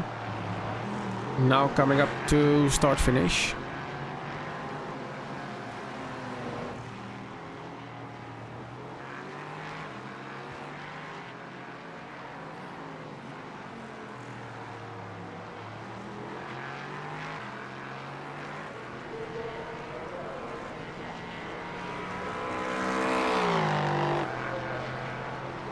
Michalewski still in pit lane.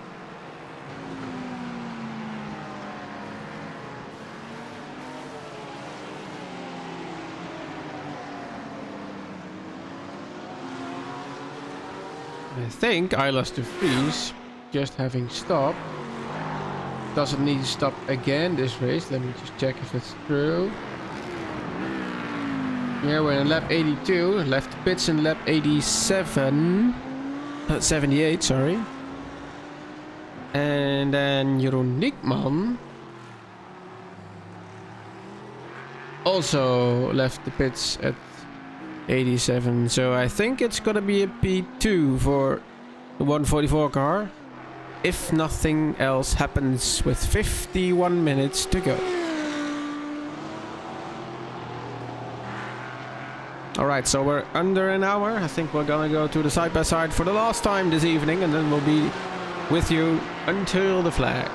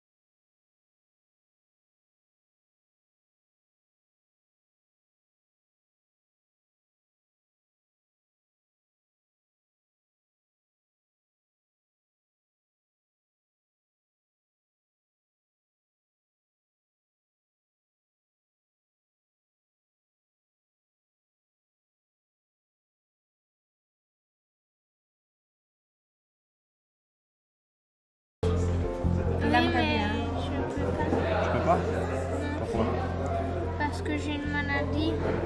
Ah. Alors je vais marquer un but pour toi alors. Comme tu peux pas jouer. Ouais.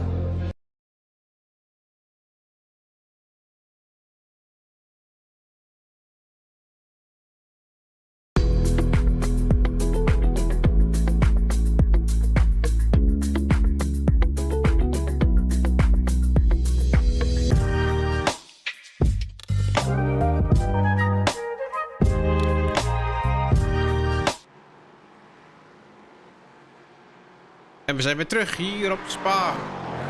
We zijn bezig met de Wishful Series 2024, powered by Technogel.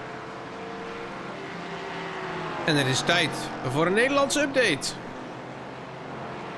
We zijn nog 46 minuten en een beetje onderweg. Toyota Delta Simtech 377 op P1. Dan hebben we Racing Team Golden Feathers met achter het stuur Michel Volkering. En AAT Sim Racing 5 met achter het stuur Ricardo Michalewski. Dat is dan de top 3. Dan gaan we naar de GT3 klasse. Simracing.be bij ROI Management. Met op dit moment achter het stuur Jeroen Diekman. Dat is daar de leider in de wedstrijd.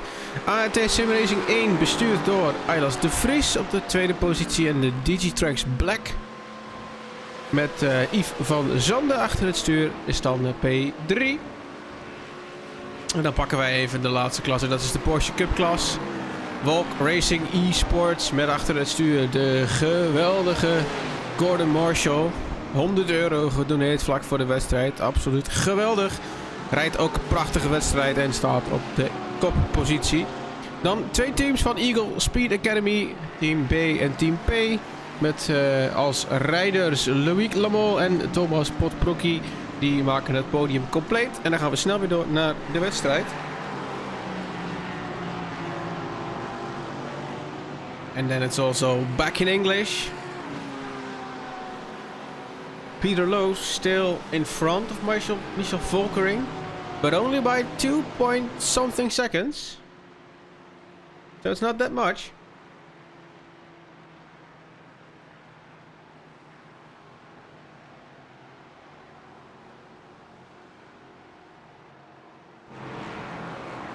There's a car standing still in the grass.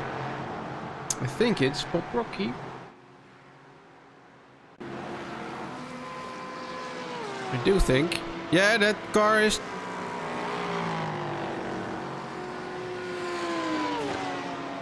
Yeah, that's not very straight anymore. Let me see. Still there. Still there. Can I see what happened? Not really, actually. Well, now it's gone. Alright. Back to Volkering.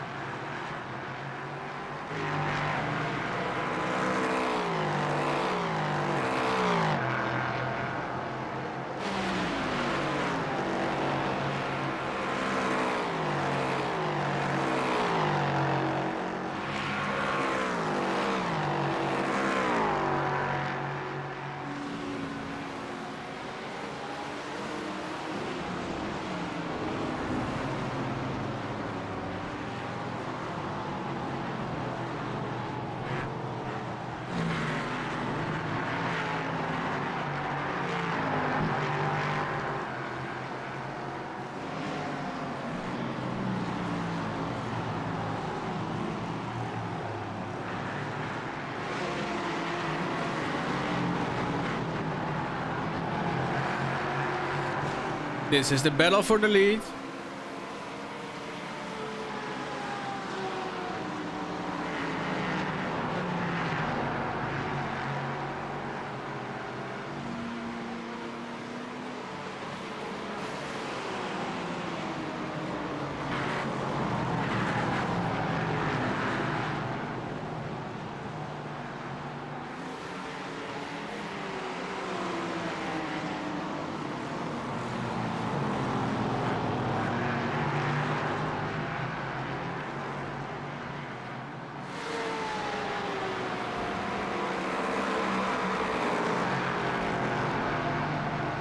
Yeah, I think it was Rocky who got the tap, but I can't seem to get it back. iRace Control didn't notify me for the first incident, only for the last one. Meanwhile, Michel Volkering took the lead. Car number 77, had they pitted? Yeah, they pitted.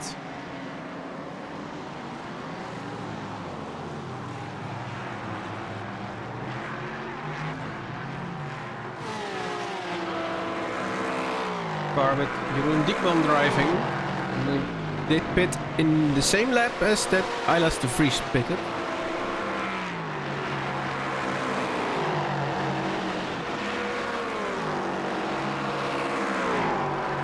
Tim Tromp is serving his black flag.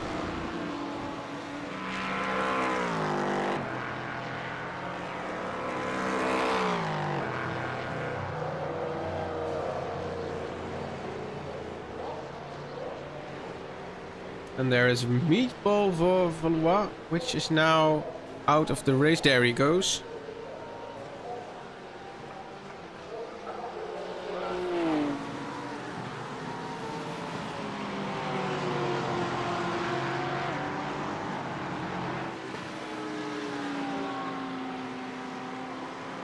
Okay, we're gonna try to get the...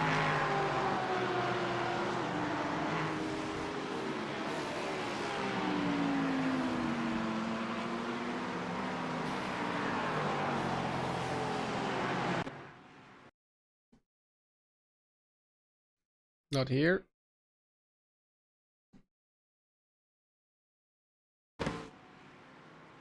Was also already gone then.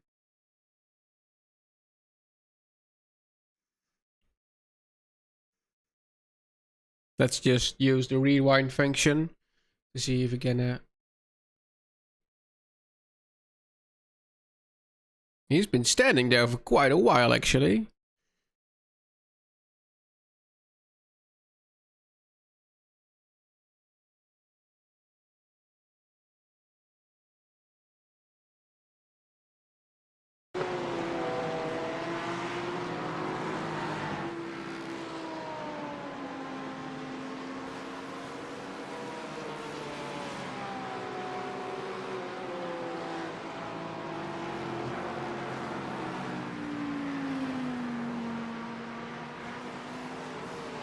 That's very weird. Steering just offsets out of nowhere, it seems. Or is there already damage?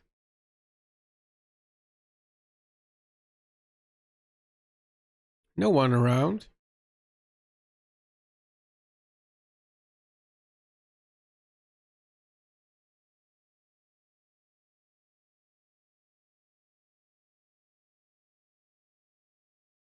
No, I can't seem to find anything.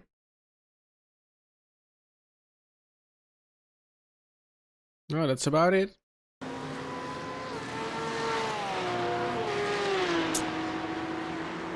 Oh well.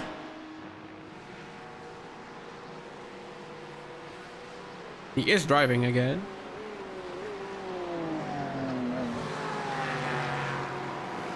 Michalewski now in P3.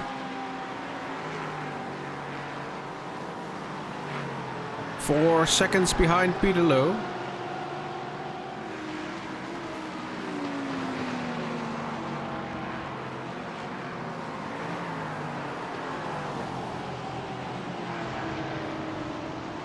Oh, which car were you talking about then?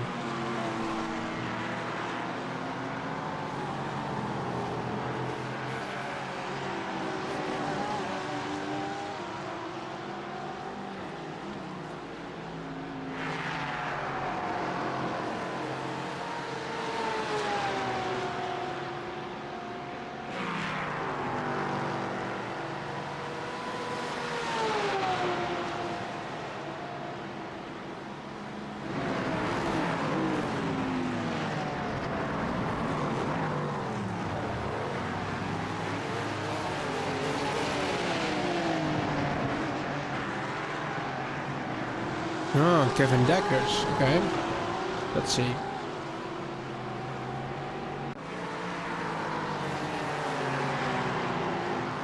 It's an incident. This is an incident.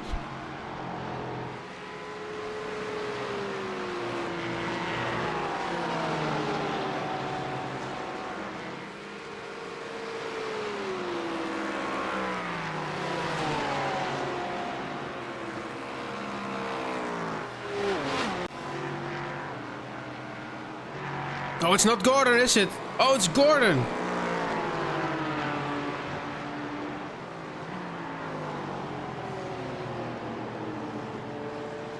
It's Gordon Marshall. Let me have a look.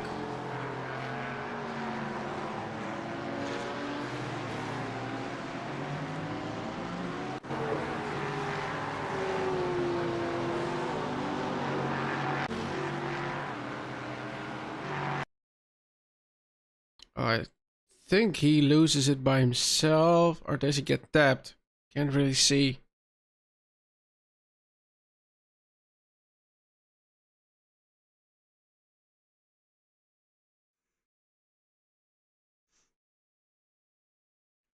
One thing's for sure, that's a major code brown right there.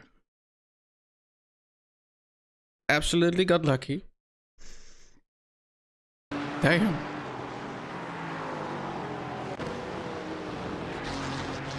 Still in the lead though. But we found it.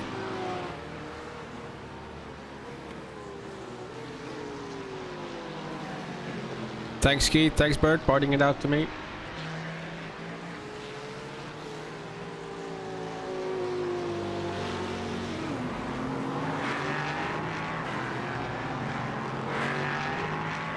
Yves van Zanden now driving for the podium.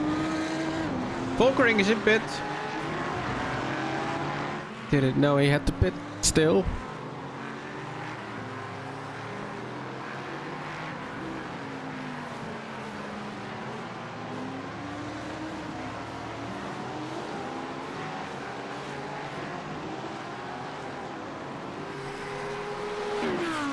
When did they pit for the last time? 65, lap 65 pitted. Now lap 90, okay. That sounds about right. But then Peter Lowe pitted in lap 81. So I don't think they'll have to pit again. Kim Punter pitted in lap 81. Dimitri 7 pitted in lap 80. Michalewski pitted in lap 82. Okay. We're all caught up. Michalewski is right on the back of Peter Lowe. We have another battle for the lead. With a little over half an hour to go. Michalewski gets led by Alexander Gorissen, which is driving for the same team, so that's not very unusual.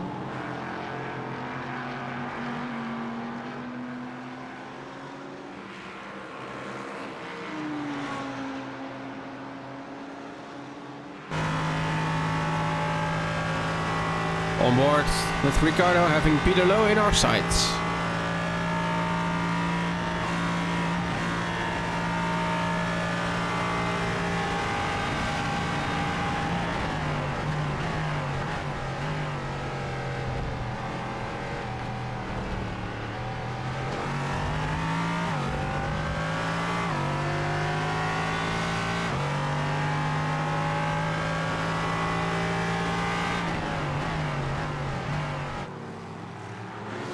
Here's Kim Punter driving in P4. Only 2.5 seconds back to Dimitri 7 for the podium.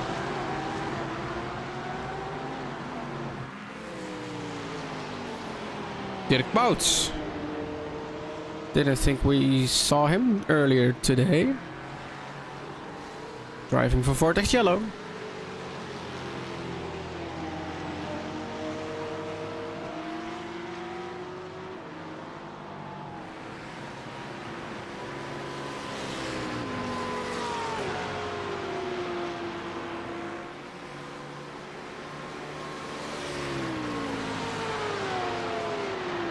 Bert, you'd like another round of Danny Monroe incidents? Nothing to be won.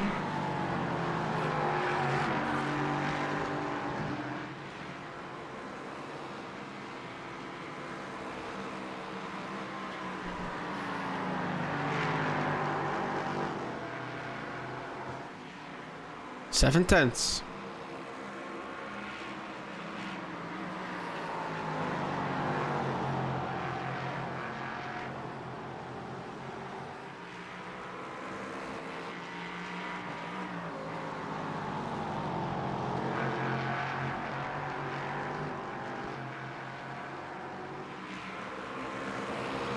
Well, have at it then.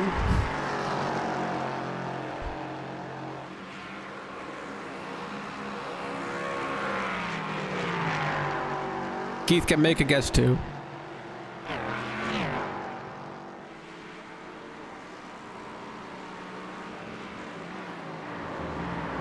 Nope.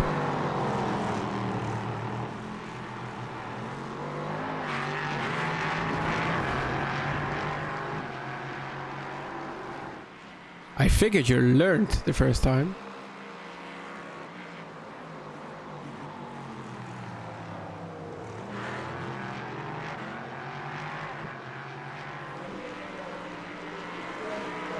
Yeah, but I made the live timing not correct on purpose.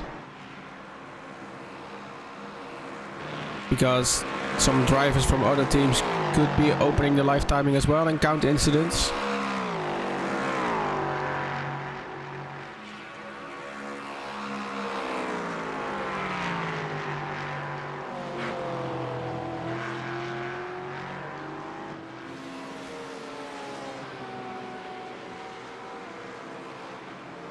Well, it's 89, so off by one again.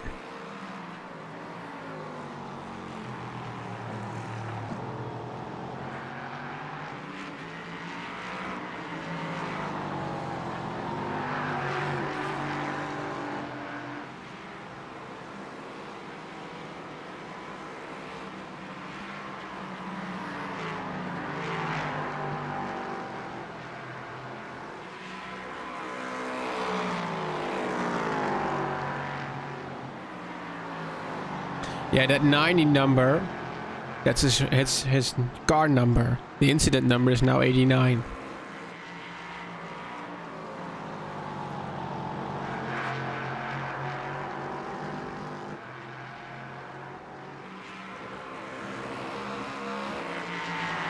There is a black flag for Branko Stieners, which is now in pit lane.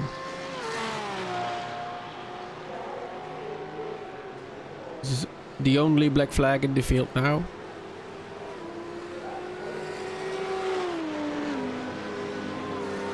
Also, Stefan in pit, Gordon Marshall in pit.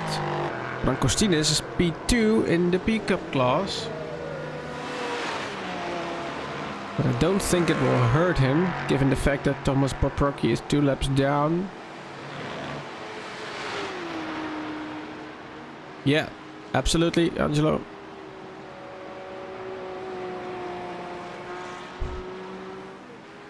But it's all off tracks, so he's not hurting people.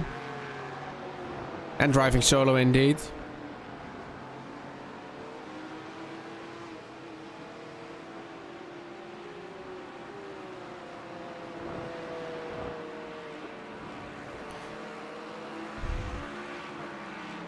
Would love to know what Ricardo's thinking right now. Saving fuel, waiting for his moment. 27 minutes to go in the battle for P1.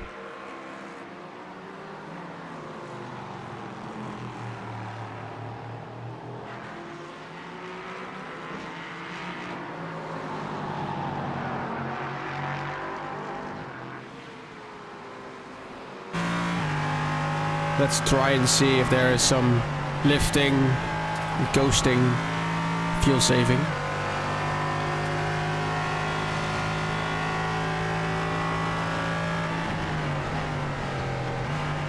Not nearly enough, Angelo.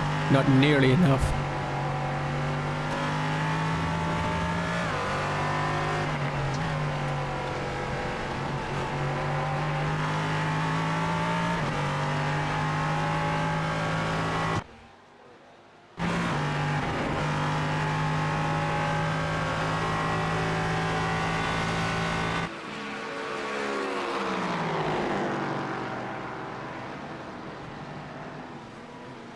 Absolutely not, Bert. Especially given the fact Angelo's driving the 144 car together with Ilas.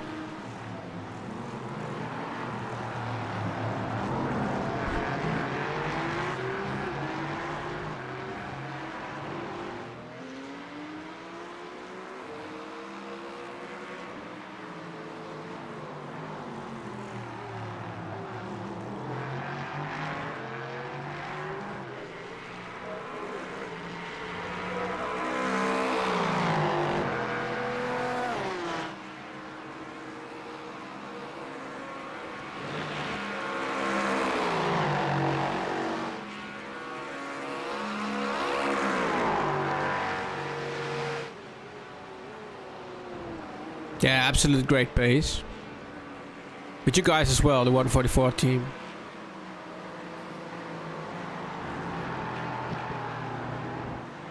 Think you're a worthy replacement for Justin Nair?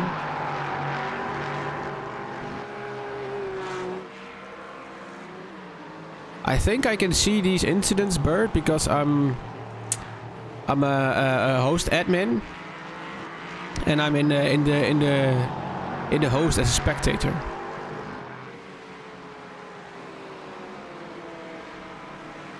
So that way I can see other teams' off-tracks incidents and such. But you have to be a host admin.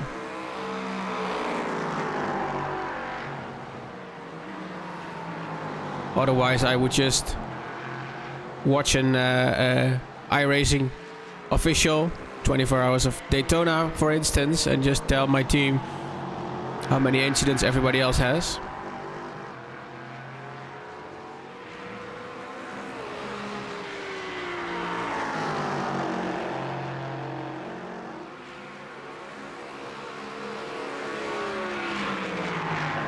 No, not unless you're the admin of the race, I think.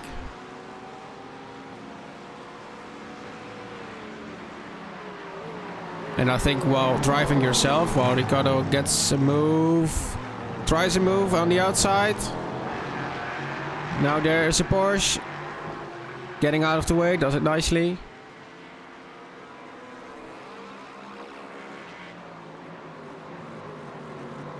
Now Ricardo has the inside. Can he hold on to the lead? Yes, he can.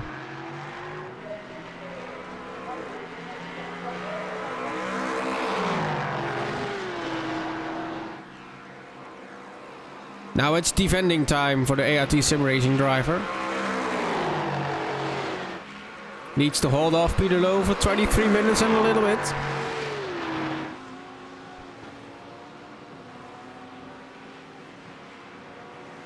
Side by side. Going into the braking zone. Need to keep it clean.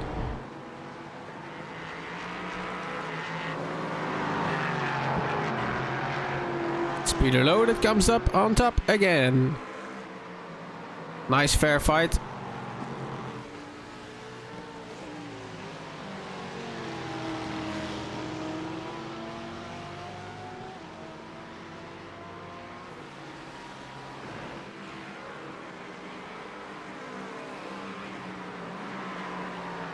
Oh, little connection issue.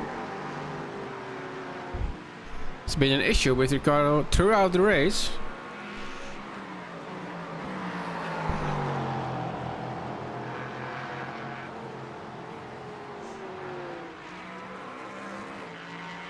And I don't think iRacing wise there's anything more scary than looking in your mirror and not knowing where your opponent is because he's lacking on internet.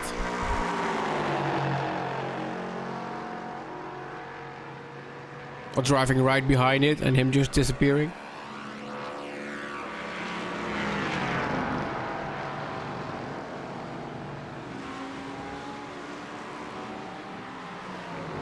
Once again into the braking zone for the bus stop.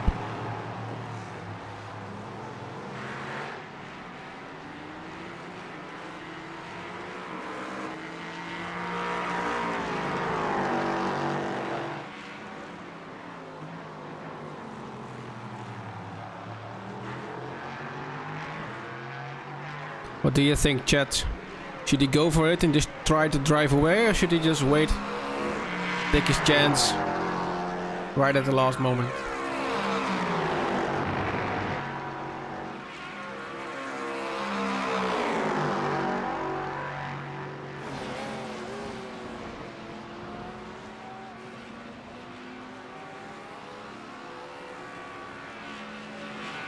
I don't think either of these drivers have to stop for fuel.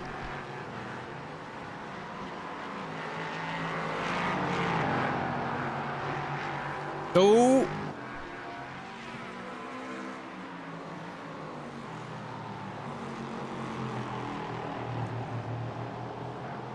Right alongside. Now the inside becomes the outside. And gets in front. Not a very good move.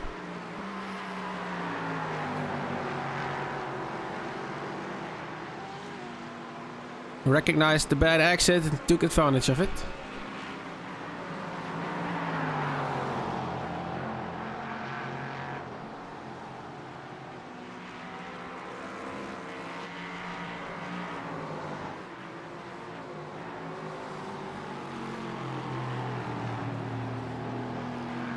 This is the battle for P7 in class.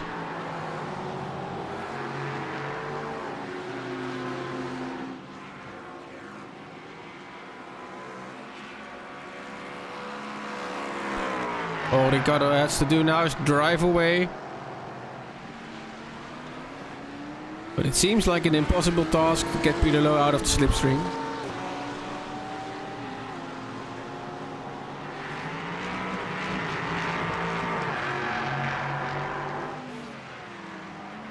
Under 20 minutes to go.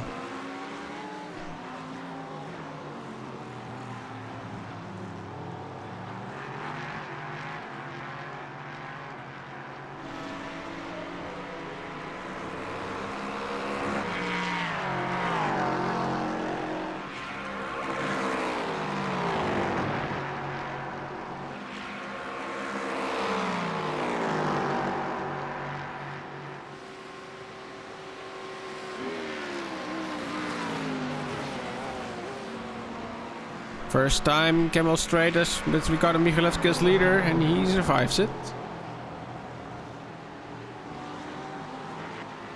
Now it's the waiting game for Peter.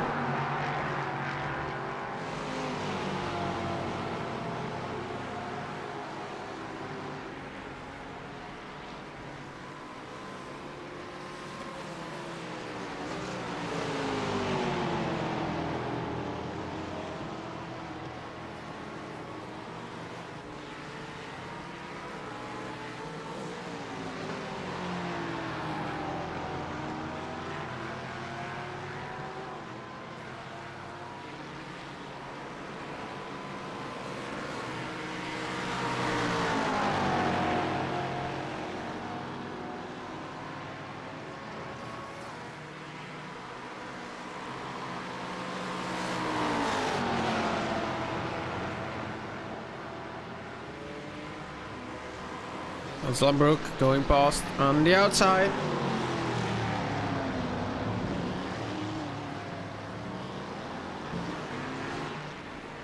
Bouts tries to take advantage, but it doesn't work. Michalewski got into traffic now.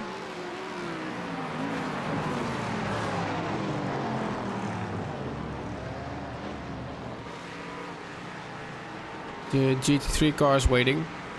Nicely waiting. Oh, that's gonna go the right way for Peter Lowe.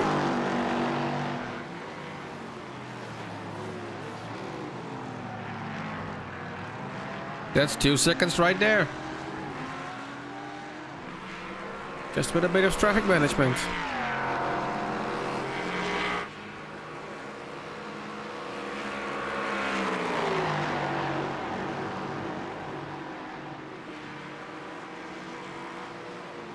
Then Trump has to defend from Gilliam.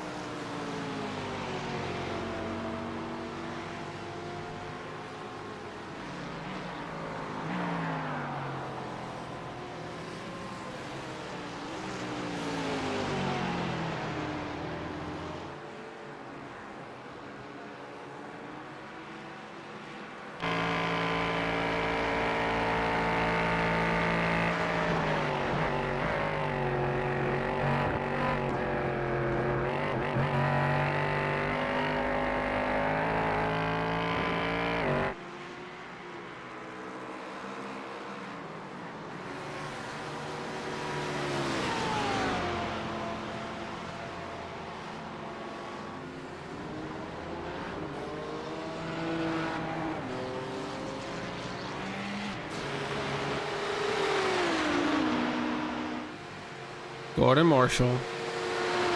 Danny Monroe into pit lane once again. With the black flag.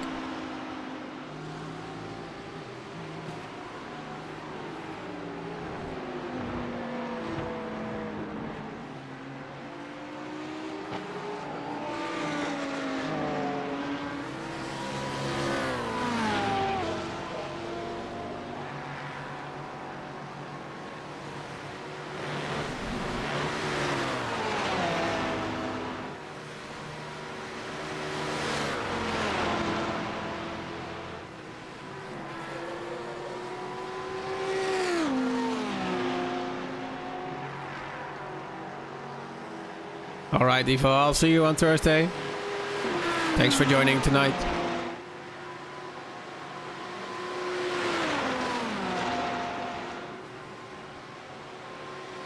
Eilers de Vries, 28 seconds down from race leader Jeroen Diekman.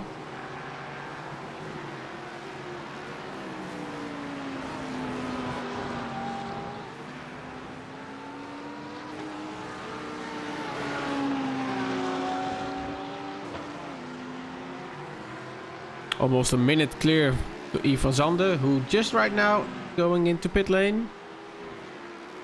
Which hands the third place to Didier de Vlaming.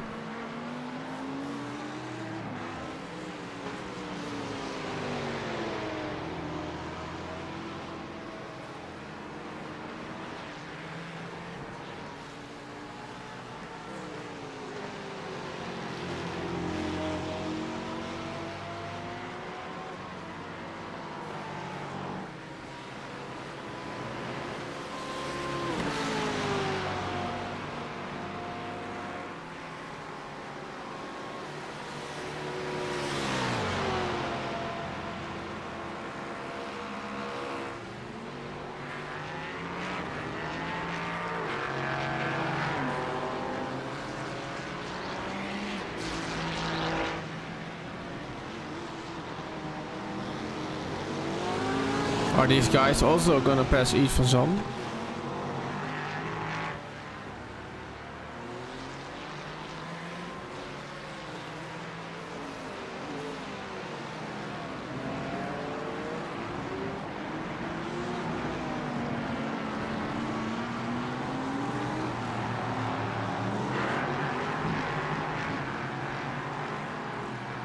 That's an off track for Dimitri.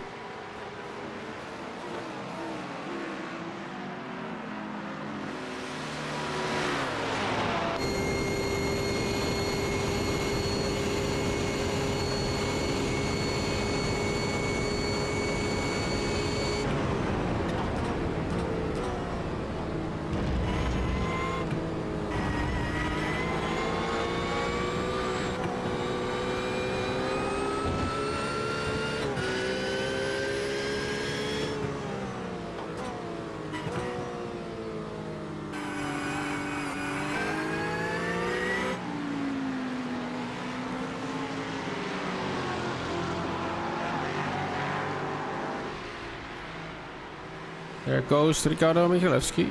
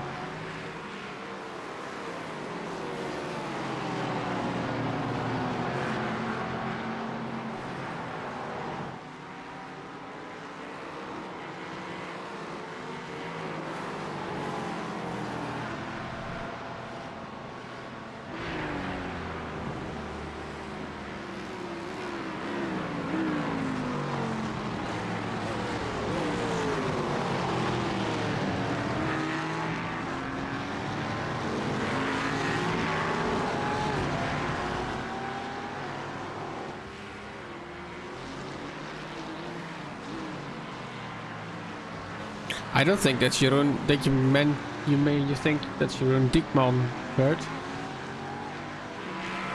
For GT driver is Larsen Junk.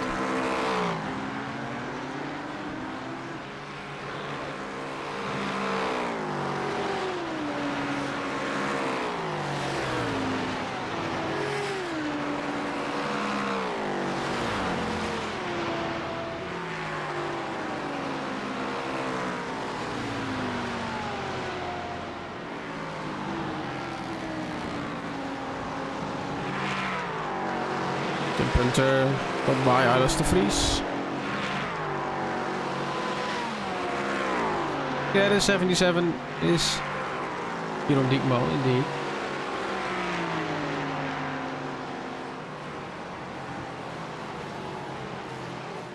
But Diekman is driving all on his own.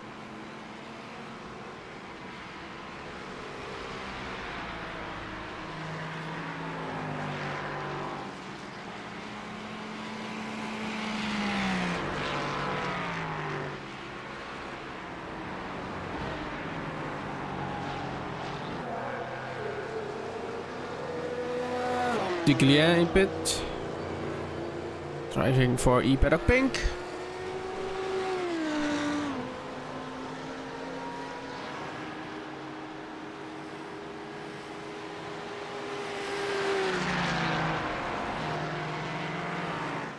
And here are our both race leaders.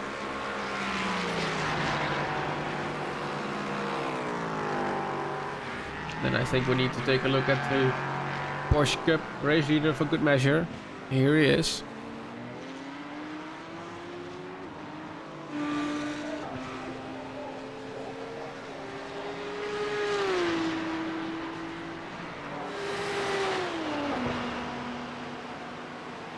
Yeah, that's true indeed. 60 and the 14.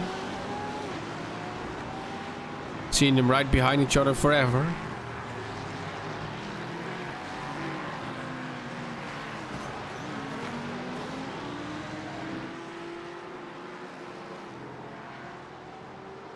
Franco Stina's still in P2 after his moment.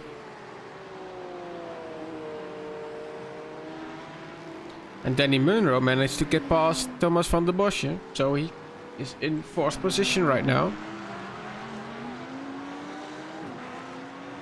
With under 10 minutes to go.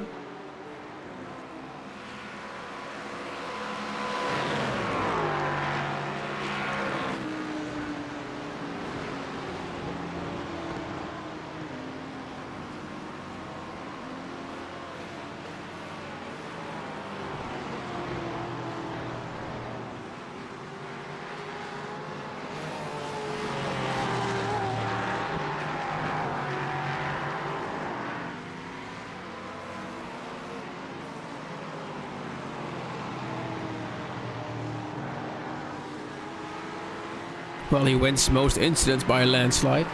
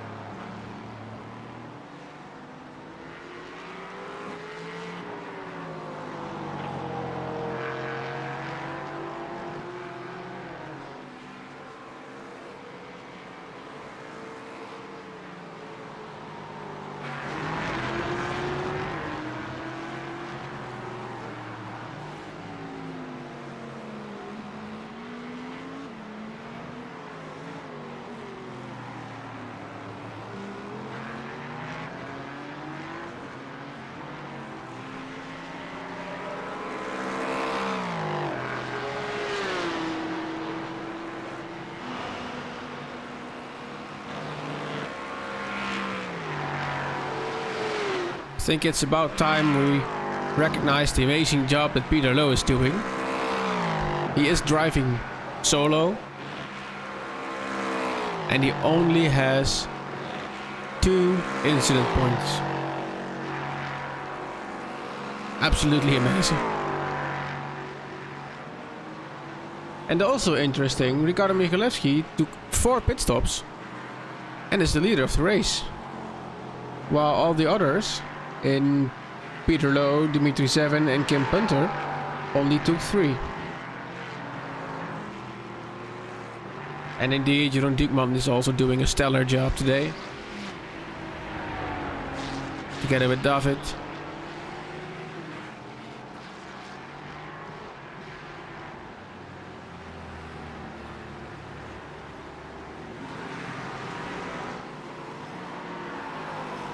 Five minutes remaining.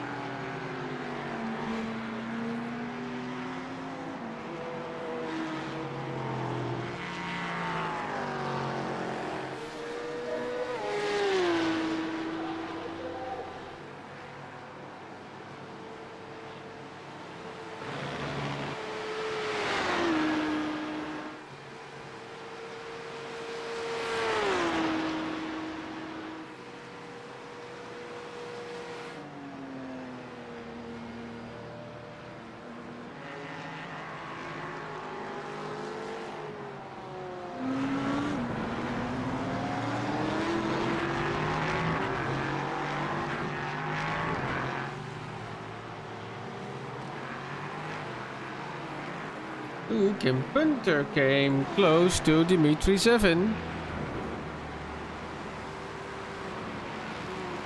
Has been in traffic. Can he get past the Ford GT? Yeah, he can.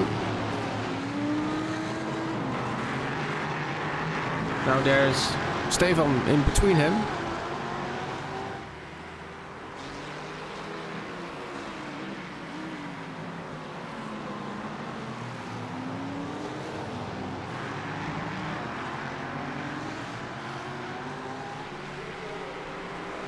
Which means she gets a double toe.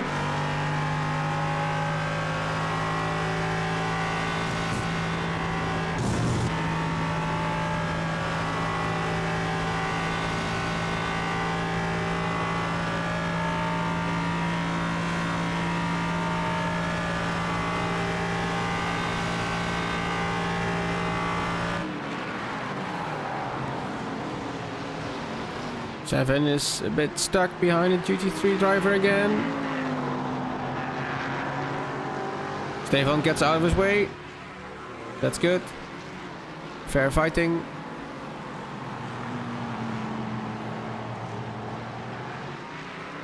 And now they're right behind each other. 2.5 minutes left. Last podium place in the LMP3 class is up for grabs.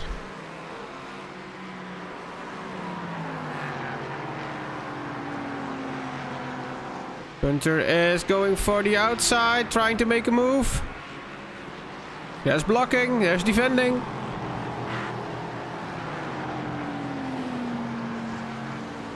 And there's a mistake and a spin.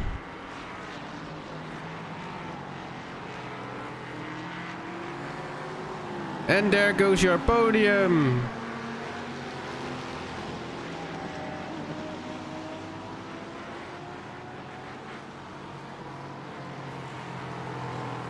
That's a shame. Still P4 though, but...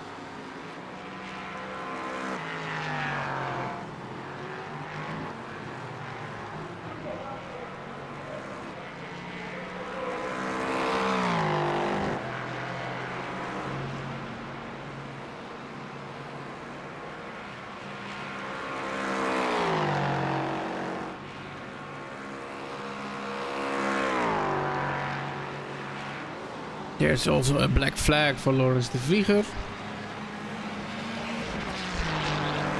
Yeah, on some level you could. It was just an explosion of aggressiveness and fighting.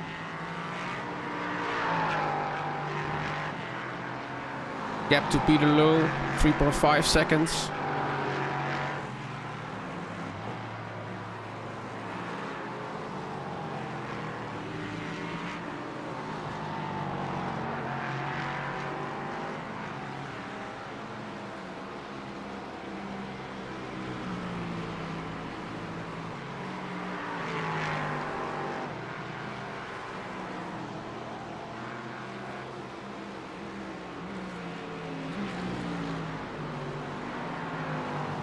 Time is running out.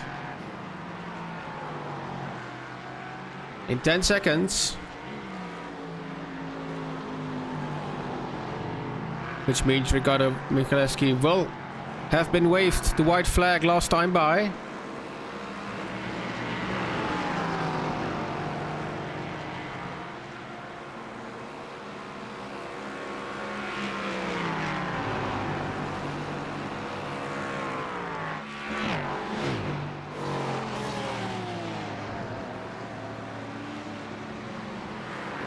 And there is the checkered flag out.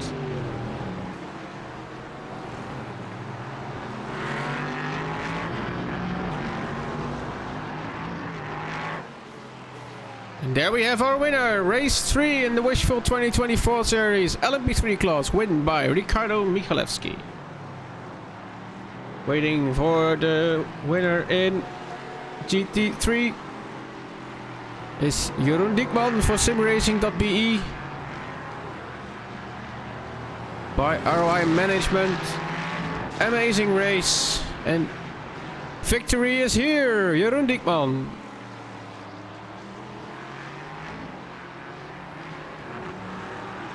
Gordon Marshall also came across the line and won the P-Cup class with an amazing display of skill, talent, and what have not.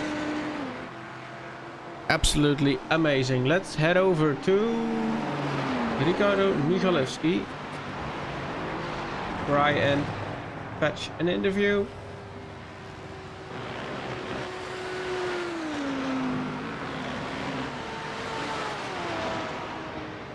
See if I can find him somewhere. LMP3, LMP3, LMP3.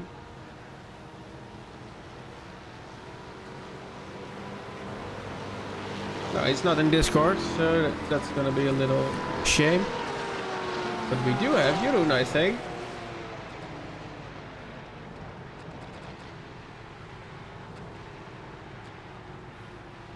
Yeah, indeed, we have Jeroen. Mr. Diekman! Yes! Yes, there you go! Congratulations! Nice. Yeah, thanks. What an amazing race, man. Yeah. We practice a lot, so yeah, it's satisfying to win then.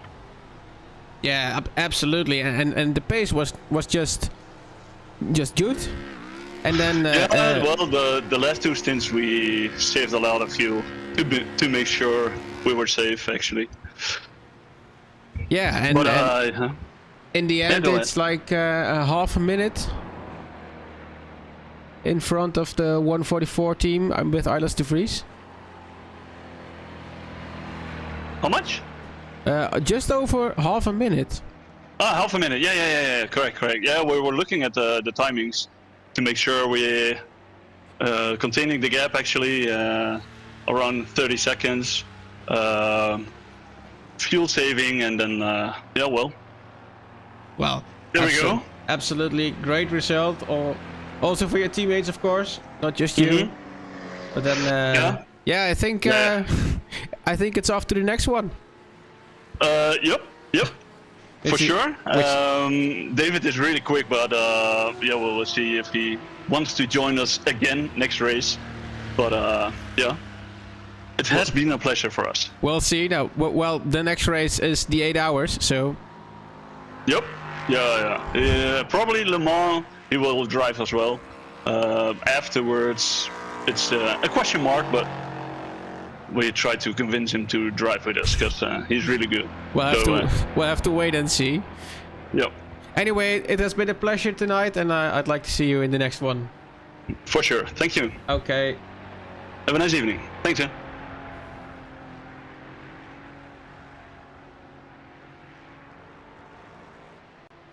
And then after the next one, it's Ricardo Michalewski. Hey, good evening. Good evening. Actually, it's good night now because it's past 12 p.m. Yeah. I missed my IMSA race, so thank you. Sorry about that. No, it's been an absolutely amazing race. Yeah, I thought you were going wrong with strategy, but then I remembered this is Ricardo and he probably knows what he's doing. It was a bit of a gamble because we did the first stint and I did a bit of fuel saving behind Kim and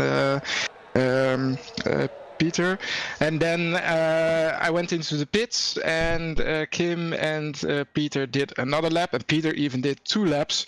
So I quickly figured out that Peter would do. Well, he wouldn't do the last stop at the end. He didn't need a splash and dash.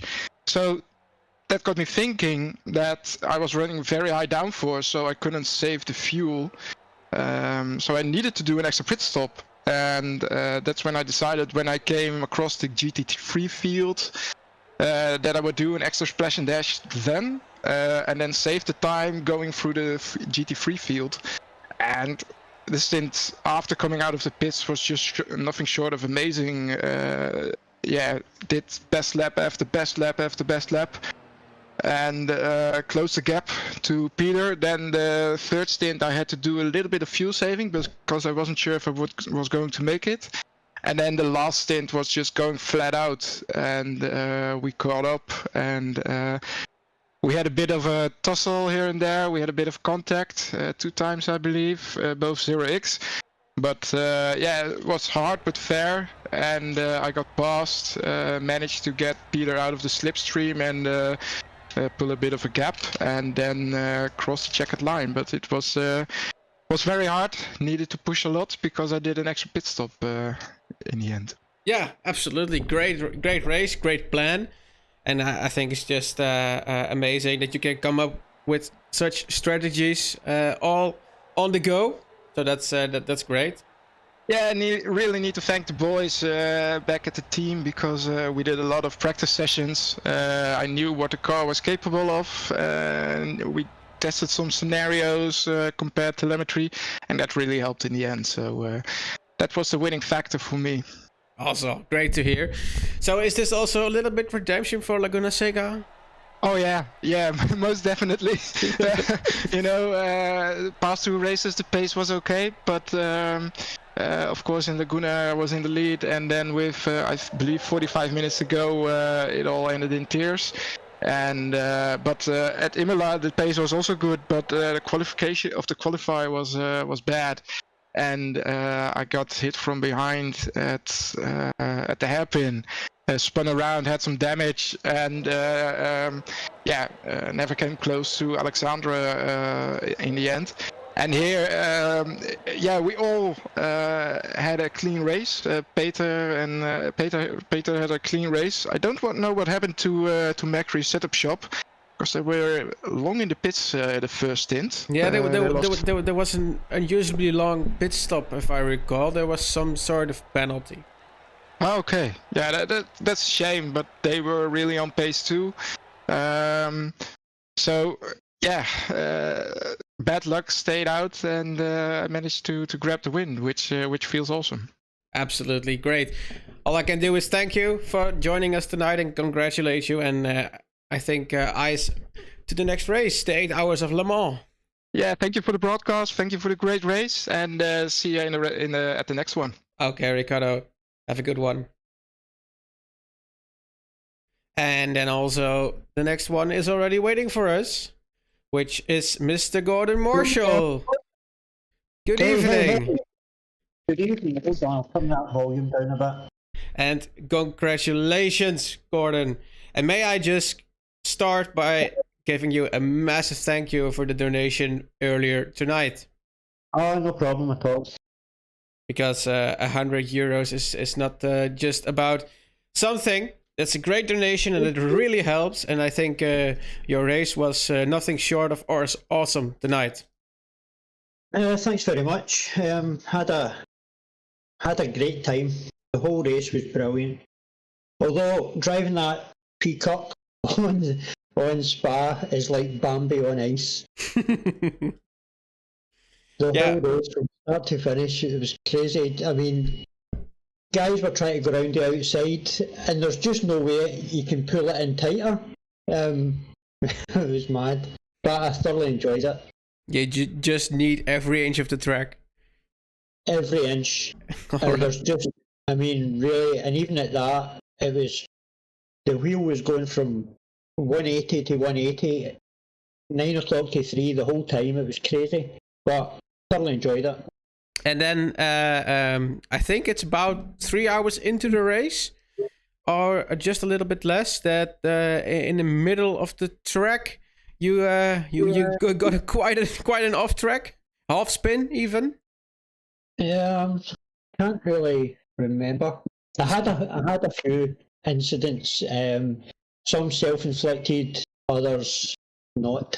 Yeah, But, I think it was with the white BMW behind you. As I say, there's so many incidents I can't even remember. It was just mad the whole time. We were having to watch in mirrors, because even if someone was behind and they kind of poked their nose in it, just sending me off the line was costing me like a second. I even had GT3 guys messaging, like private messaging, saying, "Why can't you just let us by?"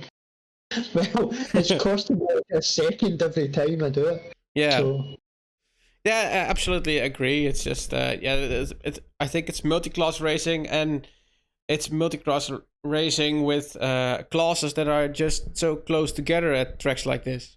exactly, which makes it a little more difficult. But some guys were really great, showed a bit of patience, went by when, I mean, and if they did that, I would lift really early to let them by on the brake. So I was well aware of my top speed. So I would brake, I would lift very early just to let the guys by. But some other guys would come into the corner trying to make it at the corner, and then they would fall behind, and then they would need to catch up again and meet me at the next corner. But Yeah, as I and say, it was really good, and I hope we raised a lot of money and everyone enjoyed it. yeah, and I think you are obviously in a position to yield for a few seconds and not lose a position. But yeah, if you're in a race for position with the P Cup, you don't want to do that. Yeah, but also to try it really it knocks you out your rhythm. I mean, it's so much a rhythm track, this, and you really, to be honest, I didn't know how far back the other guy was. I know he was kind of keeping me honest for a while. I knew I would have a bit tougher race this time, as I seen the guy in practice a few, and apologies because I can't remember his name, but he was very fast, and just through the mayhem at the start, I managed to get into the lead very early in lap 1 and just held it there. He obviously was getting caught up in traffic as well, which gave me a bit of a buffer. But yeah, it wasn't until the last stint that I actually looked. I remembered I could look at my standings and see how far ahead I was. Yeah. Yeah, I think you're talking about Thomas van der Bosch in the 446 car. That sounds about right. But I'd seen him disconnecting halfway through or 3/4 of the way through, which was sad. Yeah, it really was sad. But I would like to look ahead and go to the 8 hours of Le Mans. I figure you'll be having a teammate then. I hope so.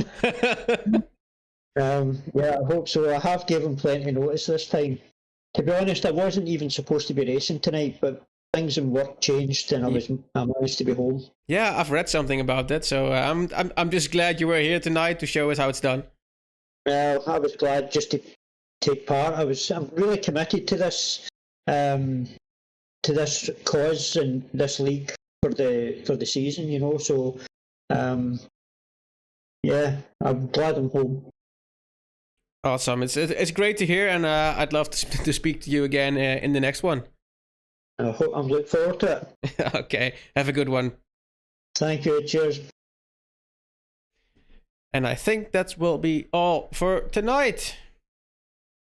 Let's just go along the whole race result. It's ART Sim Racing, Tenuto Delta, Simtech, Mercury Setup Shop. It's the top 3 in the LMP3 class. Then it's ORNL Blue, Racing Team Golden Feather, Squadra Veloce, ANR Endurance Esport, NRT Paddock Purple, Stage 1 Racing, and Eagle Speed Academy G is the top 10. And Tenuto Delta Simtech 222.33 on P11. Then the GT3 class winner, SimRacing.be by ROI Management. ART Sim Racing 1, just shy of a win tonight in P2. And then Vortex Red in P3. The ASR Esports team in P4. Then DDK Racing Team, Digitrax Black, good first race in the GT3. Audi, they changed the car. ANR Endurance Esports 60, Vortex Yellow, Team RedX SimSport 808, also a good debut race. ART Sim Racing 3, then. And let's get to the next page. Flanders Racing Team Bravo, Digitrax Pink Petal Races, Team RedX 524, Eagle Speed Academy Esports S, ANR Endurance Esports 61, Team 53 GT, ART Sim Racing 2, and Understeer Racing, that's the GT3 class total. And then the Porsche Cup class, Walk Racing Esports with Gordon Marshall. Then the both Eagle Speed Academy teams, Sports B and P, Team RedX.com 528, and at last Squadra Veloci Bravo by Eagle RS. That's all of them tonight. Then we can look forward to the next race, which is on the 25th of May, if I'm not mistaken. And that will be the 8 hours of Le Mans. I can only look forward to that one. That's gonna be great. As for my point of view, next Monday we are hosting the NASCAR Cup Series here at ORNL. Stream will be in Dutch and we will be live at 9:15. Quarter before 9, sorry. And it will be on Talladega Super Speedway bump drafting, so you don't want to miss that. Wednesdays we are there with the Porsche Cup, and next Thursday we will be there at Sebring with our IMSA series, so that's our next week in broadcasting. And then I would like to thank all of you in the YouTube chat as the drivers, and already all of the donations, 3,755 euros still. Let's get to that 5,000 in the end of the season. And now I'm really gonna close up the stream. So thank you all and have a good night.